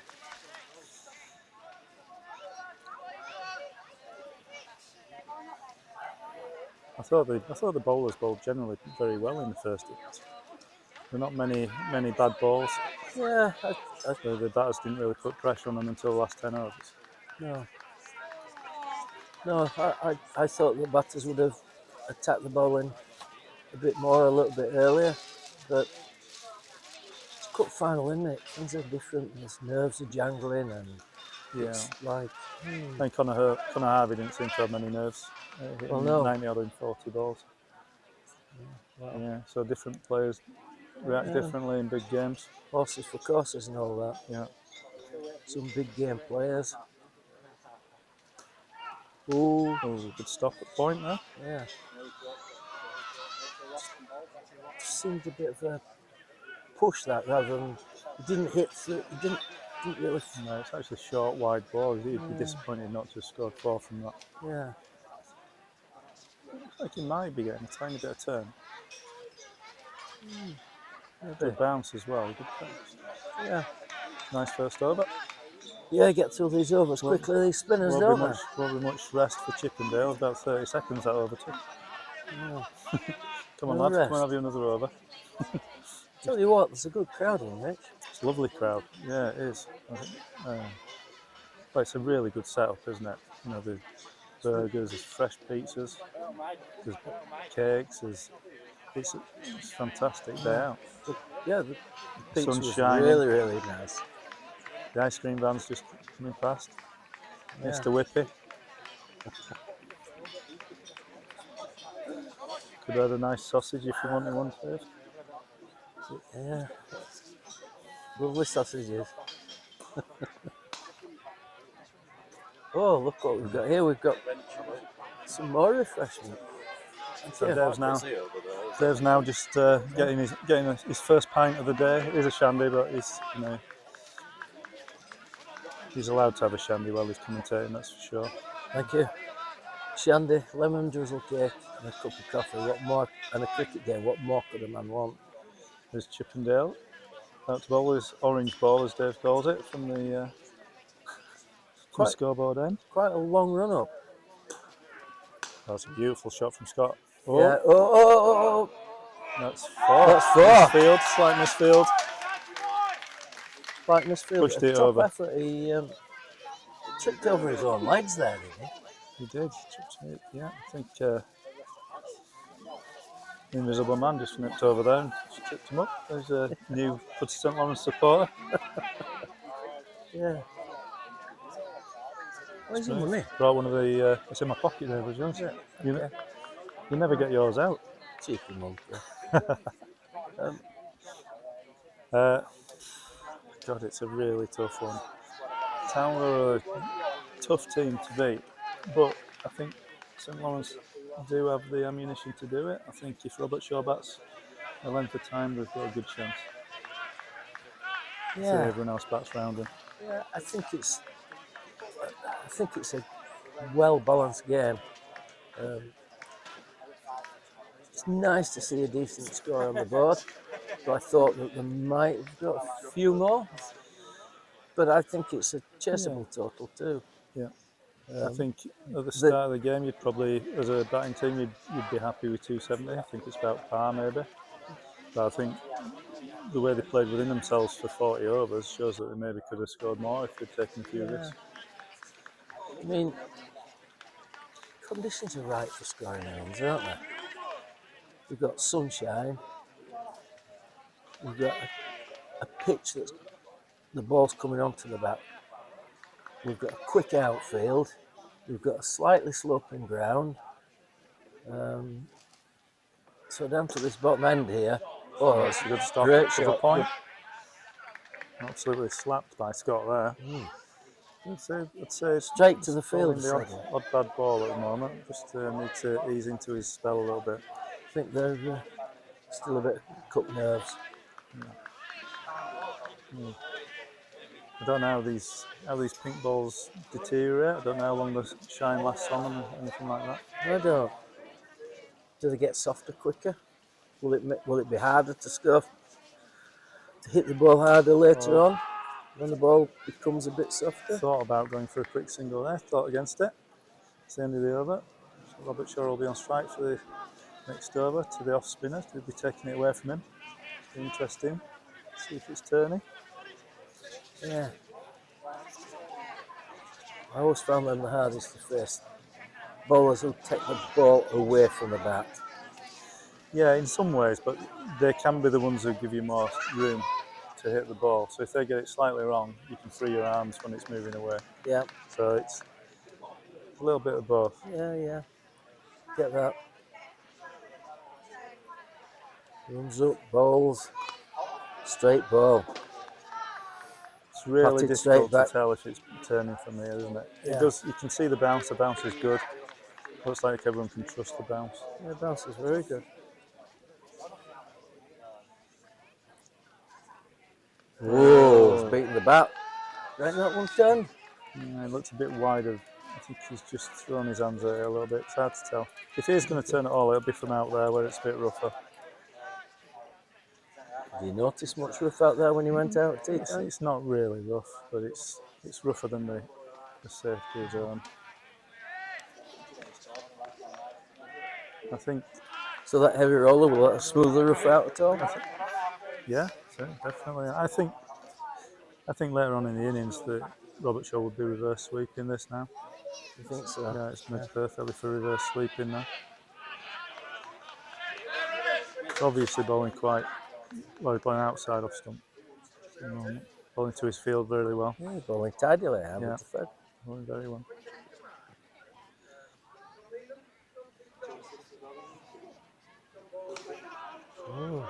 Very circumspect is Mark. Yeah, he'll know you can take your time. You can catch up later in the innings if you need to.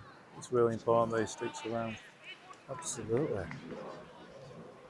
Here comes again. Oh, didn't know whether to go forward or backwards to that. Caught midway between. I'm just going to have a little bite on my lemon drizzle cake, Dave, so if you can not ask me a question for 30 seconds, that would be good.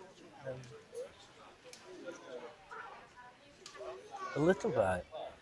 Really, mate. Love that. You're asking for trouble taking a bite as big as that, mate. Not by having a big mouth and not using it, Dave. No. So the quick opening bowler's coming back. Chippendale for his third over. Quite a long run up. Number 11 on his back.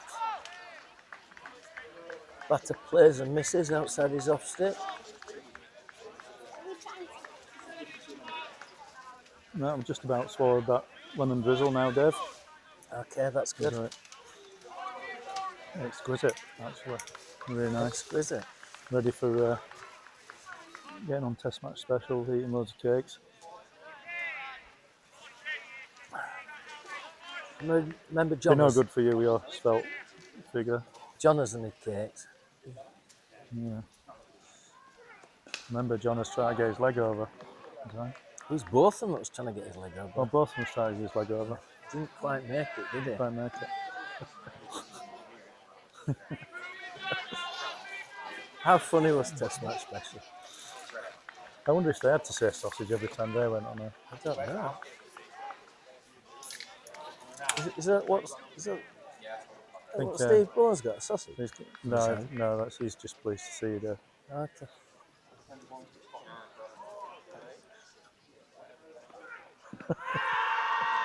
Big appeal, it looked like he was going down a bit.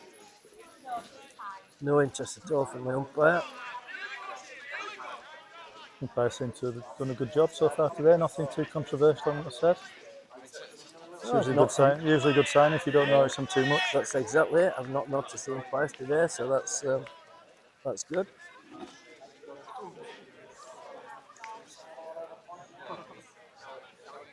Ball back in Chippendale's hands. Comes to the end of his run up. Slowly building up pace now. Delivers the ball. Oh, flash and miss outside the off stick. Yeah, showing intent though, so you know it's a power play, so might as well while there's only 2 people outside the circle. Yeah, yeah. Try and force it a little bit. Both people that are outside the circle are fine leg and third man, so there's no one out in front of the wicket. Yeah, if he gets bat on it only from needs the to get wicket, only needs to get half a bat on it, and he's laughing. There's a good chance.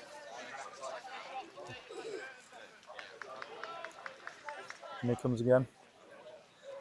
From scoreboard end. Scott. Scott leaves this one. Looks a bit wide. Yeah, didn't quite carry to the keeper that one. Giving it wide umpire.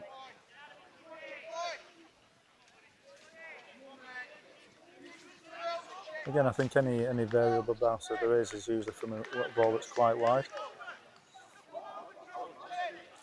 Yeah, so it shouldn't cause too many issues. No, pitch definitely. It's good in the ball pitching areas. Yeah.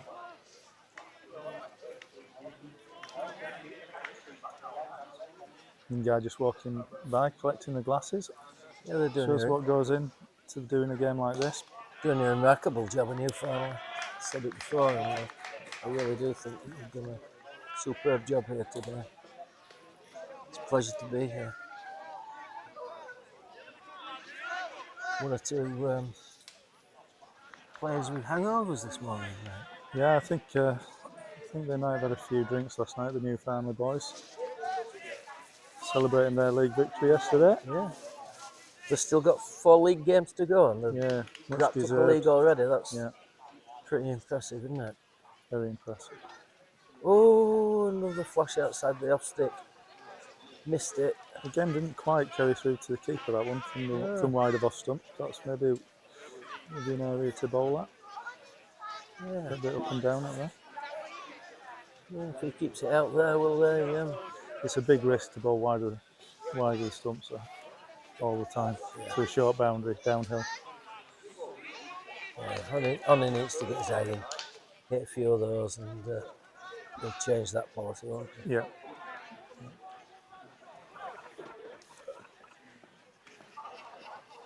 A lot of the Newfoundland lads around us at the moment try to eat their way through the hangovers. A few paninis going down. Let's just bowl the first ball of the next over. Dot ball. Robert Shaw facing. Another dot ball. Very good bowling. You noticed there the slips quite deep. Bowls at a decent pace, the off spinner. Yeah. Well, he's getting some bounce, isn't he? Yeah, yeah. Whoa. Somebody's dropped a clanger behind us. That's a nice single. Oh, to dive in a wicket end, that'll be sore. Yeah. Bit of dust flying. David Markham walking past, the legend of TNA. Yeah. Legendary cricket reporter in these parts. Good to see him.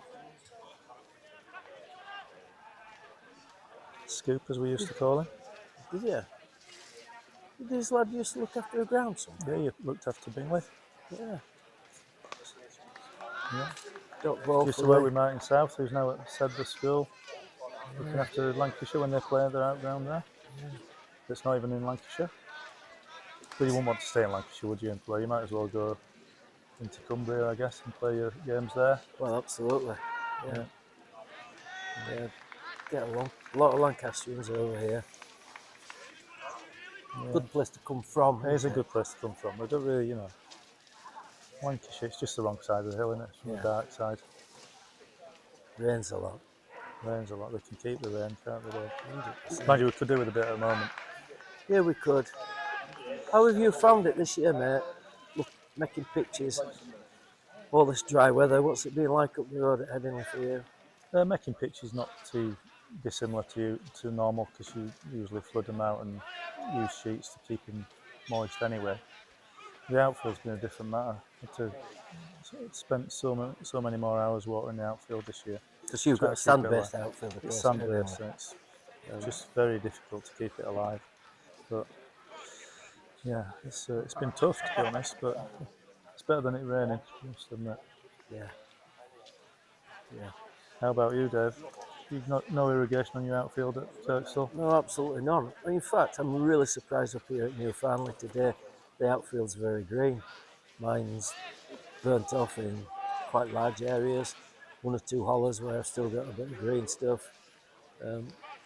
Mark, the groundsman here at Newfoundland, has obviously been watering his square because his square is really, really nice and green. Yeah. And you know what? He must have. It's another wide down leg side. He must have just got it right with this pitch, the right amount of moisture in there, rolled it at the right time. Yeah, there's certainly an art to it, to pitch preparation. A lot of it is to do with the moisture content of the pitch. Yeah. Be interested to know how much moisture there is down below. Yeah. I think it's pretty dry down below, don't you? I think he's got it. I would have thought so. There's a tiny bit of moisture in the surface, which there's still a little bit of live grass, which is perfect. Seems to be going through all right. Do you think that moisture's been held by the density of the grass there? Yeah, it's very, very densely grassed actually. Because I noticed quite a few pictures at this time of year, this dry summer, have got big cracks in them, but there's no cracks at all evident in this pitch. No, it's definitely got a mat of grass on top, but at the moment that's not causing any problems. A beautiful shot through the covers. Nice shot through the covers, yeah, 4 runs. Classical cover drive. Beautiful shot. It's a good start from Pudsey St Lawrence. Yeah, it was a good start. 22 for none. Chippendale's gone for 20 so far. How many overs gone? This is the 7th over. 7th over. Blimey. Fairly similar start to Townville, not taking too many risks. 7 overs and I've only had one bite out, which is okay. Well, it's just you know. So you're always talking, Dave. So at Kirkstall, Dave, this year, what's other teams done all right? Robert Shaw hits another one through the covers for 4. Beautiful shot. Dave seems to have gone quiet on me already. He's got a mouthful of cake.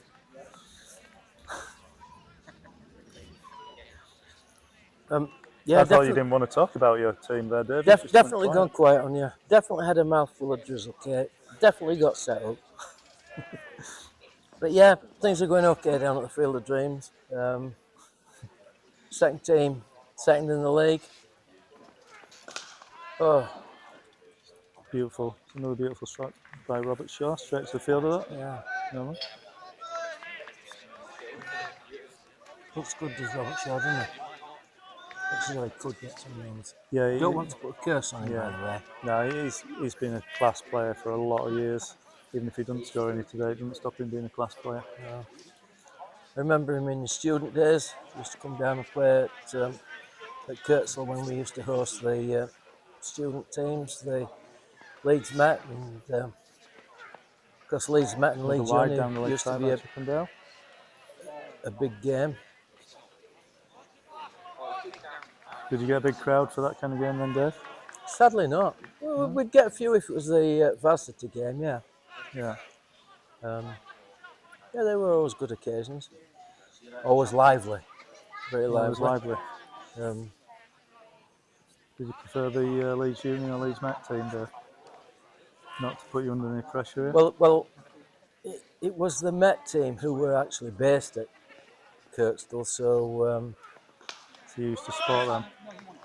Yeah, I think so. Did you ever sign up any of their players from when they played those games? We certainly did, yeah. Andy Siddall, who went on to play for Pudsey in the Bradford League. Jossie's brother. Yeah, we did rather well out of the university side in those days. Right, it's a very good way to grab hold of some players at the universities. Yeah. And at Newfoundland here, the head coach is Andrew Lawson, who's actually the coach of the MCCU Universities team. So it's a good connection here as well. Yeah, and of course, Lils is the skipper here, an ex-UCCE player. Yeah, but he's a bit of a, you know what I mean. Don't be like that, Robbo. No, he's a good lad. Does loads for the club as well. Had a great season. Congratulations to Newfoundland yesterday. Yeah, skippered his team to winning the league with 4 matches to go. It's a super effort, that. Yeah. I've done nothing. Lads. I'm sure I saw a ton fairly recently. Yeah.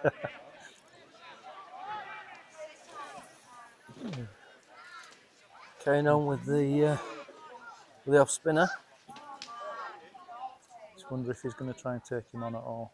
Ooh, came down the pitch and then went back again. He wanted to do that. He's tempted. I think Scott might be the aggressor at some point. Yeah. He's certainly looking like he wants to get on with it. Wanted to have a go there, and then decided against. He's a little bit stuck. 5 off 17 at the moment. The wide down leg side just takes a bit of pressure off him. But yeah, even though he's looked to play the bigger shots, he's scored slower than Robert Shaw at the moment. What do you think to these flashing bells and stumps, Rick? I like it. Anything that just makes it a bit more easy to see for my eyes at my age. Oh, misfield. Misfield. Single. Takes Scott on to 6.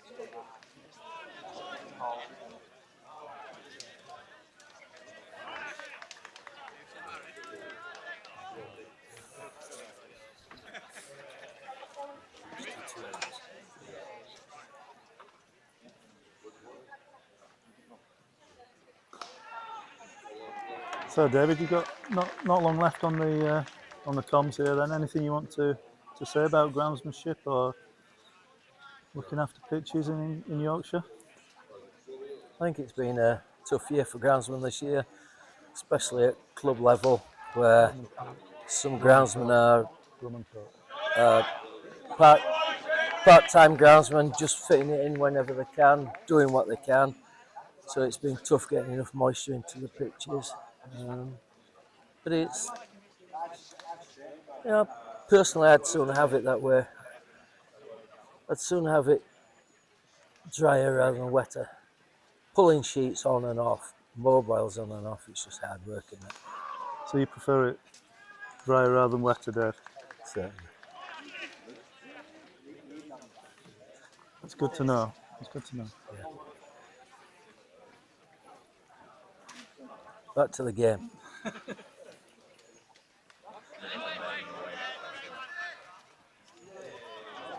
That's the end of the over. Bowling quite well as this guy, isn't it? Then I'll see if Chippendale's kept himself on or not. I might just be whipping him off by now, but we've got Alex Lilly about to come on to commentary again now. Captain of Newfoundland League champions, probably for the next 10 years. Might even start bowling a bit soon. Maybe left arm spin, Robbo. It's a future. Left arm spin is a Change future. the bowling for Townville, Connor Harvey. There we go. We said he might get whipped off after that last over. How are you, Robbo? You well? I'm good, mate. Yeah. Yes. It's nice to be asked to be here. Thank you. How are you doing? Yeah, I'm good, thanks. Are you feeling all right this morning was a bit dusty. Yeah. Pathetic, really. I'm getting old. I can't drink anymore. Where did you end up last night? We just stayed here, and then I got a taxi home, and I didn't go to bed when I should have, perhaps. Well, if you can't celebrate when you won the league. That is true. What's funny is my missus did a 26k run this morning before I even got out of bed. Will she do anything to keep away from you? Well, I'm starting to think that, yeah. Yeah. So, are you sure that's what she's doing? She comes back out of breath a couple of hours later. I hope so, mate. Jesus. Connor Harvey into the attack, the headband warrior of Townville. What innings he played in the first innings. Unbelievable. He's a good striker of ball. He always has been. He'll be up for this, Konski. Up to the crease, half volley. Can't bowl it there, pal. He's got away with that. Dot ball through to point. Rob, I'm intrigued to hear what you think of the wicket, actually, as you're a bit of a specialist. I would say, and this isn't blowing smoke up your arse, one of the best in the world now, heading. I would say so. Yeah. No, seriously, No, on the serious square note, yeah, itself, I think unreal, we mate. get good pitches on the square. I think this is really good. The readings were good with the leg hammer. Yep. Very consistent. There's lots of effort that goes into this. There's obviously quite a lot of water used, which is one of the main things. Yep. You know, it looks like it's well watered, the square. They're trying. And that is really the main thing for making pitches, your moisture control. It's hard in club cricket, though, isn't it? The amount of games that you get played, especially here, we play so many games of cricket. Yeah, and it's juniors or midweek. very difficult. You probably need another drive by Robert Short, no run. Yeah, there's also a slope, isn't it? So if you water the top end of the square, it's going to run onto other pitches. Exactly, so yeah. It's very difficult to do that. Yeah. Whereas like Headingley, if you water the test match pitch, it'll basically stay on that pitch. Yeah, and it'll get to the depth needed. Yeah. The thing is here, we don't have great water pressure either, so it's so hard to get enough water in the square to get to the depth you need it. Yeah, it's a big problem in a dry summer. But I think he's done a great job, to be fair. Yeah. It looks very good. I hear he had problems with the outfield mower this week. He's had problems all season, Paul. So I think he's been putting it with the wicket mower. The wicket. That's a fantastic effort. I think what he's found more hard work is just changing the blade height every 10 minutes. He should have realised that he just could have run those and we'd come and done it. Well, I did say that to John, but John's quite stubborn. Yeah, that's fair enough. It's fair enough, and he's what he's done has worked for the club. Yeah, definitely. So this club is. I mean, you compare this now to what it was 10 years ago. It's chalk and cheese, really. That's incredible. It's good to see so many people here. Don't you amazing, mate. Absolutely amazing. Do we know how many are in today? Not a clue, but I don't 1,000 know. maybe. I'd be shocked if there's that many, but too late. There's at loads least in the club as well. Yeah, but no, it's great. It's great to see local cricket still thriving. There's still passion for it, which is awesome. Oh, definitely there is. Yeah. What they 31 after 9. 31 after 9. I think the standard's still very high in the top of the Premier Leagues as well, don't you? I do, yeah. Maybe when you go down a little bit, it's not as good, but certainly at the Premier Leagues, looking very good. Yeah. Anyone can beat you, would you say? Yeah, most teams now have a good core of very good players. It's bouncing. He's bowled well, this off spinner. He's got it to bounce. Have you played against this guy then? We played against them at Townville on here. To be honest, it was a raging bunsen. Yeah. He didn't quite get it right that day, to be fair to him. But there's some good bounce from him. Good bounce. He does get up and over, doesn't he? Yeah. Does he actually turn it much, or does he just bounce mainly? Just spin it. Yeah. Does spin it. He does spin it. What's the ball there? 4.2 overs. None for five. That's a steady start as a spinner in the power play. Yeah. Do they have any other spinners? Yeah, so there's Jack Hughes, who's left-hand spinner, who's been one of the best performers in the league for, well, as soon as Townville entered the league. I'm not sure what year they might have entered. It could be 2014. Left arm. Gets good up and down, changes pace really well. And then they've got Matthew Race, who they signed from Ossie. He's at mid-wicket. He bowls decent left-hand spin as well. So they've got plenty of options. But it'd be interesting to see when they get used. Hits that straight back over the bowler's head. One bounce for 4 into the sight screen. Good shot. Excellent shot. I'd have liked to see them have a bit more impetus against spin, to be honest, especially with mid-on and mid-off up. Yeah, I mean, Scott's tried a couple of times and just not really got hold of it yet, but I think he's bowled decent lines. It's been quite hard to get rid of him. They've not had much to go off. It's a good shot, that, from the crease. He's already bringing a change of field just from one shot. Or has he decided not to? He's going to send both of them. So mid-on has gone back. Deep mid-wicket's come into the ring. Mid-off is still up. Yeah. Big gap over mid-wicket if he wants to take a risk. So either take the risk or now milk him to long on every ball, whichever he wants to do. Might be quite difficult that with the bounce overspinning. Well, the overspinner can just milk it to square leg instead then. Yeah. But there's definitely, there's a couple of massive gaps on the leg side. It's just like the straightest mid-wicket in there and one behind square. Oh, There's your one. That's the one Straight where to he the should be wicket. getting a single from that one. Yep. They're setting up well there, Pudsey. This is what they've wanted from the start, and this is how they play their cricket, and they've got lads down the order that can really take it on later. That's the first 10 overs done, 36 for none. I think both teams will be quite happy with that start, to be honest. Very similar to the start of the Townville innings. They didn't take any risks whatsoever in the first 10. One workout there. Lads are already asking for drinks after 10 overs. Not as fit as the Newfoundland boys. Oh no, you should have seen me yesterday. It was a disgrace. I think I've changed my gloves 4 times. Robert, you'll be pleased to know I've got a pint on the way from you. I sent one of, where is he? Sam Barraclough. He should have got you a pint. That's good. I'm ready for one. It's a nice day. And if he doesn't buy me one, I'll be fuming. But it's a good bar, does well, doesn't it? The club does well, mate. They've really invested a lot of time into it, so it's awesome.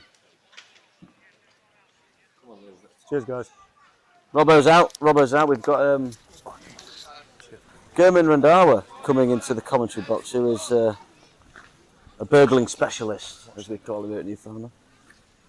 Gurm's actually got a balaclava that he puts on at the end of the innings. Say hi. Thanks for that introduction, Alex. No worries, G-Dog. How are you, mate? Yeah, I'm good.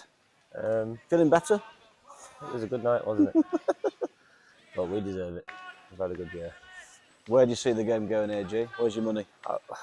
Initially here, I was surprised. Firstly, Connor didn't take the new ball, because I just think, obviously, with that total, we know it's probably slightly under where you think you should be. So wickets up top, I thought, would have been pretty key.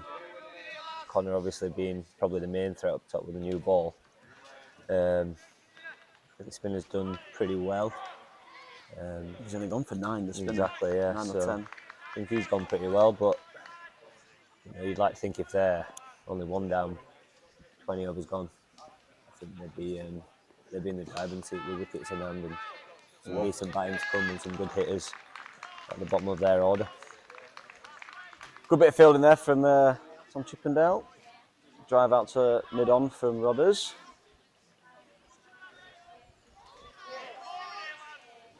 Big period of the game, this. They'll be looking for wickets here, Townville. Pudsey just trying to keep the rate up. Oh, they're bold, lad. Oh, there's a big appeal. I describe that as begging. Yeah, Rollers is looking a bit bemused, to say the least. Where's Connor here? He'd end up at bloody backward point. It's not like Connor. No, it's not like Connor.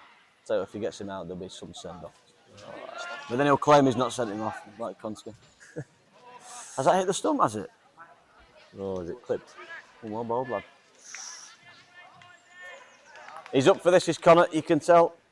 Yeah, What numbers Konski got? Has he got 99? Yeah, he's not easy in these types of games, out there. You know, he's a heart on your sleeve type of cricketer. Obviously, he's had a good day out with the bat. What's Rodder's got from here? Fly in the eye. It's a watter, lad. It's a watter.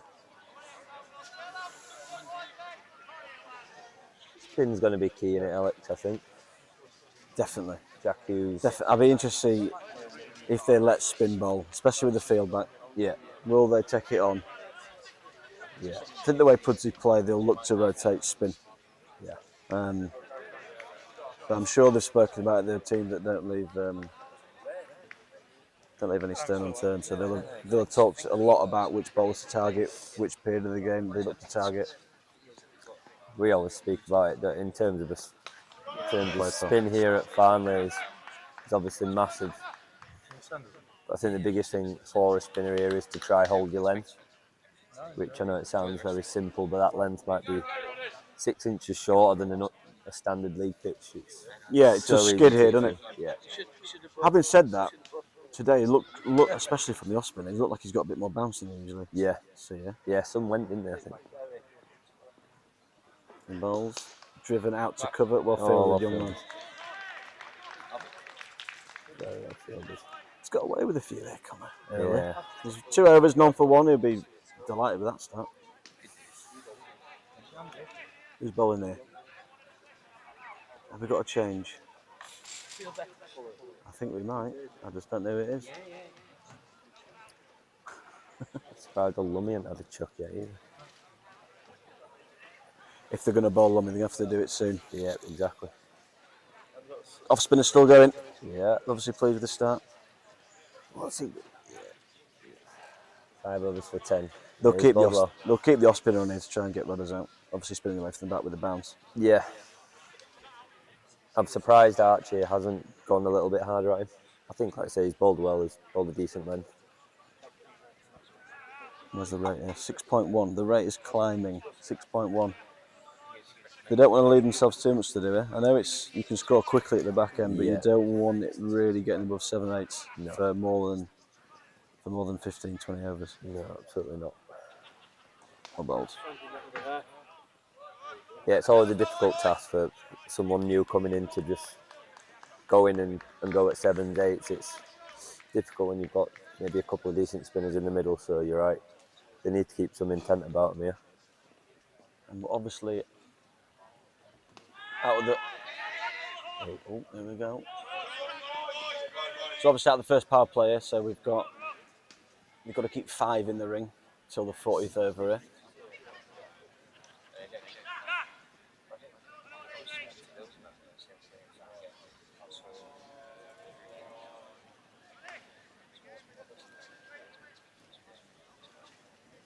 Brings Rodders onto strike.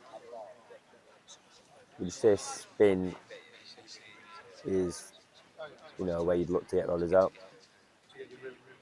Don't get me wrong, I'm sure he's played it well over the years, but is that one area where you can target him?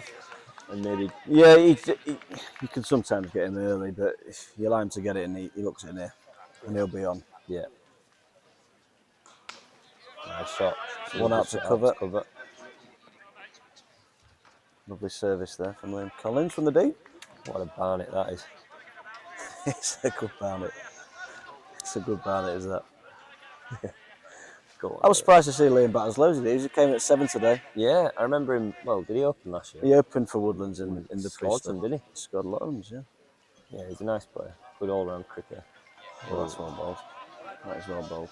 With the arm. Yeah. What have you got there, Sam? Wasn't it a pint of Maggi, not a rum and coke?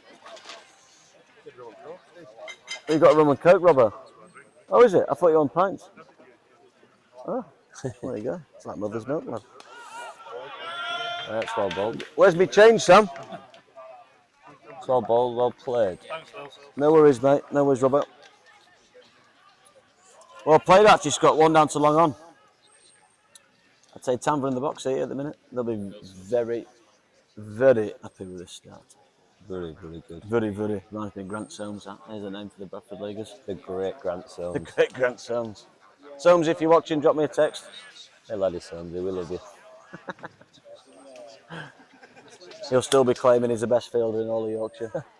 With the best rig, wearing those silly Y fronts he used to wear. Oh, cutting it off.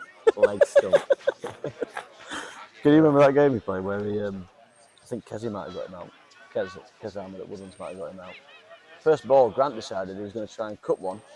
It was at middle and leg, and he whacked off stump with his bat. Play Grant. Shot Subsy. Oh, no. Connor continues. Oh, he's beating him outside off stump. Has that done anything? Let's have a look. Little bit of shape. A little bit of swing? Tiny bit.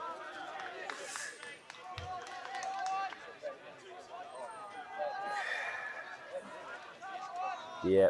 Be interested to see if they keep the off spinner going at the end. I think they'll want to save him for some in the middle. Yeah, I mean, like I said, they've got Race and Hughes as the 2 left-armers.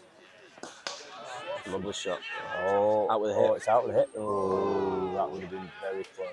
Why's the underarm that? No, it's off. It's not. I don't think that's out with a hit even. Good bit of fielding. Yeah, he's good athlete. He's chippy. Looks after himself, doesn't he, Chip? Yeah.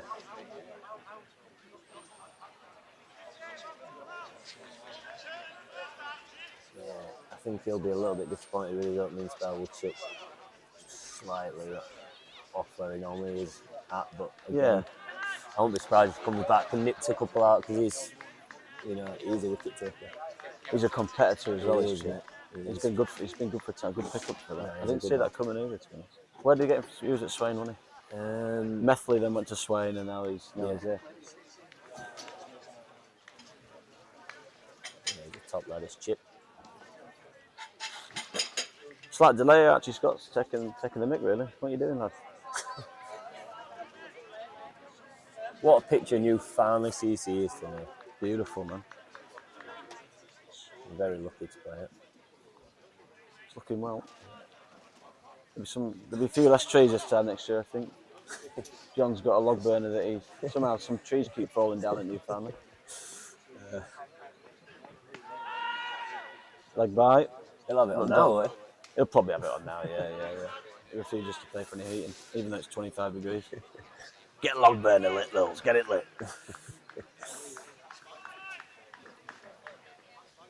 Who will they have coming in at 3 then? Will it be Priestley at 3? It'll be young Priestley. Left-hander.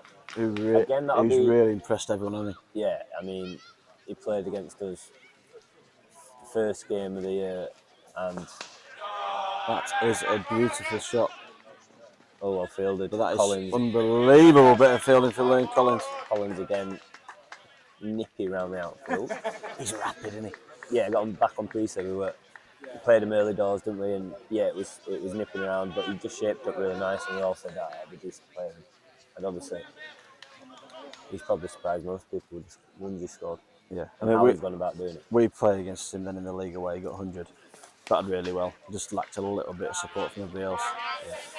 Yeah. Big size 12 there from Lummy at third man. You can't beat it, lad. Why bend over when he's 6'8", eh? Go on, Lummy. Moved well there, did Lummy. Like he was 73. He's always got a Rick says on Lummy as well. He does actually, yeah. I've not heard him much today. No, but it's all in good jest. Oh, it's a nip. Oh, it's a big celebration. Jesus. He's won World Cup. They love it, don't they, old Townville boys? They needed that. Big wicket that from the Ville.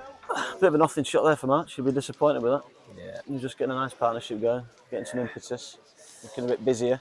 I think this will be interesting now with 2 lefties against 2 left-arm spinners potentially to come on as well. Well, what would you do? Would you leave the offie on? I'd keep the offie on. Yeah, 100% now. I'd leave them on. Have they got many? I don't think they've got any other left-handers, have they? No. After these 2? No, I don't think so. So Archie Scott, 11 runs off 30 balls. Archie. He's got some kids here shouting his name, and he say, "Not now, lads. Leave me alone. Not now, pal." Yeah. Give me 10. Archie Scott caught by Boo. Sorry, no. 16 off 32, that's how I like. Off 32 balls. Incoming batter is Ricky Priestley. Here he comes. Big partnership, this. The flowing locks of Pudsey. If you feel like PSL are going to take this close, you feel this partnership has got to be a good one. Certainly does. Scores quick though, Rick. Does Yeah. old Ricky. Yeah. Old Ricky. What is he, 21? Not sure who's got a better lid, him or his dad.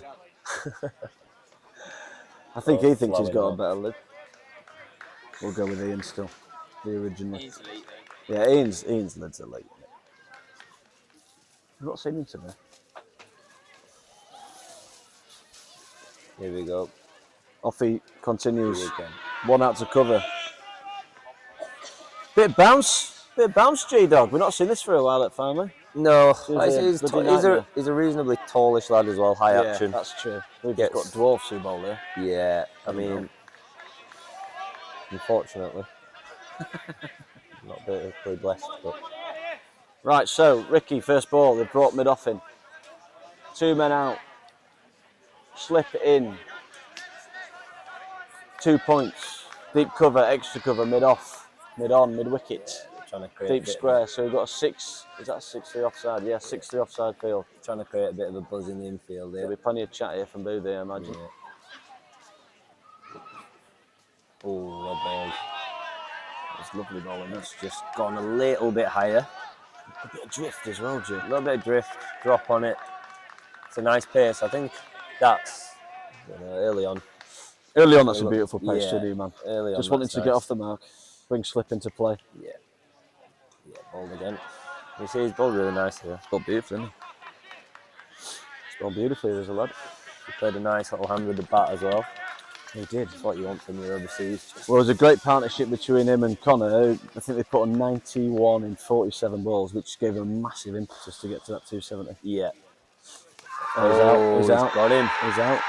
That is a massive wicket. Huge wicket. The Ricky just chipped that straight to extra cover. It looked like a little bit of bounce, but disappointing for the lad. He looks heartbroken, bless him. Oh, again, we just spoke about that drop he's getting. Yeah, it's probably done him in the air there, and he's just pushed slightly hard at it. You know, a bit of a nervy shot can happen in a final. That's Ricky Priestley caught by Rigg, bowled by action for 0. Incoming batter is Charlie Best. He's bestie lad. Yeah, Townville in a very, very strong position now.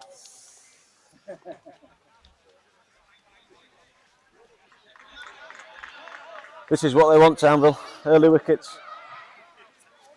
Early wickets. They'll be vocal now, let me tell you. Oh, I think they'll be giving it Rodders as well. All on you type of chat. They do bat deep. So it's still a lot of cricket to be played there. A lot of twists. A lot of twists to come in finals. Yeah. Lummy's found his voice, lads. He's back.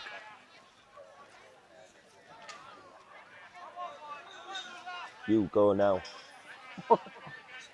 I'm sure he said that to Ricky. You go now, Scoldy.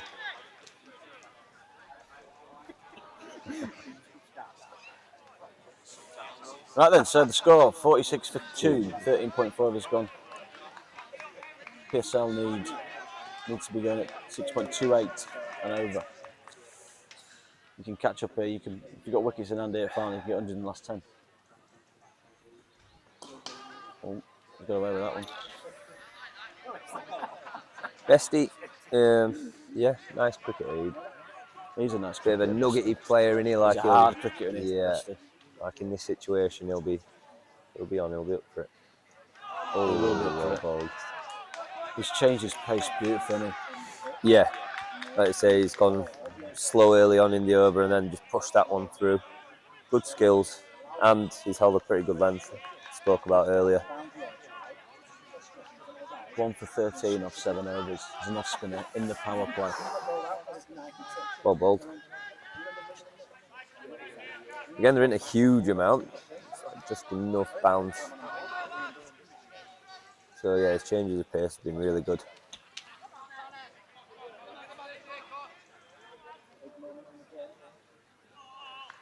Connor Harvey continues from the clubhouse end. Round the wicket. He's got away with a lot of hard volleys here, Konsky. Rodders keeps peppering extra cover. He's gone quite strong through there. That's it. You'd say that is his area through extra. Is he limping? Is he limping, Connor? Spider in there, that lad. That's all right. Oh, good.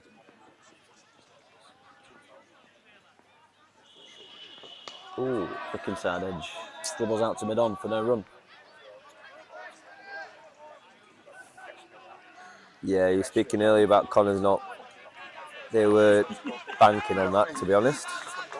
They were banking on it. What an innings. At what, in a final, people looking at you to produce, I don't think he scored that many throughout this season, to be honest, in Cup or League. But it's close. To do it in a final like that is a great effort. As close as that, maybe a fraction high. Looks like he's batting out of his crease here, just trying to get that LBW. Yeah. That's what they'll be looking to do, Connor, from around the wicket. Not give him any width, get tight, try and trap him LB. Yeah, game on here in the Priestley Cup final.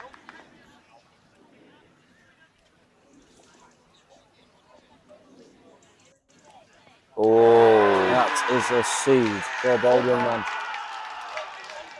That has nipped back a long way. And that was the plan. As you said, no width. It's a good ball, isn't it? But a very good ball. And he's run off to point like Alan Shearer. Good celebration.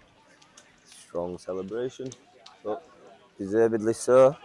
Big player there. Huge That's wicket. Robert Shaw bowled by Harvey for 22. Incoming batter, Franklin. It's In amazing. comes It's the amazing how skipper. you get some runs and then it just naturally confidence is up, the ball in hand. And he's running and he's taken a huge ball there, 2 for 6. He's got so far. Townville are well on top here. Yeah. That's a huge wicket, that. Huge wicket. They've been in this position before where they've been in control of finals, Townville, so I think they'll still be wary of that. It's not fully done. Pudsey now just needs to take it deep. He needs to take it deep here. Yeah. Try to get to 170, 180, 4 down with 10 left. So we need a big partnership from these two. But 2 right-handers at the crease now, so it'll be interesting to see if they keep the off-spinner going from the far, and I think it'd be a good time to introduce left-arm spinner. Yeah. Franklin, again, you'd like to think he'd look to be positive. Basil will be positive here. Yeah, well, It's how he's better knocks when he's massive, yeah. looking to score. Tricky situation there. Yeah.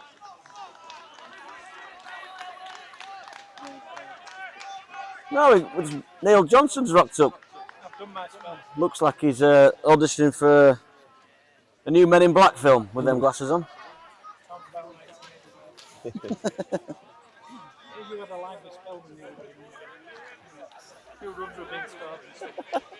It was good, man. Connor Harvey bowls. Outside off stump, Baz lets it go through to the keeper. Doesn't carry. Oh, it's died. Man of the match. Playing fair for Neil Johnson already. Connor Harvey. I assume.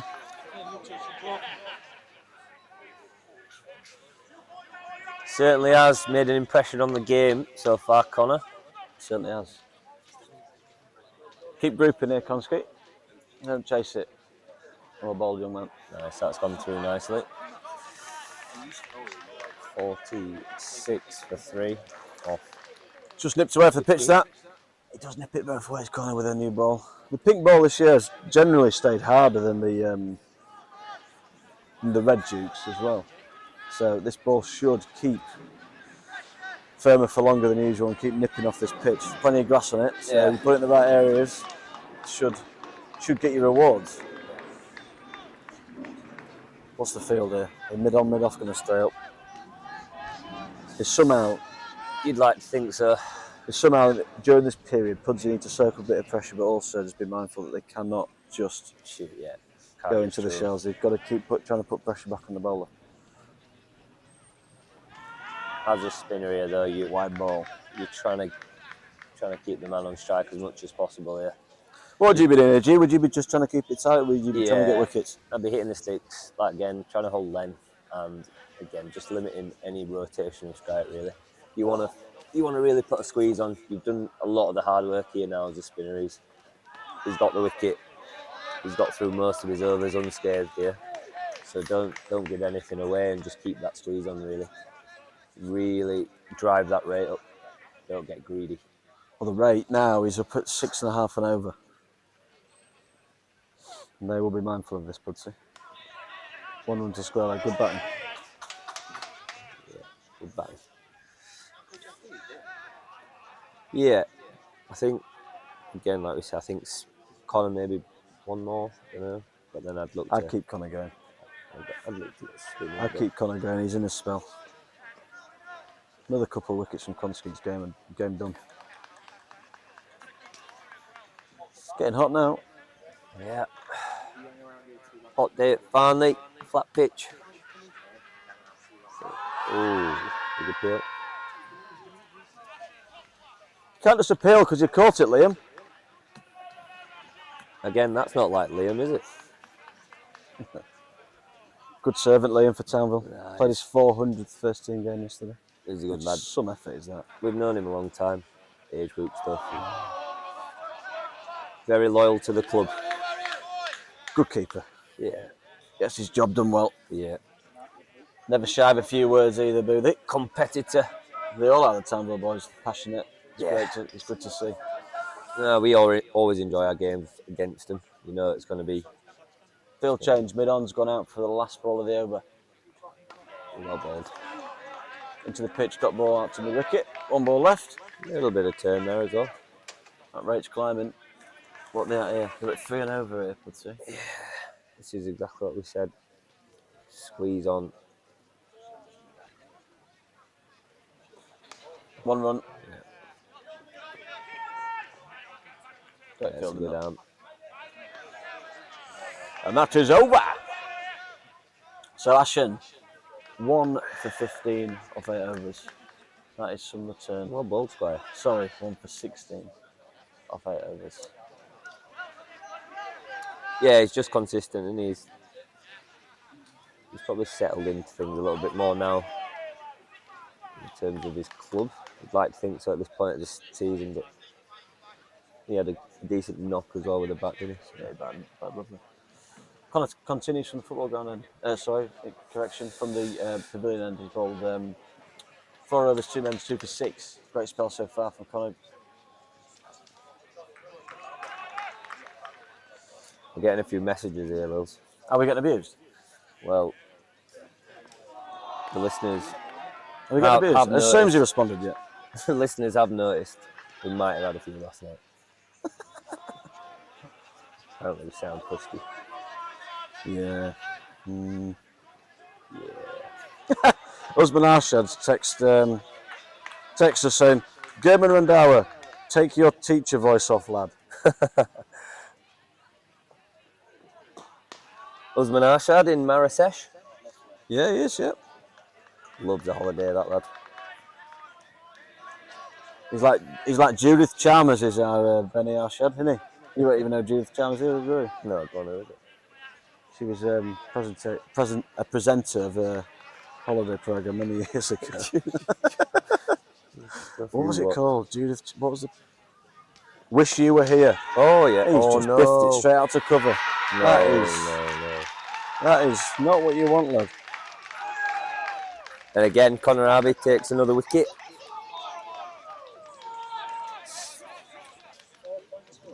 Yeah, it's felt like a bit of a pressure shot. Nailed it out there to Baz will be very disappointed with that. Yeah. Look at that celebration from Connor. He loves it. Again, he's passionate. Caught by Liam Collins, bowled by Harry for 1. Yeah, Townville well in control now, 49 for 4. Incoming batsman is John T. Miguel. John T. Miguel. No relation of San Miguel. He's a fine drop.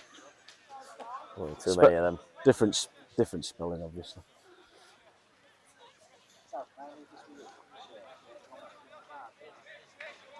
Yeah, Townville boys are getting stuck in now. Tails are up. Who can blame him? Yeah.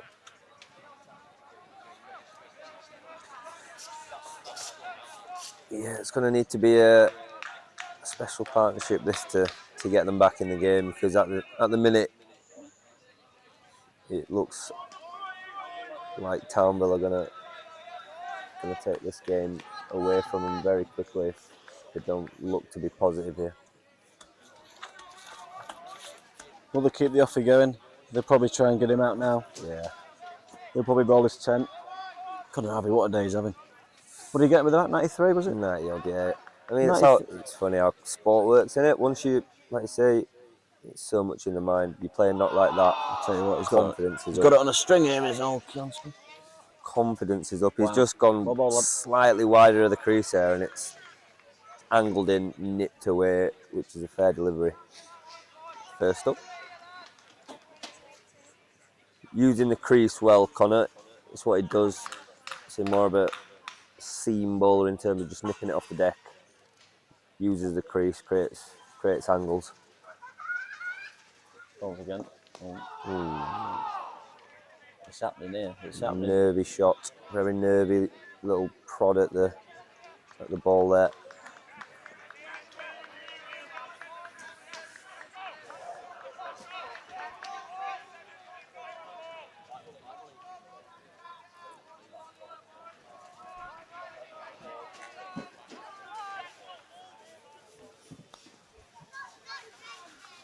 PSL's run rate's gone below 3 and over.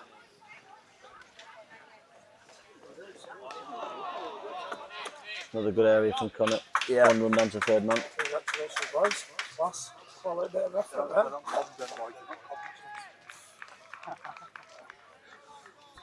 Sorry, just getting congratulated by some of the family here. Like Burnsy lad. Yeah, laddie Burnsy. Not like Burnsy to have a pint in his hand, is it? He's got his young nipper with him as Burns. Yeah. Every time I see him, I think he's got some gills growing out of his neck. He drinks that bloody much. One of the greats. Right, overseas continues from the football ground end. Yeah, like I said, Lils will probably bowl out.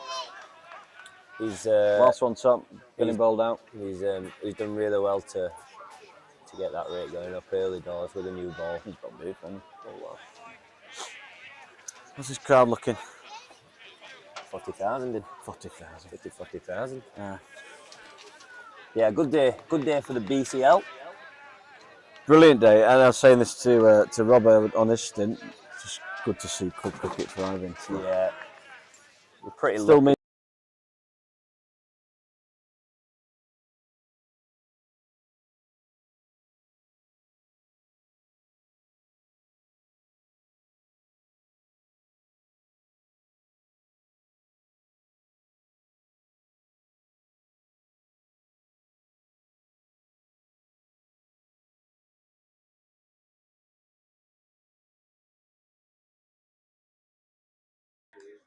Yeah, the challenge I think for the league is there's not that many youngsters coming through. It's a nice shot. Good shot from the young man. Takes some confidence there. I think that's exactly how they've got to look to play. If I'm a spinner on at this stage of the game, and you know you've got someone just sat in the crease, happy to survive, you're thinking, great. Your confidence is up. It's coming out of the hand. At this stage, PSL they need someone to counter-attack slightly, I think, just to put a bit back on Townville. Ball. Pop forward there, where's it hitting? Down the pad? Yeah. Outside the line as well. Yeah. It looks like he's just getting across his stumps here. It's a mid-wicket, there's no cow. Everyone's up. He takes it on. Unlucky.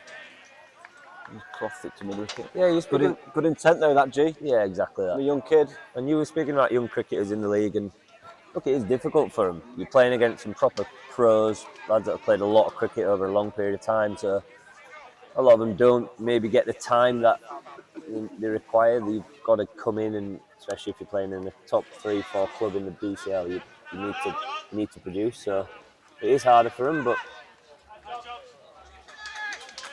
what is good, these two clubs have produced a hell of a lot of their own. Yeah, which is awesome and testament to their junior sections and what they do as clubs, and they're both brilliant, both the league clubs. Yeah. Especially Pudsey. Pudsey brought through so many good cricketers. Yeah.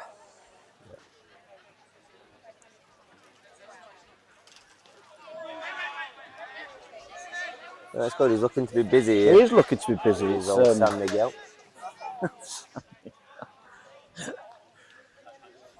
Yeah, that's good. Good. You just want to see. That's what you want to see from them. They cannot just let this rate climb and climb and climb, because plenty of bowling yet to come Townville. So it's not like they've got a weakling to go at. Little shout out to Ben Morley, who sent me a text and he's loving the comms, G. Oh, top lad. Good lad, he's Ben. I've got one from... Good lad loves a tap.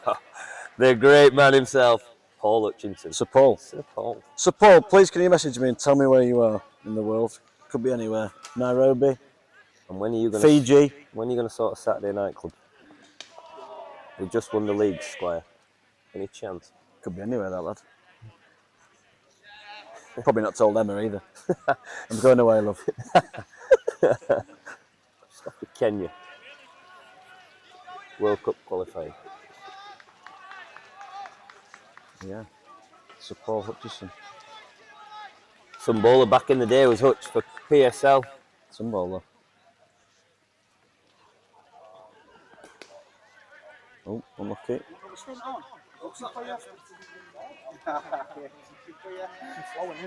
Alex Page is in the vicinity. People. Again. He's just come here with a. Is that vodka, Al? He's got a gin and tonic. Very civilised, is that, Al?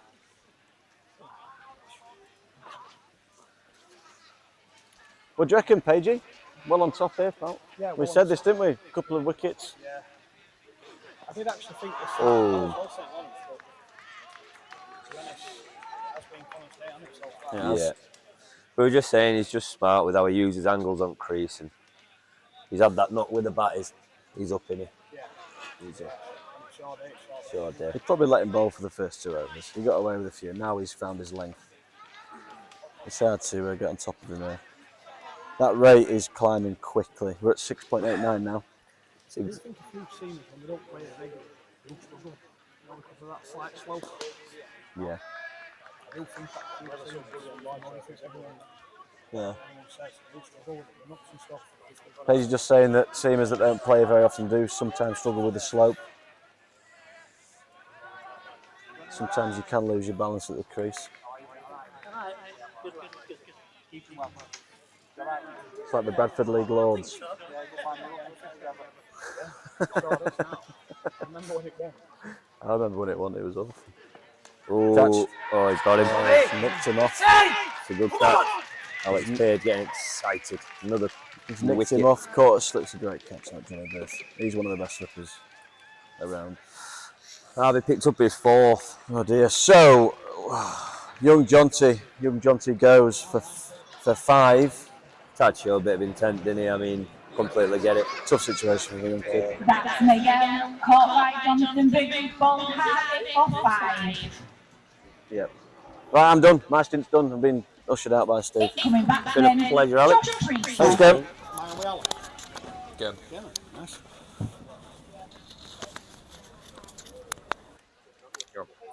Alex Page has replaced Alex Lilly, another one of my good friends I've known since 8, 9 years old. Yeah, round about that, mate. Unbelievable. Round about that. You know what, being Mills were talking about, it's amazing the game, how we played cricket 20 odd years together. And we'll be the same, we'll have known each other around that. Mental, just around the game. Crazy.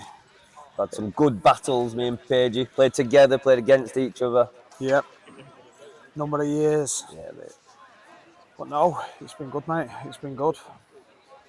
And hopefully today is Townville's day for once in a final. You know what? It is that. It would be a Townville thing to lose it from this position, I'm not going to lie. But let's really, really hope for everyone involved with the club, for the lads that have been there forever, that one big piece of silverware can finally come back to the Ville.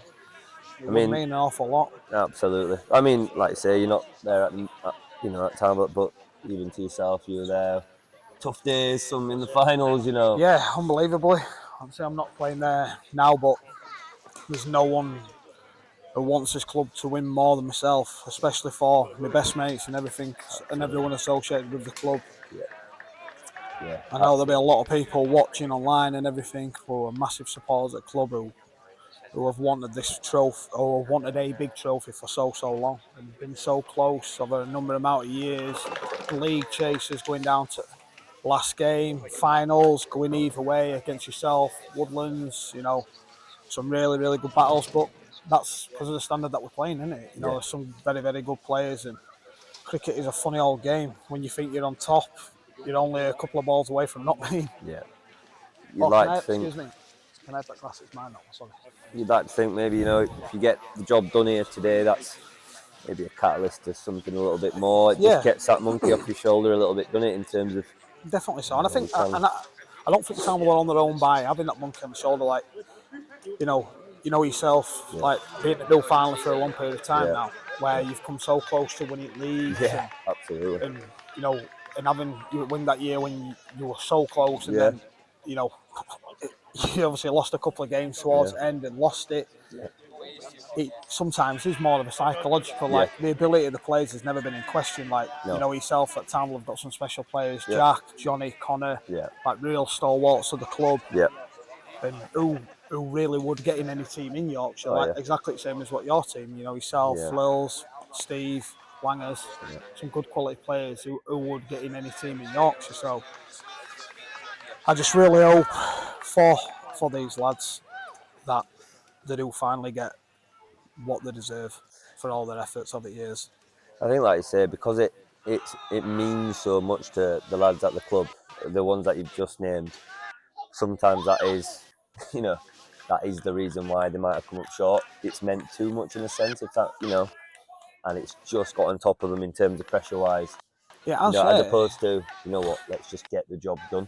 Definitely so. You know, and hopefully, like I say, I think, like, even over years, like, you know, when we've had a really good, like, massive nucleus of players like myself, Liam, Johnny, Connor, Jack, Richie, Bresnan, Nick Bresnan, like, you know, you're talking lads that have literally been at the club since birth, and because it's your club, and, you know, you've been invested for so long, and, you know, Nick were a great person to play under, you know, Richie were a great person to play with, like, Liam, these lads, mate, like, it's, you know, all we've ever wanted to is to win that big trophy. Like losing in 4 everyone finals, a Priestley Cup final. There's so much hurt within the lads because you've come that close and dominated finals in a lot of aspects. You know, it has been tough, but hopefully them tough times do make you stronger.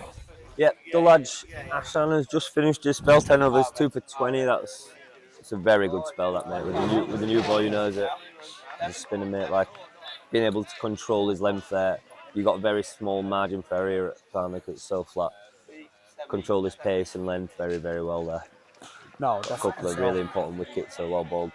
I think he's massively grown into the season, if I'm honest. Yeah, I did mention that earlier. I thought early on he was just trying to find his feet a little bit, wasn't he? But I think I also think at the time, and I did say this earlier in the season, because Dushan was that special. Yeah. Even people within the league then, you know, probably didn't have the respect for Dolash because he wasn't the Dushan. Yeah. Like, you know yourself as a good spinner. Shot. Go ball there! 6 to Josh Priestley. Great shot off Connor Harvey then. Connor Harvey sarcastically clapping. A little bit fired up there is Connor. Yeah, good to see. It's a top shot.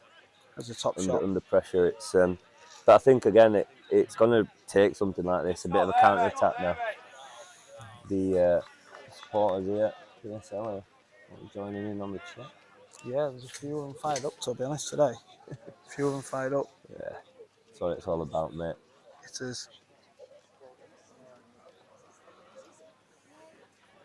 But just getting back to the Dulash thing, I think that, you know, obviously Dushan being that good, I think that people necessarily didn't have respect for Dulash. And then obviously they go after him earlier. And, you know, I remember Dushan, like, one of the first games he played, and he's ragging it square, and you've got 2 leg slips in. Yeah. You know, I've never even seen anyone with a bloody leg slip, like, never mind 2. No. And then all of a sudden, everyone goes around the league. Townville have got this special player, so no one dare take him on. No. And everyone knows he's a great batter, so it's like, well, where do I bowl to him? Yeah. Dollars didn't necessarily. What a catch by Liam Booth there! Another wicket, 5 for Connor Harvey. What a day he's having. He is absolutely on fire. Here is Connor Harvey. I mean, it's going to take. The man who likes to party. It's going to take a miracle for PSL now to get back from this position. Connor Harvey's bowled the house down here. He sure has. Another nick off, like I said, great catch there. Pudsey. Yeah, splendid bit of work by Liam there. That's Charlie Redshot caught by Liam Booth, bowled by Harvey for 2. I think the pressure's just told on it now. KG. We mentioned at the start of PSL innings that, yes, wickets in hand count, and, you know, even if they're 60 or whatever off 20, there's 1 or 2 down, they're still in the game. But I just feel like they let them bowl a little bit. You know, of course, Connor's bowled brilliant, and there's been some good deliveries, but there's been very little you know, pressure back on Sing- them. That well, also especially makes Harvey's 5-wicket haul in 6 overs, 2 maidens, 15 for 5. Or ball, isn't it? Well, both Connor Harvey. More of those, Connor. More of those. I do think, especially when that first wicket came, I just think that PSL necessarily went into the shell. That you know, in losing then another one straight away, it's a big thing, isn't it? Ooh. Connor. Stop ball. Connor ball and a bouncer. Didn't know he could still bowl then. Must be feeling all right. Yeah, he's had his injury problems, hasn't he? Like, he's had his niggles over the years, Connor, but again, he trucks in and gives his all, and he out on his sleeve type cricketer. He'll run through a brick wall for you, mate. There's not much that can actually keep him down, to be fair. He's a warrior, if you can use that terms in cricket, but he seems to have his tail up here as well. Following through with that ridiculous headband on. Some good celebs as well for those wickets. Oh, yes. Some good celebrations. Yeah, I think he practices them, mate, in his bedroom. Good, Connor. He likes a good old celebration, mate. Yeah, it's either the goggles. It's either the goggles or whatever he comes up with next, mate. If you're not going to celebrate in a Priestley Cup final, then what is the point? Definitely. That's what you want to see. Bit of passion. I absolutely love it. I mean, sometimes you think the game these days. Coming on to bowl for Townville is Matthew Blum. I'd like to see, you know, I've not played in many games, mate, like, of course, the last 20 years where really anything's been overstepped the line. And I do think cricket sometimes, well, I think sport in general, obviously, is getting softer, isn't it? And I would like the authorities or whoever else is in charge just to let them be a little bit of needle between teams. Like, you know, people are playing with passion, aren't they? You know, people dedicate the full summer to this sport, and I would like to see, you know, people being able to, you know, have a little bit of banter more on the field without an umpire or anything stepping in at that time. But I think it's common sense in it. I think if it's going too far, you know, I understand it that they're stepping, but I do sometimes think that they're stepping a little bit too early now. Yeah, very much the letter of the law in it. Like, you throw a ball back and it's half the yard away from the batter. Which obviously it's been clamped down probably by ECB, and there must be something higher up that's been massively clamped down and whatnot on it. I think there's pros and cons of it. Look, cricket's a game of it is, mate. And you want that between teams, which of course you do. Generally, you have. You do get that, especially when there's good teams. Yeah, like, you know, we've had, you know, Townville, Newfoundland, Woodlands, Townville, Woodland. You know, these teams have gone to battle for, you know, a long period of time, like, you know, 6-7 years now, and there's a lot of emotion with it. Like when you're playing, you know, we've played you like 4 times in a year for about 3 years in a row. And it's you just think to yourself, like, come on, guys, just let it flow. Like, we're probably fed up of just seeing each other. Yeah, exactly. Probably seeing you more than what I see in this season. Oh, but I always love seeing you, Paige, so that's all right. That's fine. Just into the attack here is Matthew Blum, aka the NBA star. Lummy, been a good player. Oh, mate, he's been a good player, and he Parsley, and then obviously came to you boys. He's a sort of character that fits you guys, I think, like hard, likes playing hard cricket, competitive, cracking lad, like really good for dressing room. Very rarely lets you down with the ball, like he'll just drop it on the length. Yeah, it's one of them, isn't it, where he's not obviously blessed with pace, especially at this age that he's probably at now, but it's so hard to get away with the awkwardness of his height and everything that comes with that. It's, you know, you never ever see him getting taken apart. He's so economical. Yep. You say he's got his plan, and he sticks to it. That's exactly that. Keep it up to stumps. You know, a couple of men up drives, like, you know, surround him. Yeah. If you want to take me on. But and he has got, you know, the 1 or 2 that does shape about. You know, nip back in. He does do bits with it. He does pick up big wickets as well. Because of the awkwardness of what he is. Absolutely. If there's a little bit in the pitch, he will find it hits the seam, but more often than not. Yeah. But yeah, he's a good lad. He's a character, isn't he? Yeah, he is a character. He's a cracking character at that. How's the teaching gig going for you again? Everything going well? Yeah, brilliant. Thanks, mate. Yeah, currently at Woodhouse Grove School, Grammar Club. Yep. Yeah, brilliant place. I mean, very lucky to work with some really good young cricketers, boys and girls. Yeah, and how do you find that side? How do you find that side of game for you? Because obviously, you've been involved in professional environments. You've played a really good standard all your career. You know, you're still a great player. You've been a really good player. You know, you're one of the best spinners. You know, in Yorkshire. And I'm not just saying that because you're near here, but you know, you've consistently taken a lot of wickets. You're performing in big games. Like, how do you find the other side to cricket now, where necessarily you get to give back? You know, because we were all there. You know, we've all been there with the great coach and stuff that we've played, that have been coached with, should I say, of the years. How do you find that side of the game? Yeah, I mean, it's rewarding, mate, when you get some young cricketers that have got talent. But a lot of the stuff at school now is actually speaking about the stuff outside of the game in terms of the mental stuff. Yeah, which obviously wasn't a thing really when we were kids. It wasn't. No, not even the coach. Like, if you're not even a coach, even ask you how you are. No, exactly. How are you, lad? Yeah, I'm all right. Yeah, sound. Next bit, crack on. Yeah, I mean, it's massive in it these days with mental health. And mental health's a big thing. I think I like to, as a coach, firstly get to know, whoever you're working with, first build a relationship. Yeah. Luckily, at the school, I get to spend a lot of time with them. Whether it's the boys, girls, they come in training early doors in the morning, in the winter, evening. So yeah, you get to know them, and I think that first of all is to have a relationship with them, build that trust. That's whoever, this person's trying to help me build my game. You need to have that relationship first. So I'm lucky, like I said, I get them contact hours with them to be able to work, and then to see them in the summer just flourish, or trying to guide them through the rough times. And then naturally you're gonna have good, like we have Max Chaplin here, who's had previous to this a couple of tough winters with injuries and bits and bats, and just trying to find his feet. Like young kids, they're gonna be inconsistent up and down. Whereas now he's starting to regularly score runs for us in terms of school anyway, and obviously his representative is just qualified for the Under-19 World Cup with Scotland. So that's brilliant. Bits like that, helping lads like that, progressing the game. Well, that's a massive achievement as well, isn't it? Yeah. To be able to go playing. Where's that Under-19s World Cup going to be at? Do we know? I'm not quite sure. But either or, it's still going to be a great experience for him. I think it's a winter. Even if coming. So obviously it's going to be Southern Hemisphere. Yeah. India, Pakistan, Australia, New Zealand, somewhere across that location. So it's what an experience, And again, to feel like you played maybe a small part in helping try to prepare him for that or build on his journey. That's what you do it for. And yeah, quite lucky to be able to work in a place like that, mate. It's going well. Thanks. No, it's good.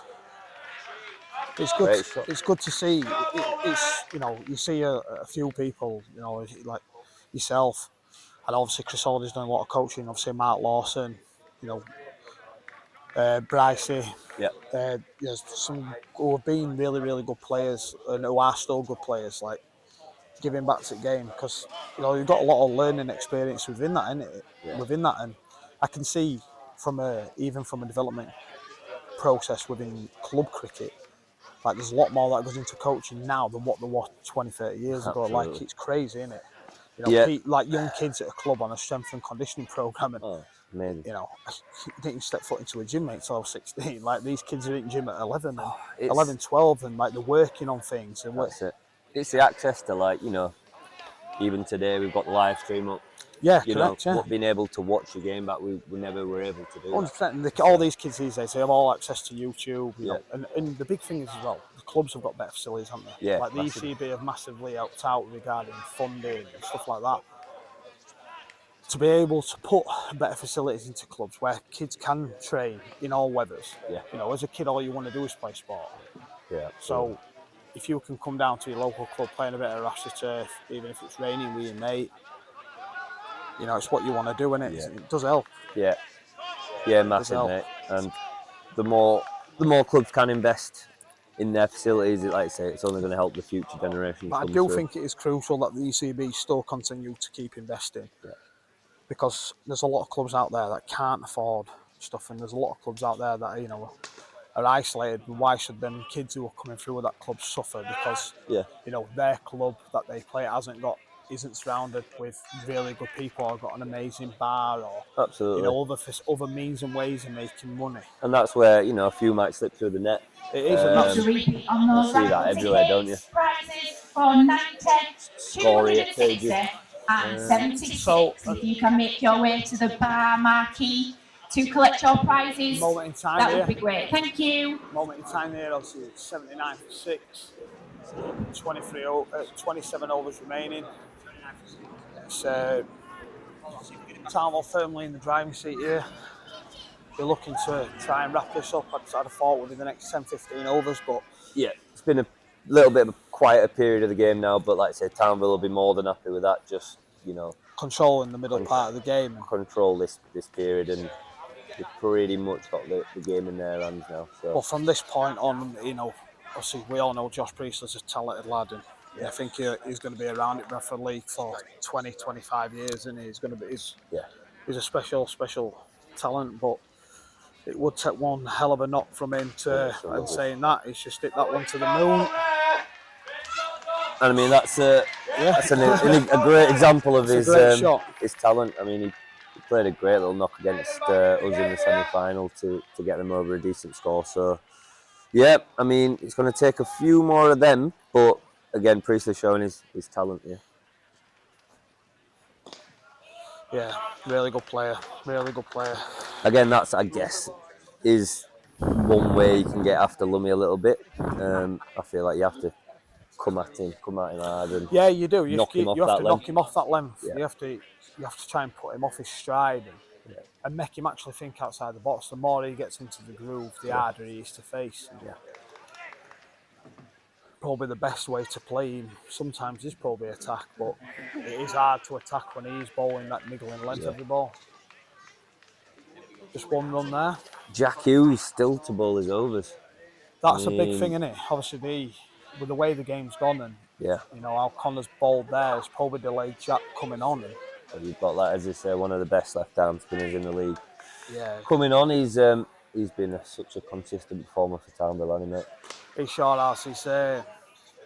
He's an unbelievable player, Jack. And one thing I always do say about him, if he doesn't get you with the bat, he will get you with the ball. And to be able to have people in your team who can do that, it's a major asset, isn't it? Yeah, he's been a match winner for you for years. And again, we played with Jack when we were younger through the county age group stuff, and he knew he was talented then. And he's been a great competitor for the club. I've had some good battles with him. And it's a shame. It's a shame when you do look in our league. I could name, probably Jack, Connor, yourself, Lils. Obviously, Lils, well, he's had a lot of injuries and stuff like that. But people that probably necessarily not had the rub of the green when it's come to first class cricket, and whether or not it's Yorkshire, whether or not it's other counties who have not necessarily looked into league cricket for that bit of a bargain, Yeah. And fair play, just a shout out to Joe Pocklington, congratulations and well deserved on getting that with Nottinghamshire. And, it's a major county as well, isn't it? It's one of your big prestigious counties, and fair play to him. It's brilliant. As I say, it's great to see lads from the league that have done well to get that goal, because again, it also puts a Bradford League out there. Where's this kid come from? It's come from Bradford League, in Yorkshire. And it has that prestige. I think most people, when you say, look, playing this league, they recognise that it's a good level of cricket.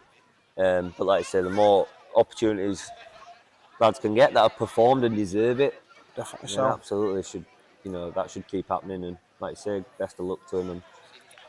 And hopefully there's some more lads that are in and around it that get that goal. Yeah, definitely so. Change the ball in here.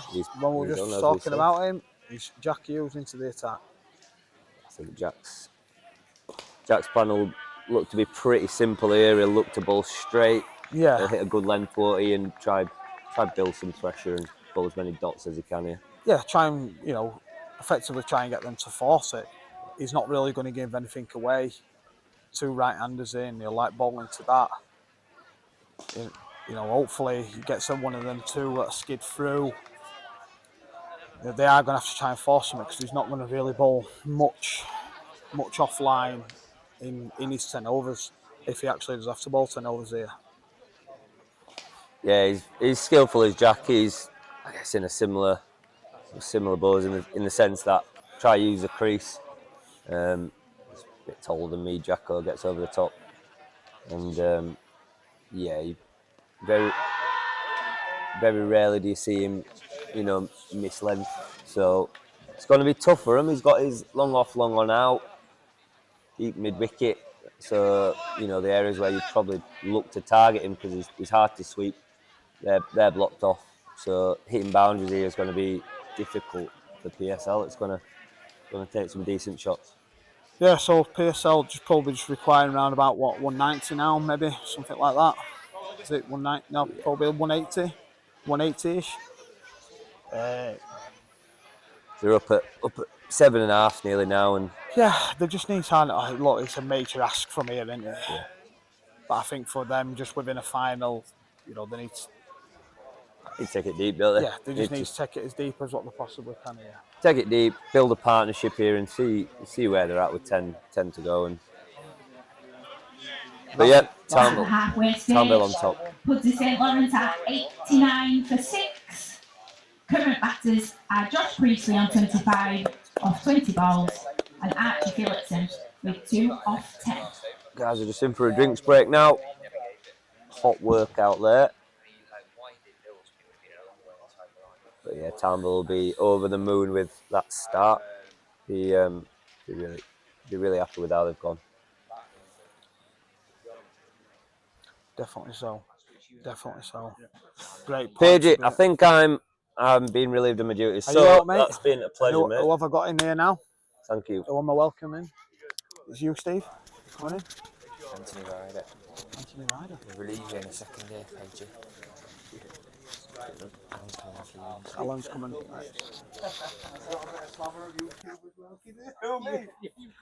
Fantastic.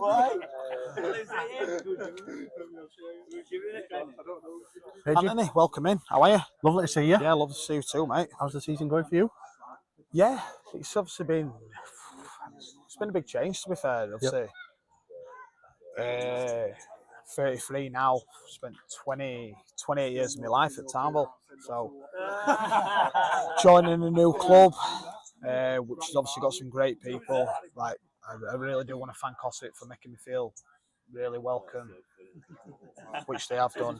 It just took me a long time to adjust to being in new surroundings. I've played with my best friends and grown up with my best friends all my life, and I really want to do well for Ossett. The big thing for me is I know the season hasn't really gone with the way I wanted it to personally, and probably massively as a club. But I just one objective I do want to have at Ossett is to leave the club in a better position when I came to Ossett than when I eventually do leave Ossett. Yep. So, which I think that we will do. We've got some good plans in place and stuff within the club, and there's some great people there, some really talented young players coming through. Like the second team has got some exceptionally talented players, and there's a good feeling around the club of people that want to get that right. It's not a club that wants to do things in a certain way. It's a club now, I think, that wants to promote from within, and you've got to look that way because, especially when you get young lads, the last thing that these players, if they're doing well in a second team, they're doing well in good junior cricket, you want to try and keep them. The last thing that you want is to let these players stagnate and then not have progression. Correct. And you see so many clubs now where the first team is such a locked environment. Correct. And the good players in the second team can't, as much as what they bring down the door, because the Bradford League, Premier League, is such a high standard that these young players can't get in. Yep. And I think sometimes you've just got to just thrust one or two in. Just you say, here you go. Like I'm backing you regardless if this works out in week 1, whether or not it works in week 10. Like I am backing you to the hill, and my trust is in you. The pressure isn't on you, but my trust is on you because you've got experienced players in and around you. I get what you're saying because I'm a big fan of it. somebody give you an opportunity, 100%. and you've got to then pass that on. And yeah, it's not always going to come off. And No. these lads that shine at under 15, 16, and they're going through and they're playing brilliant cricket, and then all of a sudden they're coming to a man's dressing room. Oh, it's a big change. It's a big how change. you, especially with how the world has changed. Like if I go back to when we did it at Townville, you know, probably 16 years ago, 17 years ago now, we had a big change in the aspect of that the club backed us all to come in. A couple came in early. Johnny and Jack and Richie were really talented, like younger. Me and Liam came in at a slightly later stage. Connor was a couple of years younger than us. Then Connor came in, and the club made the decision, this is the way that we're going to go. Yep. You know, this isn't going to be an overnight thing. Like Townville at that time were a winning machine. I remember it well, They won 5 or 6 Central Yorkshire leagues in 10 years, numerous amounts of Jack Hampshires, you know, against really good teams. Like people sometimes forget that Woodlands, Newfoundland, Wakefield Fawns, Methley, Renthorpe in the heyday. Yep. Like these teams were Central Yorkshire League teams.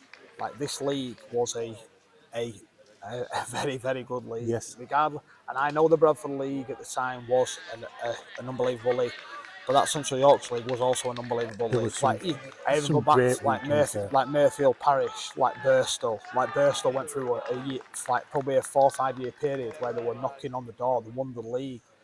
You know, these clubs were unbelievable clubs and they had some unbelievable people there. Like, and at the time when we obviously did the bit of the revamp at Townville, we knew that we would have to necessarily go backwards before we went forwards.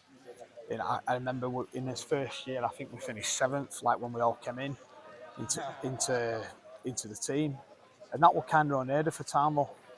But within 3 years, we'd won the league. Yep. And you know, we had a great overseas in that team called Kylan Vardan, South African, who got a lot of runs and got a lot of wickets, but every other young player chipped in. You know, your Johnnies, your Jack, your me, your Connor, Liam, Richie, like, you know, like Connor. Obviously, Connor were a bit of a. He was still very young at the time, so obviously then he's grown a lot. But you know, we had a great opening pair at the time with Richie and Dean Wolseley, who we signed from Pontefract League back in the day. You know, them lads complemented each other so much. You had Richie who swung it, you know, Richards was still swinging it in 50th over. You had Dean who used to nip it about, keep it up to stump sort of man, hard to get away. You know, really good spinners, really good team ethic. And it took, and then that process, obviously we won the Central Yorkshire League, you know, we did well, and then obviously the merging with the Bradford League came, and it has took time it took a couple of years. Obviously we started in the division below with the merge. Came up straight away, did all right in that first year, but to win this Bradford League takes a lot. It takes a lot. You know, there's no club in probably in the last 6-7 years that has probably accumulated the amount of points that we have and not won the league. Correct. Yeah. It is an art. You look back and you think, wow, yeah, like you say, the amount of points you've it's crazy, taken. You know, if the year that we lost the league by 2 points to Woodlands, you know, I had a look when we lost that league. There was something stupid, like out of the last 35 years prior to that, we'd have won the league every year. But us and Woodlands at that time were just so relentless in winning. I think we lost 2 games each, and it was just down to bonus points. And that's fair play to Woodlands. Woodlands are a great club, aren't they? But big teams like being pushed all the way, because then them players get the best out of themselves. And I think it's a credit to Townville. Like they turned the Duke. I've been up to Townville this year, probably 5 or 6 times with the Nelson lads, and it's just great. The numbers are still there, and it's great that them juniors have now got aspiration to play, like they say, first team. They're seeing the lads that have come through the ranks and gone, I could be the next one to break into that team. Yeah, and that's what you want, don't you? Because on a day like today, if as a young cricketer at any major club, or any club, you know, obviously Nelson have won 2 trophies in the last 2 years, haven't they? Like any Nelson junior who then is going to watch that final, wants to be playing for themselves else on first team, don't they? And if you Yes. don't, you're probably playing the wrong sport, aren't you? That's it. And I took 4 of them last year back to the junior presentation night and said, look, this is what you can achieve. Yeah. And it's great to take them back. Juniors know you, they know the lads around the club, and that's, like I say, that's what they want to be. They want to be the next one to break into that team and prove a point. We played the second team the other week, and they had a young lad, 13, I think he was, Yeah. opening the bowling. Outstanding prospect. What quality in it. Yeah, and I think that the big thing for me, obviously, just speaking from an opposite perspective, is the really, really good young juniors that they've got there. I think they've got a team in every. 100%. They've got a team in every age group and everything, and these kids have got to have the opportunity to be able to have the opportunity to play first team. Yep. Because if they don't, they'll either pack in playing or you're going to lose them. Correct. And the last thing you want is either one of them. And if that kid comes in, and you only find out if you're good enough by playing. So if you come in and after a year or two, if you're not good enough, that's a great shot. Josh Priestley, 6, just landed on Venus. Great shot by Josh Priestley, that one. I think it's great shot. Might have had a bit of snow on it, that. But no. But that's what, obviously, with regards to cricket in general, you do want your young players to come through. You really do. So, talk me through this. You're chasing a big score. Yep. You've lost early wickets. Yep. You're in next to bat. You've just gone into bat. What's going through your head? How do you not get in your shell?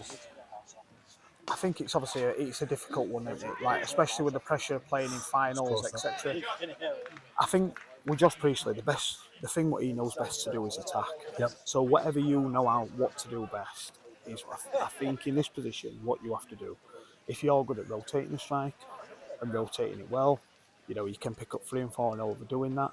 But I think the crucial thing for St Lawrence is keeping that scoreboard ticking. Yep. And letting Josh Priestley play his game. Because Josh Priestley is more than capable of getting 150. Like, the kid's an exceptional talent, but he's not going to get 150 doing anything but playing his natural game. And if it is his day, and if he gets 150 and St Lawrence win this final, then everyone takes it off and say, "Well battered, kid," don't they? Yep. But I think if I were coming in next to bat, or I think anyone coming in next to bat in this position, I think you've just got to go in and play your natural game. I don't think there's any point going into your shell, because going into your shell is what has actually happened in this game. I think if you, the St Lawrence lads, have probably gone into the shell and that has not worked out well for them. It must be hard for them because at one point they were 74 for 3. Yeah, they dominated the first 30 overs of the game. They dominated the first 30 overs of the game. And then to have, probably first 35, really. Until Conor Harvey has come into this game, St Lawrence have dominated for 35 overs. Yep. We're not even, what are we now? So we 28 overs in. Yeah, so we've just doubled the amount of overs there. 70 overs played. Until Conor Harvey has come into this game, St Lawrence were massively on top, but it has been his day. Is that one of them sign language people? Yeah. He's miming. Chris Leafy just walking past here, doing the mimes. Good single there. Good single. But no, it's been a cracking day so far. The weather's good for it. There's a good crowding. And I think when anyone else a final, it's good for a club to be able to make that revenue stream. That's it, yep. We need that. I think it's been quite deceiving. I was sat here and then we walked down there. You don't actually realise how many people are actually over the car park side. I've seen you wandering around.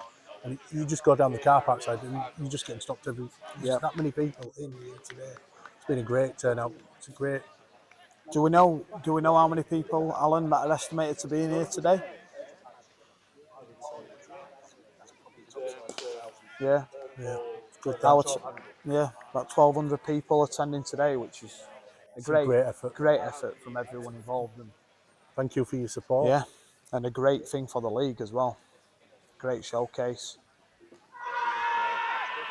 Well, that's it, and that's just from a league management point of view. And that's what we've tried to do: is how do we keep growing, and how do you take the finals to the next level? Yeah. You know, how do people not get bored of the competitions? How then can you then move this competition onto the next level? And every competition that comes with that, the T20s, you know, even the heavy woolen now. I know obviously the heavy woolen's not a Bradford League competition, but it's still one we see. Yeah, and I would like the heavy woolen. I wouldn't like it to come away from white ball, red ball and white clothing. I wouldn't like that. But what I would like is a little bit of a revamp in how they orchestrate the rules within them. You know, power plays, you know, fielding instructions. I would like a little bit of a revamp. I think I speak for a lot of people on this as well. We have a change of ball in for Townville at the football ground, and Matthew Race. I think I speak for a lot of people on this as well, with the heavy woolen, is I would like them to change the ball. Okay. And I think obviously I'm saying this because I think it'll reach probably the people out there.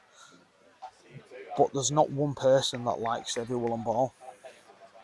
And I do think they need to revert to a Dukes in that competition. I don't think it offers anything. The ball goes soft.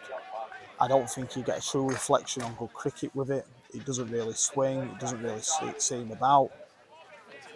It's kind of non-existent. So I would, if I could suggest anything while I am on, is for the heavy woolen to have a bit of a rethink regarding the ball that they're using, and also just a bit of a rethink and a bit of a refreshing up with the competition. And I know it carries a lot of heritage and everything like that, but I do think it might just be time for a little bit of a change. Not just a change, just a little change. Just one little tweak. Yeah.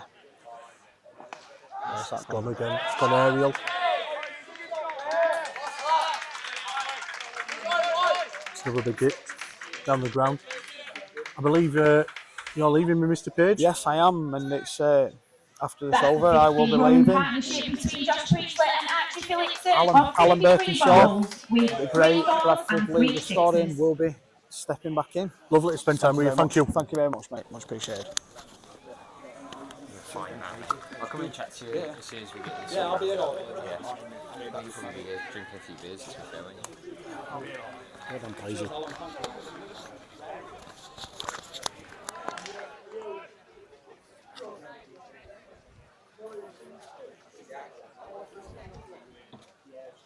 Welcome back. Thank you. Well, I've been round to see the guests of the league. Oh, yeah. To talk to some of the spectators, and it's interesting walking around just to see how big this crowd is today. You know, at the car park, and you can't see, but it's about 2 to 3 deep with people stood, and it's lovely to see them and people enjoying the cricket. That's the big thing, and you know, Connor Harvey's certainly provided them with a show today, isn't he? He's. You said it when we were on earlier. He can be box office, and he's turned up. Well, there's one little stat I was given at tea time. Today's innings in the Priestley Cup was his second in this year's competition. Really? Yeah, and the first was a golden duck. Give over. So you told me you were box office. He is box office. I mean, I was asked last year, you know, how you're sitting around and you're talking and having a few beers, and people ask, which players excite you? Which player, if you could be running a team, would you want to sign? Did you say me? I would have said you, but then my senses took over and I said Connor Harvey. Thank you. And the reason I said Connor Harvey isn't because just of today. This is what the man's about. You know, he's clearly not 100% fit. He's carrying a bit of an injury. But he's gone out there and played a tremendous innings with the bat, which has changed the direction of the game, and then come out with the ball and blown away the top order of Pudsey St Lawrence.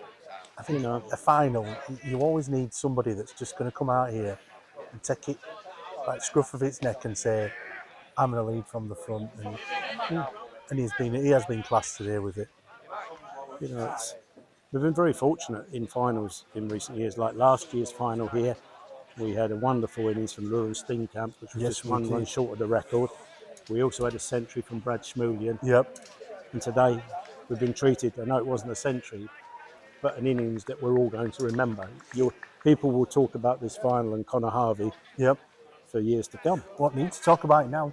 Be able to go back on YouTube, on the Bradford League YouTube channel, and re-watch it now. This is Well, they can, and I think it's been great today just to be able to put this out there for the wider audience to see this final and to see an innings like Connor Harvey's.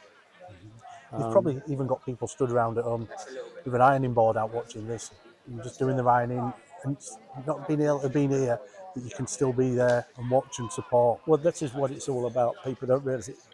Now, your audience isn't just the people within the boundaries of the ground. It's the wider audience. It's worldwide. There's people in other places who've got an interest in Bradford League cricket. You know, it could be Dulaj Jashan's parents in Sri Lanka who are playing today. There's former overseas players who will be watching, and so that is a wonderful thing and great for the league. And I know that looking over there just now, our sponsors are very happy. Gordon Rigg, Peter and Pauline Rigg here today. It's nice to have the two top people in the company here. They do an amazing job. Just with the support they give us, it's really good, and takes the pressure off the management board with some of the stuff that they help us with. That goes on people behind the don't scenes. realise that it's not just the fact that there are upfront sponsors. It's that the support they give to us as individuals. It's the support they give us through printing our programmes. You know, all of that would cost the league additional money. It adds up. You know. Oh, it's Balding. It's Balding. Archie Phillipson. Is that gone 21? He goes for 21.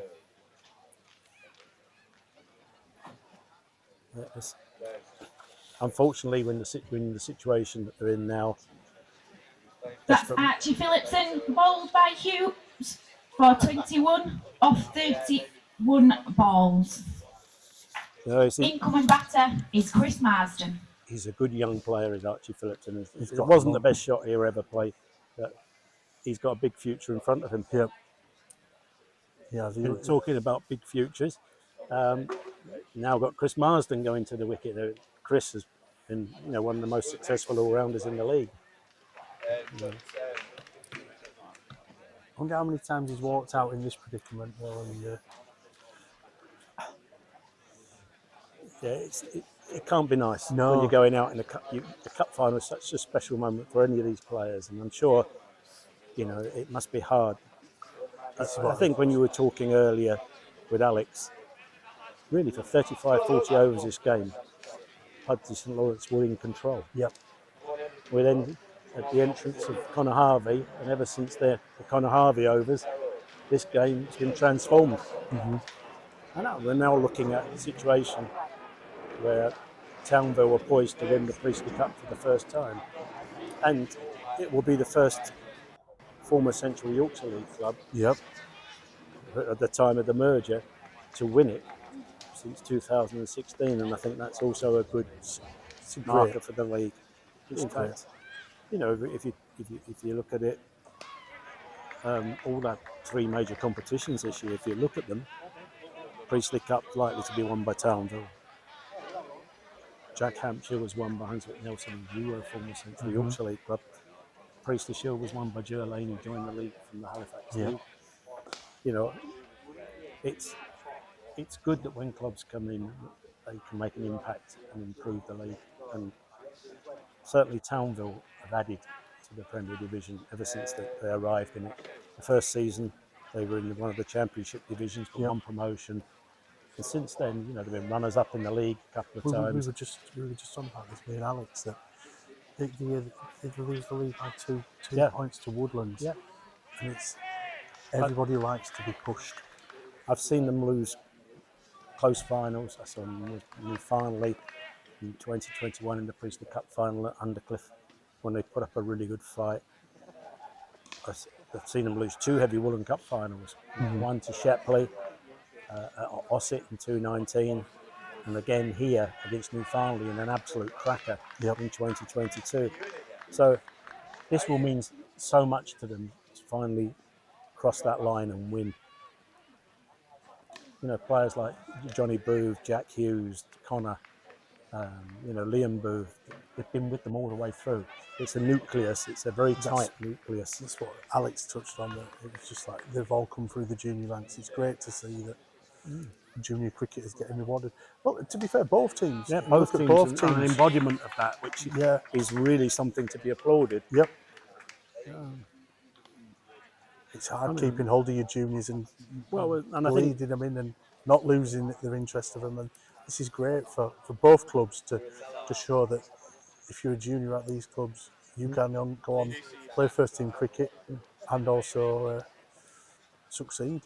And if you look, you know, what Townville are on the brink of achieving is all the more creditable because of the fact that last season they had Dushan Vimokti, Chris Holliday, that's nearly 2,000 runs that they lost in one go.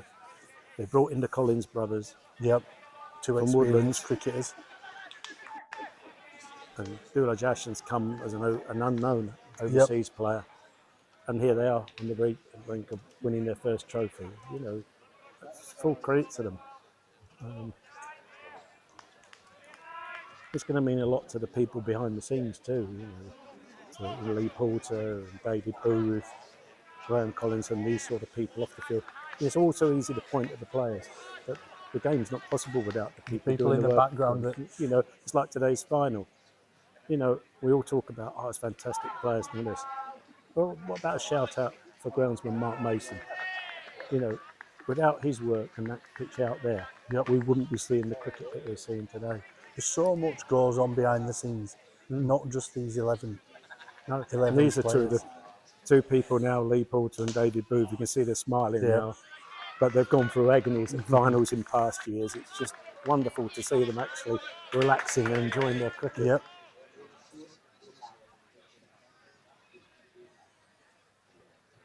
It is different walking around when you're in the control and the, you know, the end's not far away. I think we got to, again, from my league perspective, the game's been played in a good spirit. Yes. There's been some very good cricket on show. Yes. And the skills by the St Lawrence bowlers early on were extremely good because we heard what Richard Robinson said in the pitch report on how good this pitch was in his opinion.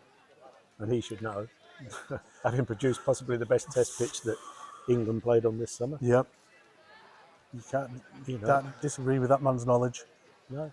And then you look around here, from Newfoundland's perspective, the volunteers, the helpers, you know, these things just don't just happen. You just don't put a final on overnight. There's a lot of work goes into it, behind the scenes, organising.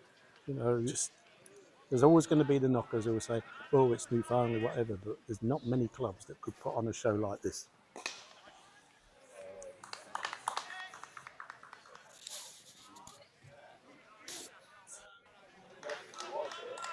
And it's a good stage for Cup final. Yeah, yes, without a doubt. You know, look around now, you've got the umbrellas up, the sun's shining. You know, you've still got kids in the nets. Kids play. That's one of the most important things. There are youngsters here today watching this cricket. Let's hope that one of them, or several of them, become cricketers in future years, and boys and girls. That's it. It's not even just playing at this level. No, it's playing throughout. Playing cricket is what we want. Playing cricket. Chris Marsden there had to put a little shuffle on. I think that's how he found himself getting out yesterday. He didn't shuffle quick enough. Well, I think we want to see the Marsden sprint.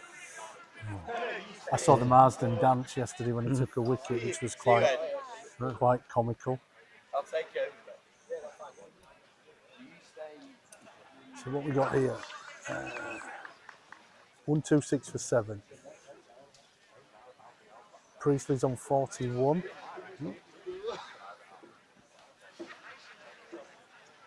He's played well as Josh Priestley. Yes. He'll want to go deep and stay there till the end. He's a fighter and he'll keep going. Yep. He's very much like his father was. Somebody who likes his cricket, strikes the ball well. He won't give it up. Spike. Oh. You know, people tend to forget. That's 6 for Chris Marsden. 6 for Chris Marsden. people tend to forget in his time he's scored over 5,000 league runs as Chris. He has been a really good batsman. Yep. In recent years, he's tended to let others do the batting. Yeah. But when he applies himself, he can strike. He strikes a big ball.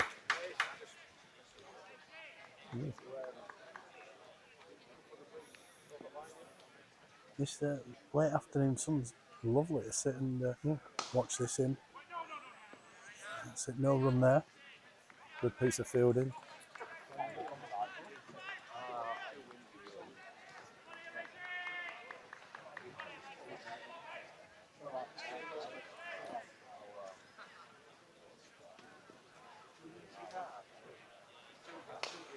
Oh, their catch. No. Has he found the gap? Found the gap there. 4 runs. Someone best get on walkie-talkie and tell Marsden to slow down a little bit. Well, I don't think we're going to see many quick singles. No. His intentions are pretty clear from the start. Reminds me of Winter playing indoor cricket with his good mate Matthew Varley. We bat in pairs, me and him. We take 1s, 4s and 6s. No 2s, Alan. We don't run a 2. Well, it was quite an interesting combination actually. It was 2016. We took the Yorkshire Champions Trophy final to Abu Dhabi. Oh yeah. And we had Matthew on one side and Chris on the other. Yeah. You know. Do you know Matthew's only ever dropped 2 catches in 2 finals? One was in Abu Dhabi. And one today. Oh, no, one was at Batley in the T20. Oh, they're the two that he's dropped. Cost him both times.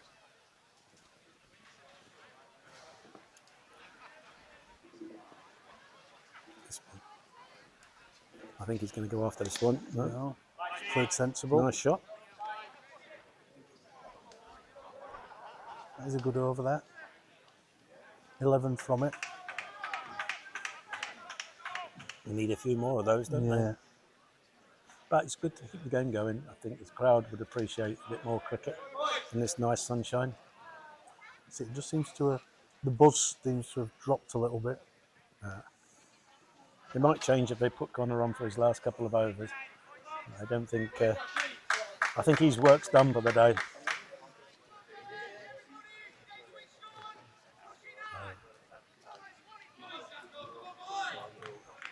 It's Jack Hughes bowling.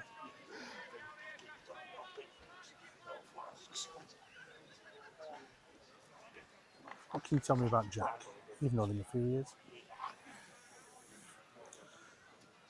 Well, let's just say Jack Hughes has been one of the best all-rounders in the league over the last 8 years. He's taken more wickets in the period from 2018 to 2025 in the Priestley Cup than any other bowler.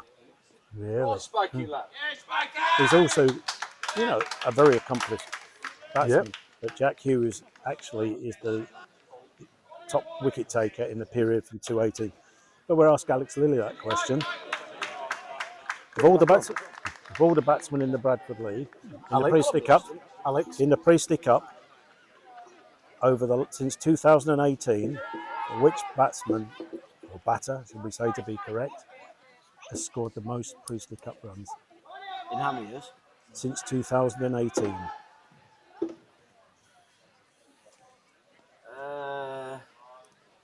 You didn't know you were going on Christian Sport this afternoon, did you? Brad Schmoolian. No, it's somebody much nearer to Steve you. Cullen. No. Just tell me. Aidan Langley. Aidan Langley.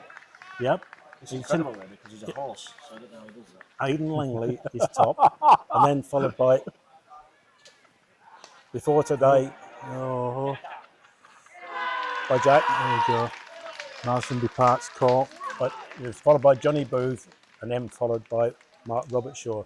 Interestingly, there's only a couple of runs between the second and third, between Johnny Booth and Mark Robertshaw. But the average of Mark Robertshaw is double that of Johnny Booth. Right. Because Pudsey St Lawrence haven't played as many ties. Now I'm going to leave you Marsden caught because long I ball am going to have to go get Incoming the batsman stage built is for the celebration Adam party. So Frost. thanks for your time. I'll talk to you Thank later on. and I'll see you over there. Yeah, will.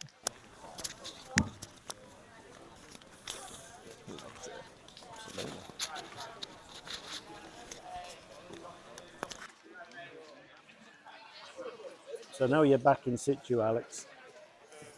Another question for you. Yep. In that same period of time, Yep. wickets. Go on wickets. Who's got the most wickets? Jack Hughes. Jack Hughes is comfortably the most wickets. Yep.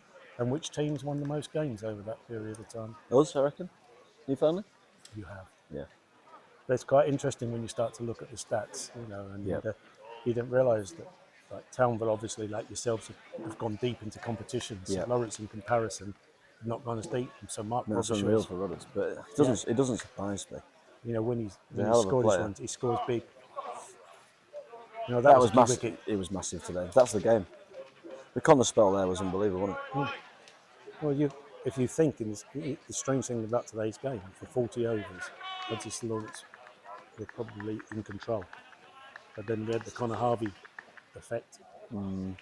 Last 10 overs with the batting. Yeah, I thought there were some strange moves, to be honest, with the bowling. Yeah, I just couldn't see much sense behind it, to be honest. But I'm sure there's theories behind it. But I mean, look, we can also let in hindsight, right?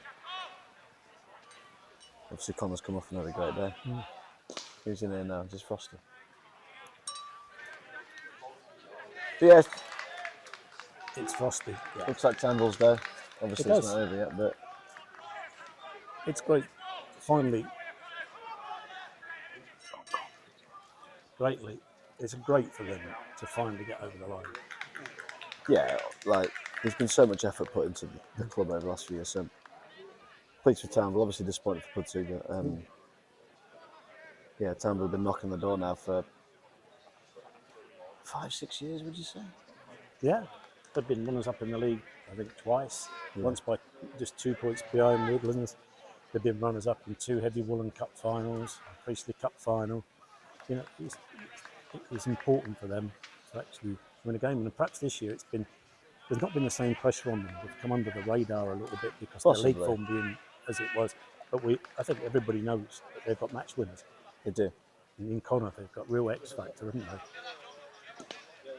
Connor and Jack are their keys, aren't they? When Jack's got 50 today, Connor's got 19-5 for overseas. Has done well. I thought the overseas actually got brilliant with the new ball. I was surprised Pudsey didn't try and put a bit more pressure on him, especially in the power play. He's had a good day the overseas today. Yeah. He batted. Yeah. People haven't noticed that he was scoring at a run of ball. And he did come in at a time when the scoring rate was quite low. It was just a smidgen above 3 and over. What did he go for? 25 from his 10, maybe? Yeah.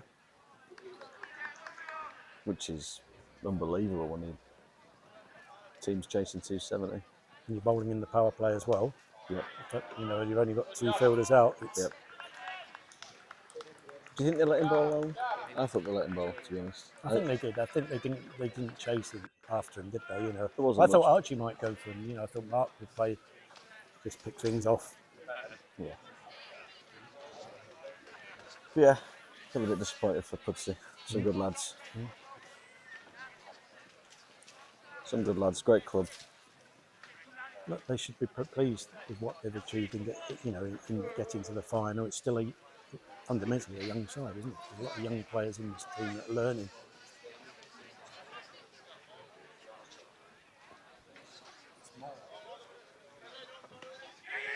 Just move the fielder from there. Leg by for 2. Although he's a good fielder, is Liam. Liam is. Yeah, he's fantastic, isn't he? It's interesting because we were talking earlier about how difficult it can be to field down here. And I know you always have Aidan Langley fielding down there for yourself. We're going to name this boundary after Langers, I think. And I know that whenever Liam's here, when he was ever with Woodlands or in Townville, you need somebody that's quick across the ground. He's a great boundary rider. Because the slope is quite deceptive, isn't it? Yeah, the sun always sets that way as well. So it's and you've got very trees hard as to well. If it's a dark, or an overcast day, you've got the trees to contend with.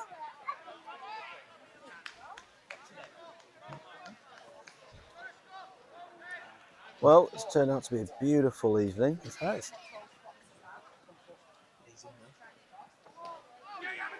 It's always nice when you get this sort of weather at a final when you've got a crowd in as well. It's Definitely. We were lucky last year as well, weren't we? 3 runs down to find like off the pad of Frosty. There's a few more of them.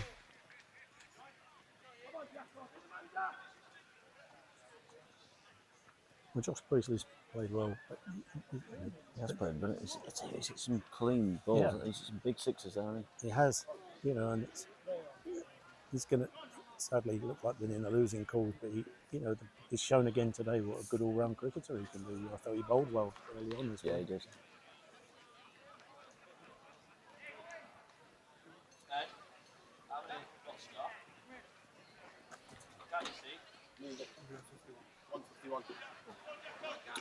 So what are we? 151 for 8. 123 runs to win from 84 balls. It'll be a good one to win from here. That's the winner. They'll drink Pudsey dry if they win from here. He's played a really good innings for his side at Josh Priestley, and it's not easy when wickets are falling, is it? No, it's not. Doesn't hide into nothing really, but he's giving a bit of respect to the total. But it's not as if he's just gone out there and swung wild, or he's picked He's balls picked his ball. I think he's a really good cricketer. He's improving year on year. Well, I thought this year when we saw him the first game of the season, he bowled up here, took a couple of wickets early on, and I shot one. Really impressed with him, you know. 12 runs down the ground from Frost there. Good shot. Good option against Shout with mid-off up.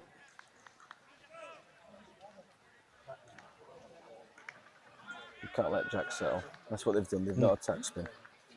You can't let spin settle. Townville, that's what the spinners and Connor control the rate really well for them. And if you don't get after them, they do get on top of you, which is what they've done. But that's been one of the strengths of your side, isn't it? Particularly with Ryan McKendry. Yeah, I think so. But we talk about it as a team, right? Like if you let people bowl at you, they will bowl, and they'll keep hitting an area. I know as a bowler, if someone's coming after you, it's not great fun to be honest.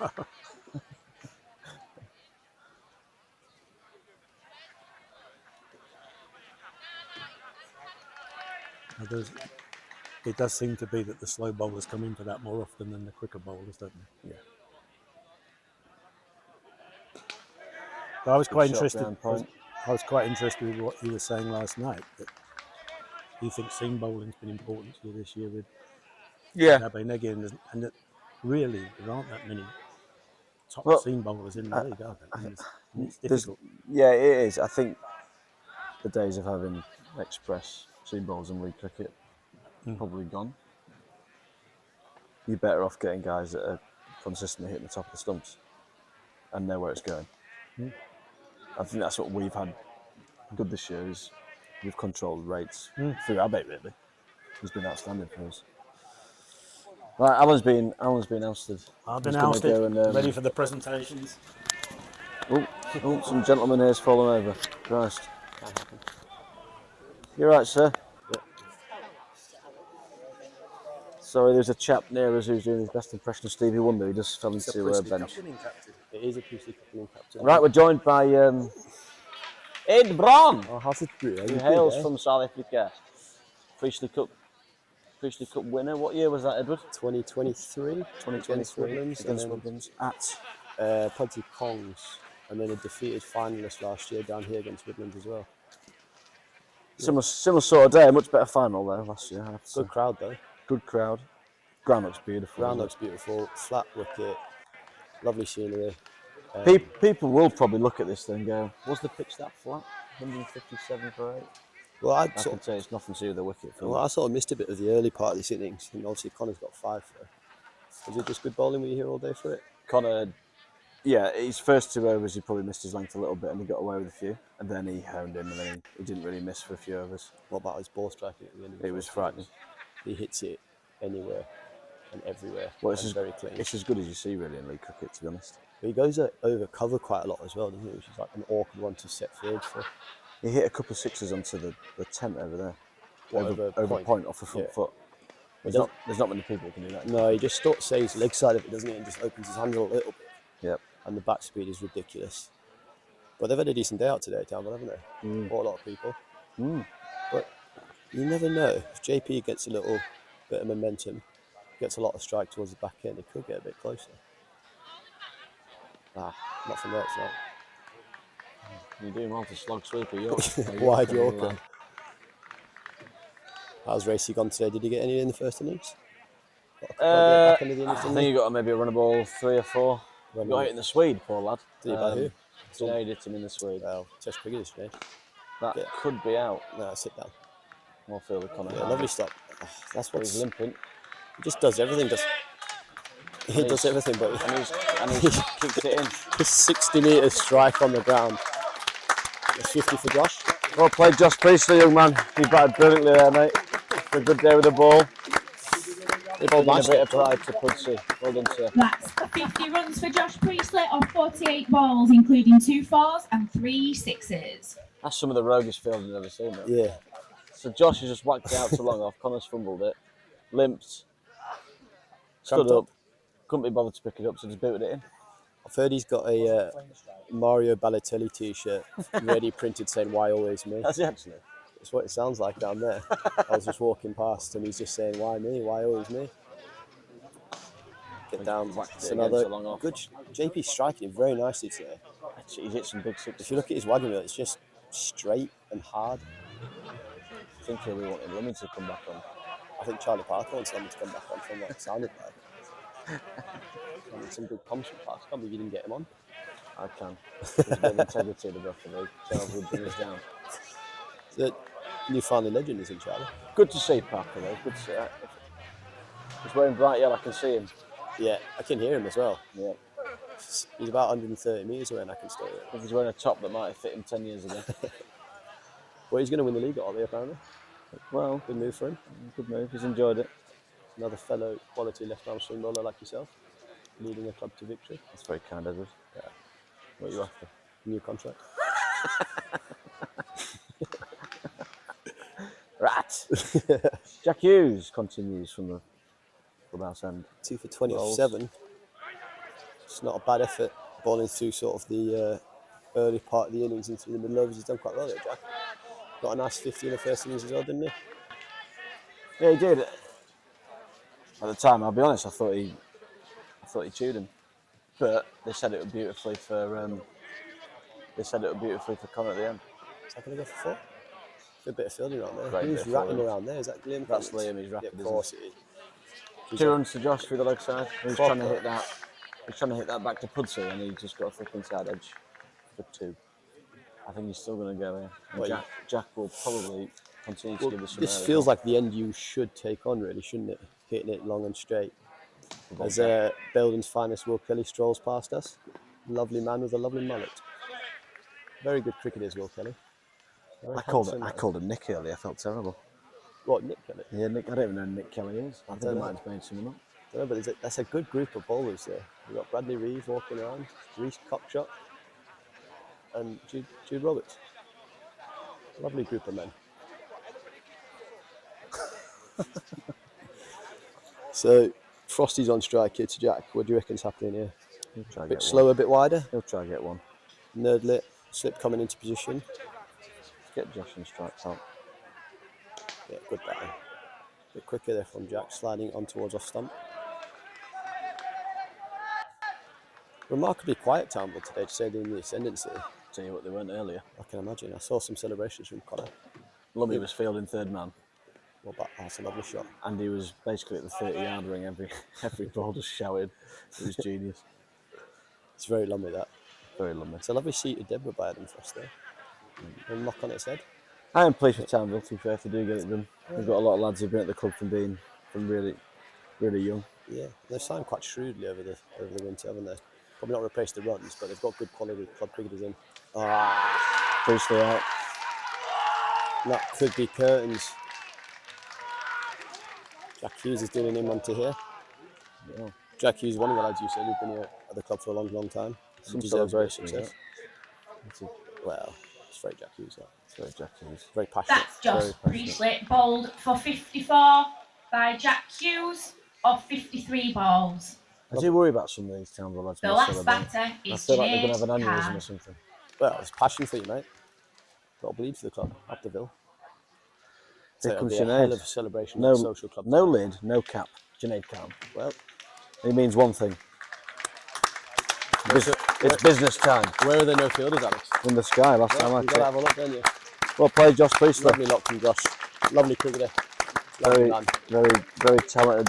Very talented man. Good family as well. Younger brother Ricky's had a wonderful year. First one in the Prem. He's got the worst lid out of the family there. Ricky? No, Josh. Yeah, shocking. Where's the long locks? Well, yeah. You need to pay homage to Ian. Family trait, that, isn't it? Ricky doing his best to stick it in the family. Some people leaving now. Bold that, because I'd be really keen to see an early celebration from Townville on the beers. Yes. Have they got a They'll coach go across? wild here. I hope they've got a coach across. Could get a bit zesty on that bus back. I can't see any coaches, Eddie. No. Five and drive. Is that the Townville way? Carling, it's a driving line. Right, Matthew Race. Run for 32 or 5 for Racy. Bowling to Adam Frost here. He's got to have a look, hasn't he? Yeah. A bit flatter, a bit straighter. Lovely forward defence from Adam. If I was Frosty, I'd be thinking, let's just get this game done. Well, mid-on's up, so it's dangling the carrot a little bit there. Racy obviously not going to spin it. You may as well have a little look down there. Oh, and he has as well. Oh, wow. Goodness, That's a lovely cricket shot. Beautiful strike for 6 by Frosty there. Well, I say. Well, I think... You can't bowl there, Matthew. Lad. Well, for the benefit of the crowd, I think they should leave mid-on up and let him have another dip. Because good players do go twice. Come on, bring him up. Racy's been a bit softy and he looks like he's pushed mid-on back. Racy, man. Poor from him. But they've put square leg up. So maybe a little slog sweep. Step across, He'll be wickets wanting in the him ring. to try and sweep him and try and get under the batting. I mean, if he hits it like that again, it doesn't matter whether the Well, that's a very good point. It's gone to 6 is gone 6. into orbit. Cow's just running around a little bit. Right, what's going to happen this ball then? Oh, I think he's going to go flat. He's I think it's going to be unfortunately good getting cleaned cricket. up. Good cricket, knocked down the ground for 1. Oh, no, it's not. six. Alex Lilly, it's good cricket. That is large. Wide, long on from Frosty. And good players do, in fact, go twice. Allegedly. Oh, Frosty lad, you need a few more of them. Just keep doing that. 178 for 9. 96 to 163 balls. 178 for 9. Racy's got to give this another bit of chance. Get it up above the eye line. Racy into Frosty. He has lobbed it up a little bit, but Frosty's ran it into a York, unfortunately. So 12 off the first 4 balls. I'd love to see another dinger here. There's some wind from here. Well, Junaid's played international cricket and he's a good ball striker. Takes a very good bowler to get him out. A bit shorter, a bit flatter. Frosty's knocked it through the offside for 1. Good cricket. Keeps. Right, Junaid, you've got 1 ball. Get it blocked. I think Junaid's having a dip here. He shouldn't have a dip. He shouldn't, but he might. What's the field? So, same field. Straight men back out, square legs up. Sweeper out on the offside. I'm seeing Racy bowling a little dart here. And Junaid playing a lovely forward D. In comes Racy. Up to the crease now, he bowls. Ah, trampled beautifully from trampled Junaid. on it. That is experienced. Well played, sir. None for 45 off Racy's 6 overs. You would presume he's going to come off after that. I'd get a seamer on that end. Who's got overs left? How many's Connor got? Chip's The probably magic got a man. few. Lummy must have a lot. I don't think Lummy's the answer. Could be, it just depends what the question is. Actually, it probably is the answer. Pulled it straight, didn't he? I'd quite enjoy Lummy to get the last wicket as well, just because I want to see a celebration. I can tell you what the celebration will be. I've always been the boy. Yeah. Stood arms aloft in the centre of the wicket as he's swamped by the Townville massive. Do you think there's a pitch invasion here from Lee Poulter and the boys? Or do you think they'll be a bit calm? No, they'll win with class. Well, I'd like to think so, wouldn't you? But I would also like to see a pitch invasion. So, Chip's got 6 overs left. Connor's got 2. Jack's hit, 3 for 24 off 8. And he's going to the short straight one. Oh, Frosty's had a look. Flat down to long off for 1. Good shot from Adam Frost. And some lovely coaching from Connor at long on. Played well there for us, hasn't he? Yeah, he's a good cricketer. All nicely up top as well, didn't he? In the power play. He's good. I mean, they're lucky that they've got a guy like that in the second team. Oh. Well, they've always produced it. Ricky's been in the twos for quite a few years and coming this year. Yep. He stepped into 3 and got a load of runs. Looked like he's been doing it for years. They should be proud of themselves there as a club. Very much so. And the model I think a lot of clubs in the league will be trying to follow. Getting juniors through. Junaid now. Oh, hello Junaid. Oh, it makes me anxious. And it's a running slog sweep, flat and into the barbecue. Look at that from Junaid. You can't bowl there today, is alpha lad. as he taps the wicket down. Chest puffed, and he's chatting to Liam Booth. I wonder what he's saying. There wouldn't be a huge amount of comms there. I wouldn't have thought it. Probably not there. And similar to Frosty, good players do go twice, so I'd love to see it. Another flatty onto the clubhouse. 88 from 58 with 1 wicket. Stranger things Can have they happened. do it? I don't think they have that. That phrase always baffles me really, because stranger things very rarely happen. Not to make it about us, Alex, but I said this before the regional T20 final, which we somehow managed to win, and I was right. Winner, winner, chicken dinner. Not this time. Congratulations to Townville Cricket Club. It's been a long time coming. It has been the bridesmaid on several occasions. Richly deserved today. No. Lovely slider by Jack there. They could have celebrated on camera. I mean, come on, yeah, give the people what they want. Yeah, it's not Sky Sports. Production levels are pretty low here. That's Khan, bowled by Hughes for 6, meaning that Townville have won the game by 87 runs. I wonder if there'll be some tears amongst the Townville old boys tonight. I think there probably will be. As you said, a long time coming. Plenty of opportunities. Plenty of resources, plenty of effort. Look at those figures. That concludes the match play for the Gordon Rigg Priestley Cup final. Thank you to our umpires, scorers, live streaming crew, guest speakers, sponsors and supporters for their part in an excellent day's cricket. The main presentation will take place outside the main pavilion in approximately 15 minutes. Well, Connor may as well take that man of the match trophy home right now. What a day he's had. Huddle in the middle, lads. 94, 5 for 22 off 8. But I do feel for Pudsey. Absolutely. Plucky losers, great set of lads. Win or lose, they will drink their booze. Absolutely. And that's really good news for our bar. It will be busy tonight as Townville make their way off the field. Well played, Townville. Connor Harvey, absolutely outstanding. What a cricketer. All supported by Jack Hughes there, he's got 4 for. And 50, and the overseas actually I thought was outstanding as well. 50. He realised quite nicely, didn't he? 1 for 25 off 10, whatever it was, but they were outstanding. Johnny Booth, first captain, bringing some silverware back to the Ville. There's also good respect between these two teams, so I'm sure they'll have a drink together. And sure they will. Yeah, hell of a boat race if they did. Loving it. Oh, he's loving it. Johnny Booth has got the finest beard in the league cricket. Yeah, it's Tim Walton as well, who's come along, who's a bit of a Townville stalwart. Awesome to see some support from him. Wow, there's a lot of screaming. Very much. To say Kieran's done it a few times at Woodlands before. Got a feel for some of the young lads in the Pudsey team. Archie Phillipson's done beautifully signing this year. Right, running through the highlights here. Jay Khan. Oh, that's a lovely shot. Yeah, you can't bowl there. Short and wide to Boothie there. Oh, cover drive. Cover drive, baby.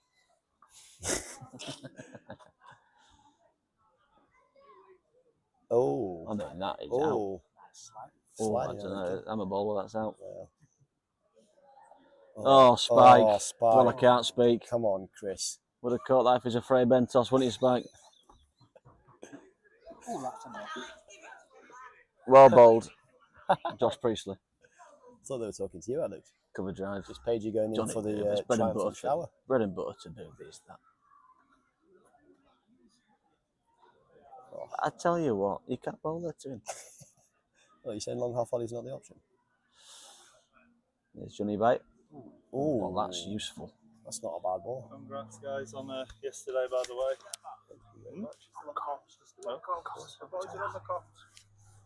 But if you want to tell us how good we are today, you're more than welcome to. Oh, what's happened here? I'm not sure. 50 runs for Townville, that's what's happened here. It's very well articulated on the screen there. Oh, good shot. Lightning outfield here. Square leg. We're joined by Tony Tennant actually. Well, we were. He's just left us. I want to talk about. He wanted to look at the highlights. He's not seen enough of the game today. So. Wicket, it says here. Yeah. Oh, that's Spike. That's what you're about, Spike. Just a nice waist high, straight in the breadbasket. Best place for it in the wingspan. I didn't see this. I saw it. I did see this. And young Archie Phillips has got an absolute bullet of an arm. Tell you what, he's a good cricketer. Yeah, Archie lovely Phillips. young cricketer. Direct hit. Hit as well. I'm saying that's from the boundary. 75-metre direct hit. Oh, we spoke too soon. We did, but we didn't know that. No, he's got some talent, this kid. Yes, it does. Well, he's done it there. Who's down? Can you hear that in the background, Edward? I certainly can. I've heard it. I think that building's going to get knocked down soon. They're smashing the walls. What do you think they're singing? Yeah, that's what it is, isn't it? Yeah, LA. What have they conquered? They've conquered the Priestley Cup. They certainly have. Well done, Townville. 4 runs. No, it's 1 run. 100 up. Yeah. Sorry, it keeps doing this. 3.25 and 0 is an interesting position, but they've certainly rallied at the end, Hughes. didn't they? Jack's a lovely batter sometimes when he gets in like that. Oh, look at that. It's a bit of douchey, baby, that. Bit of Sri Lankan flair a bit from of the douchey overseas. into out. This is, I'm assuming, Jack going to 50. That's a good shot. Another running sweep. Seen a few of those today. Yeah. I wonder if the pitch was a little bit slower than people anticipating. I've heard the opener said it was too paced, which I'd be explains surprised the if slow it was. start. I'd be surprised if it was too paced and the fresh pitch here. Oh, hello. That's a hell of a shot, that. Stamped. And here is Jack going to 50. Yeah. Archie, very long man, lovely bowler, lovely cricketer, lovely man. Long man. Oh, he's so long. Up to the crease now, he bowls and 4 runs through mid wicket. I'll tell you what, It's quite nice getting these highlights through, isn't it, Edward? It is. We should do it more often. It's a good shot. I'd like to see the highlights of your 100 yesterday, Alex. I wouldn't. Oh, I would. Might be my bedtime viewing, that. Lovely bottom had cover drive there. Oh, I did see this earlier. I saw this. So Smacked. casual. Look yeah. at that. Archie's not bothered, mate. That'd have killed me. He catches it. Oh, you're not long enough, that's why. And here we go. This is what I want to see. No, this is where we go. I want to watch Harvey's Connor innings was Harvey. Unbelievable. Smack it all around Farmer. Man of the match, Edward? I think it's a non-discussion, really. Well, he started well with a little inside edge down fine leg. Yeah, Spike misfielder, I remember that. Well, I made an almighty cry at the same time. That's a gorgeous cricket shot. shot. Tell you what, those kit patches must be all right. Yep, shout out to Chris Kippax, James Glynn. Go see them for your cricket equipment. That looks Don't forget large. White Rose, what a brand. White Rose, great cricket. Great man, great curries. That's a beautiful shot as well. He just hits that so nicely. Look at that, he's flying as well, 28 or 14. I remember I was on comms at this point and it was let's pitched outside leg. Oh, you'd review it though, wouldn't you? I don't know. It's not out, but you'll review it. It shows you all 3 stumps. How so you hard do well is to it? hit him. Frosty boy. Oh, that's a lovely shot.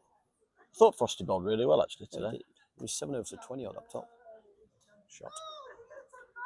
Poor Archie's got a bit of tap here. I know. I did think at this point in the game, well, it's a bit of a risk bringing him on a corner at this stage. I was going to say, he's a young would man you have with done not much something differently? experience. Possibly. What would you have gone to? I'd have actually gone to spin, but I think Archie Barry's bowled out at this point, hadn't he? Oh wow, he hit little that hard. stump off your pop. I think Barry was probably worried about him taking spin down. Well, he can do. That's a hell of a shot, that. It's David Miller-esque, that. Oh. God, he can hit a clean Hell of a ball, bat arc. Doolage has batted beautifully. And as well, he hasn't just went under the radar in that yeah, part. 50 or 54 balls, but just holding it together, really, letting Connor play his part at the other end. I think he plays a shot this over. It might be 6 over. Yeah, this one. As it is. That, wide, long off. Yeah, that's an incredible That is shot. absolutely smoked. Incredible shot. Here we go. What have we got? Slow ball into the pitch there from Carney Bite. End of Caught at innings. mid wicket. I think Frosty took that catch. And Liam Collins. Yeah. I mean, you're asking for a lot there, Liam. Saying that, though, that's the ball you want to scoop, really. Did what happened in the? Oh, That's. Sorry, Tony. Should have gone to Specsavers. oh, that's lovely. Oh, it's lovely done by Josh. I think this was the one This that could I was be it. impressed with. No, not Oh, that I one. I don't mean, know. that's It's not also bad. glorious. This could be it. I mean, that's not bad. I hope we see it. The 6 over point that hit the 10th. Was it this one? That is lovely. That is a special shot. Is that last ball of the innings? Well played, What sir. a cricket shot that is. 94-43 deliveries. Yeah, well... So, well, I can't speak, they still had a bit of batting left as well. Chip coming in. Runs it around nicely. Lovely sweep over the ball. Beautiful teeth as well. So.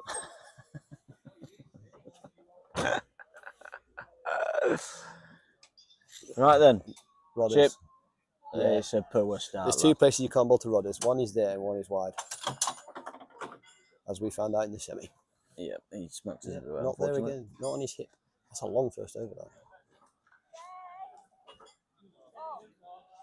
Chip wasn't quite his best today, but he won't care. Shot. Well, he doesn't need to. Another trophy in the bag for him. He's been about a bit, his old Chip. Oh, that's a lovely cricket shot. That is quintessential Rodders. That's very Rodders, yeah. Easy. Yeah, not as elegant, but 4 biscuits nonetheless. Doulas with a new pill. He got beautifully, mate. Oh, that's a great shot, Archie. I thought Archie would have used his feet a little bit more to the off spinner. Get down the pitch and hit him straight. Is this where it starts to happen? Yep, there's one. So we think that hit might have clipped the stump. Oh, interesting. I didn't see that live. But this is where the game really changed, isn't it? Connor running through the middle order, or the top of the middle order. Archie will be disappointed with that shot. Didn't really commit to that. You don't really want to nick a short wide one. No. No, you don't. Nope. And if you do, you want it to go for 4. Yep, I do, mate. Who's in it 3? Young Ricky. I saw this one. It's unfortunate for the young fella.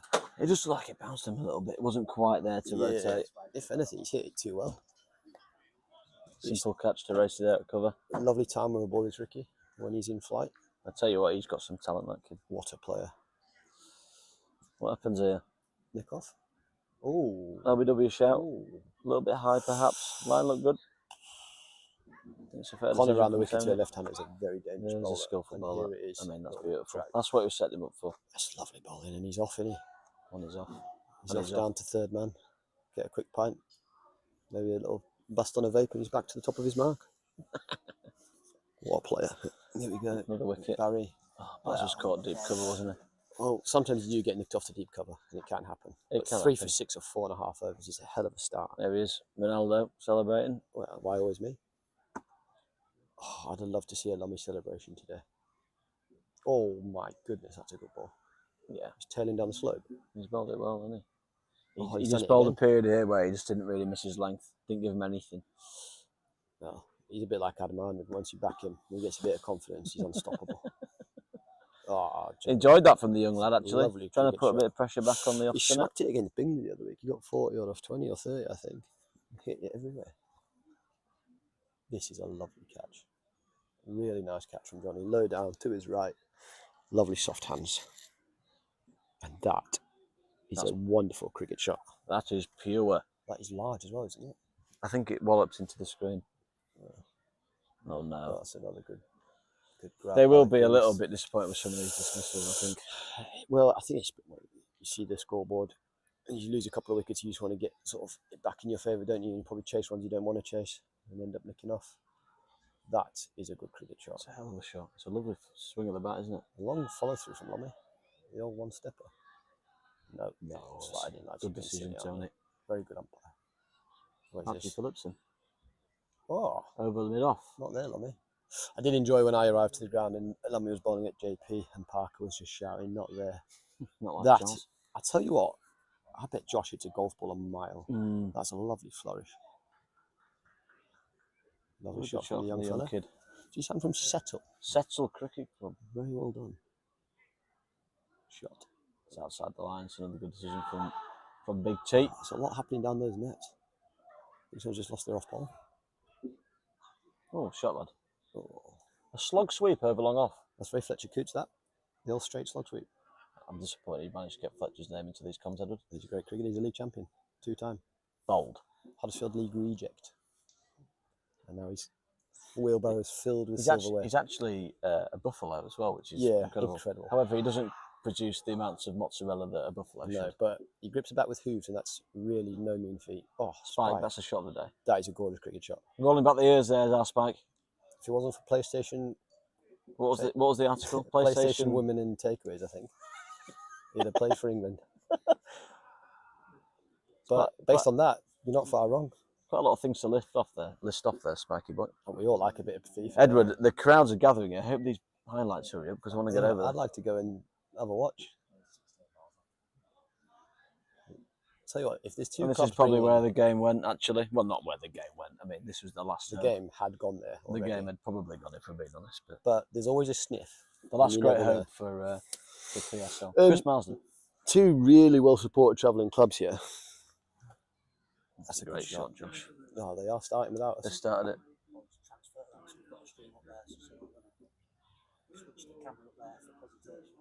So we're now going to switch the camera to the presentation up at the top of the ground, which is being led by the CEO, Alan Birkinshaw.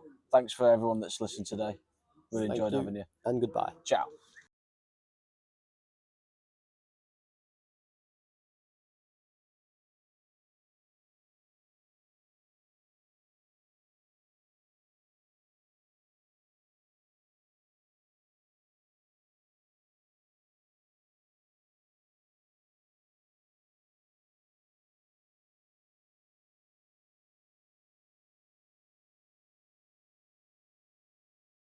Clubs where financial needs require it. So just to say thank you very much again, Peter and Pauline. Thank you.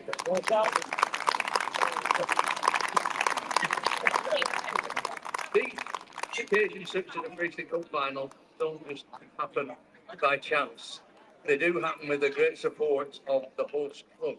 I suspect a good number of you don't really appreciate how much effort goes in to actually staging an event such as this.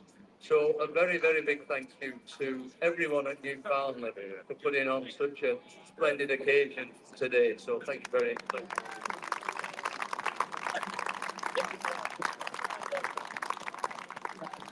Also, the occasion to you, the spectators. It wouldn't be quite an occasion for the players, both clubs, if it wasn't supported by so many people. Obviously, it's been a glorious day today, but the game is watched by so many people. So, actually, thank you to you all for turning up and watching the game. Thank you very much.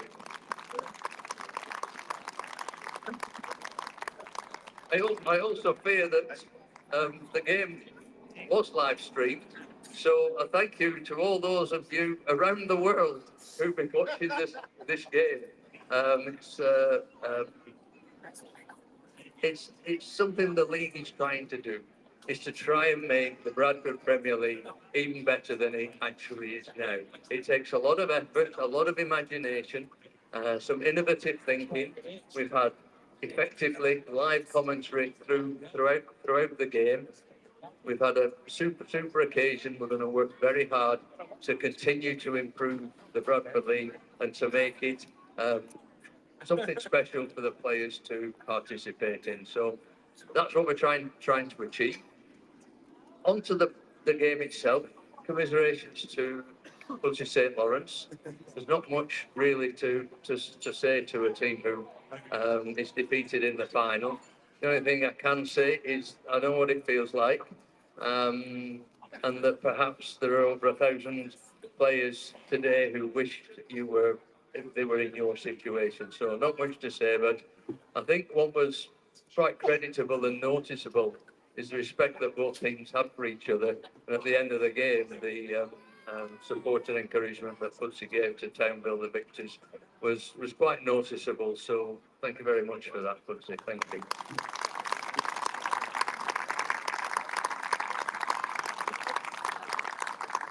Priestley Cup has been played since 1904, and there have been 27 winners prior to today. There are now 28. Townville have won the Priestley Cup for the first time in their history. It's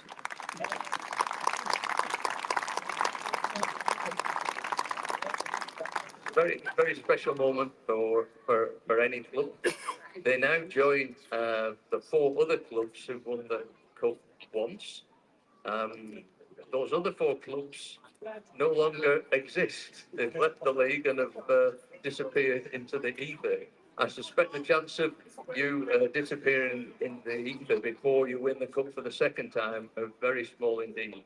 I think having won the cup for the first time, you may well be on a roll and may well win it again next year or the year after. So many to Townville for a very impressive performance today.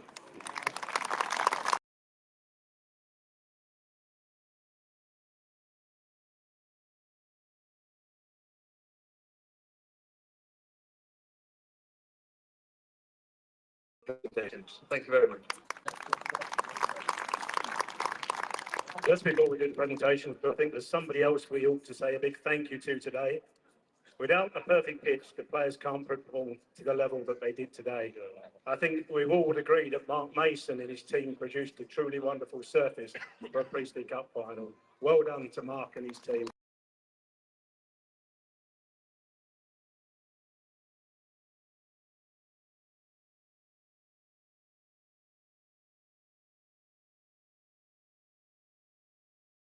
Watson.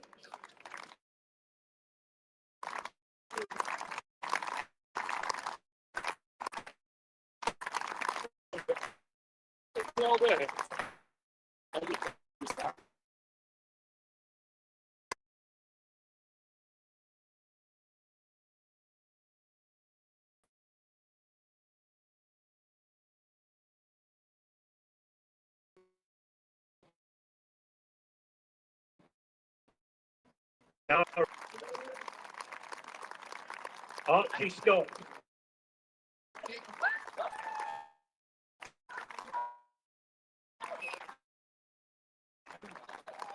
Ricky Priestley.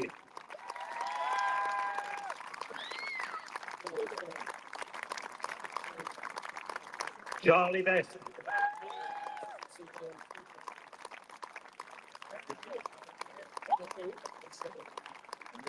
The captain, Barry Franklin.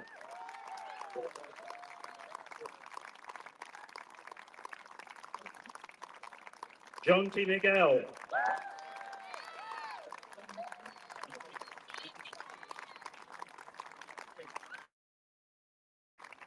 Josh Priestley.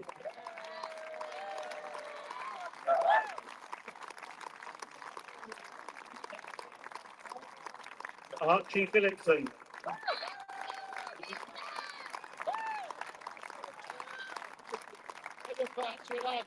Chris Marston.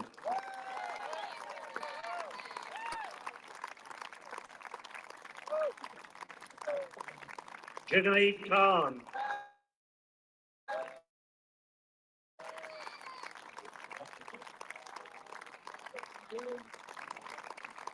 Adam Frost.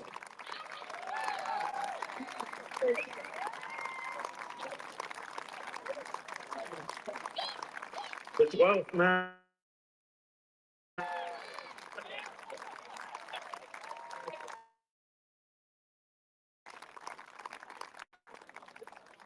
And their scorer, Megan Fleming.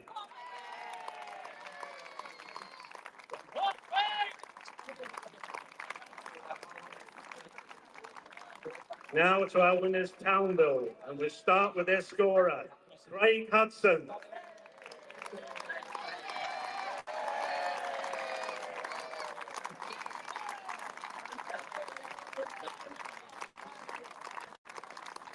Abdul Wahid.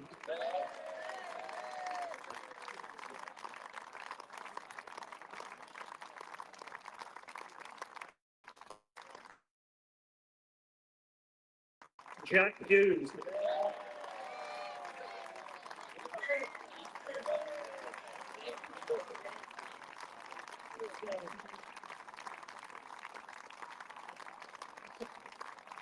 Kieran Collins.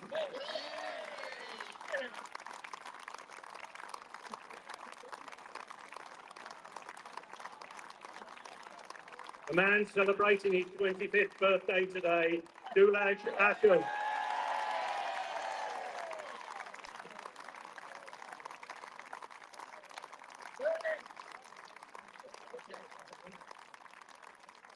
Connor Harvey.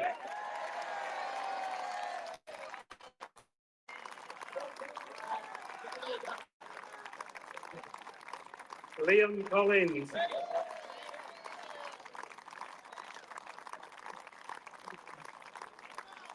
Matty Race.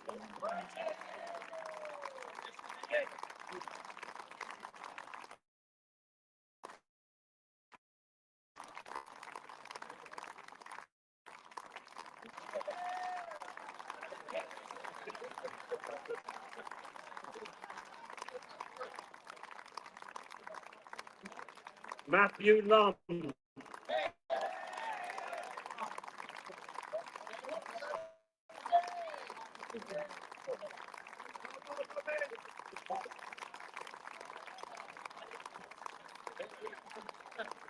Liam Booth.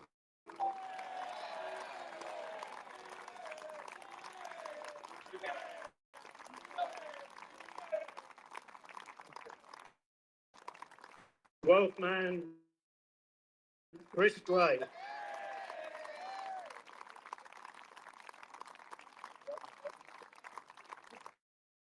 Now to receive the Gordon Rigg Priestley Cup. In his first season as captain, Johnny Booth.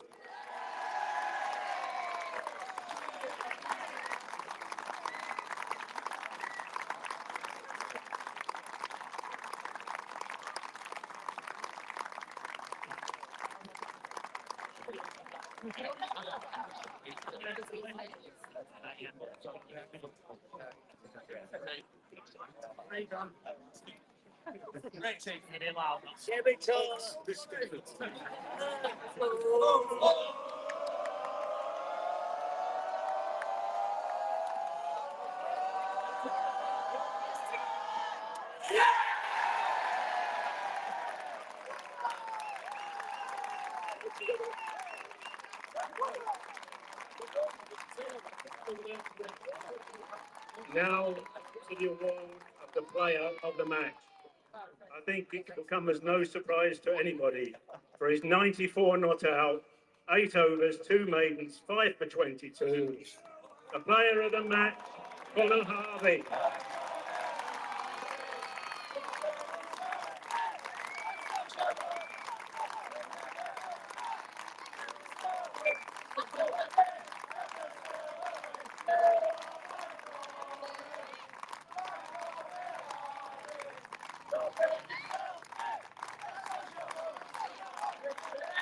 Ladies and gentlemen, that concludes the presentation.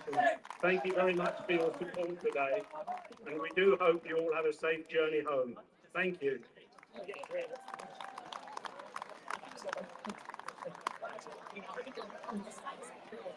Captain! Captain!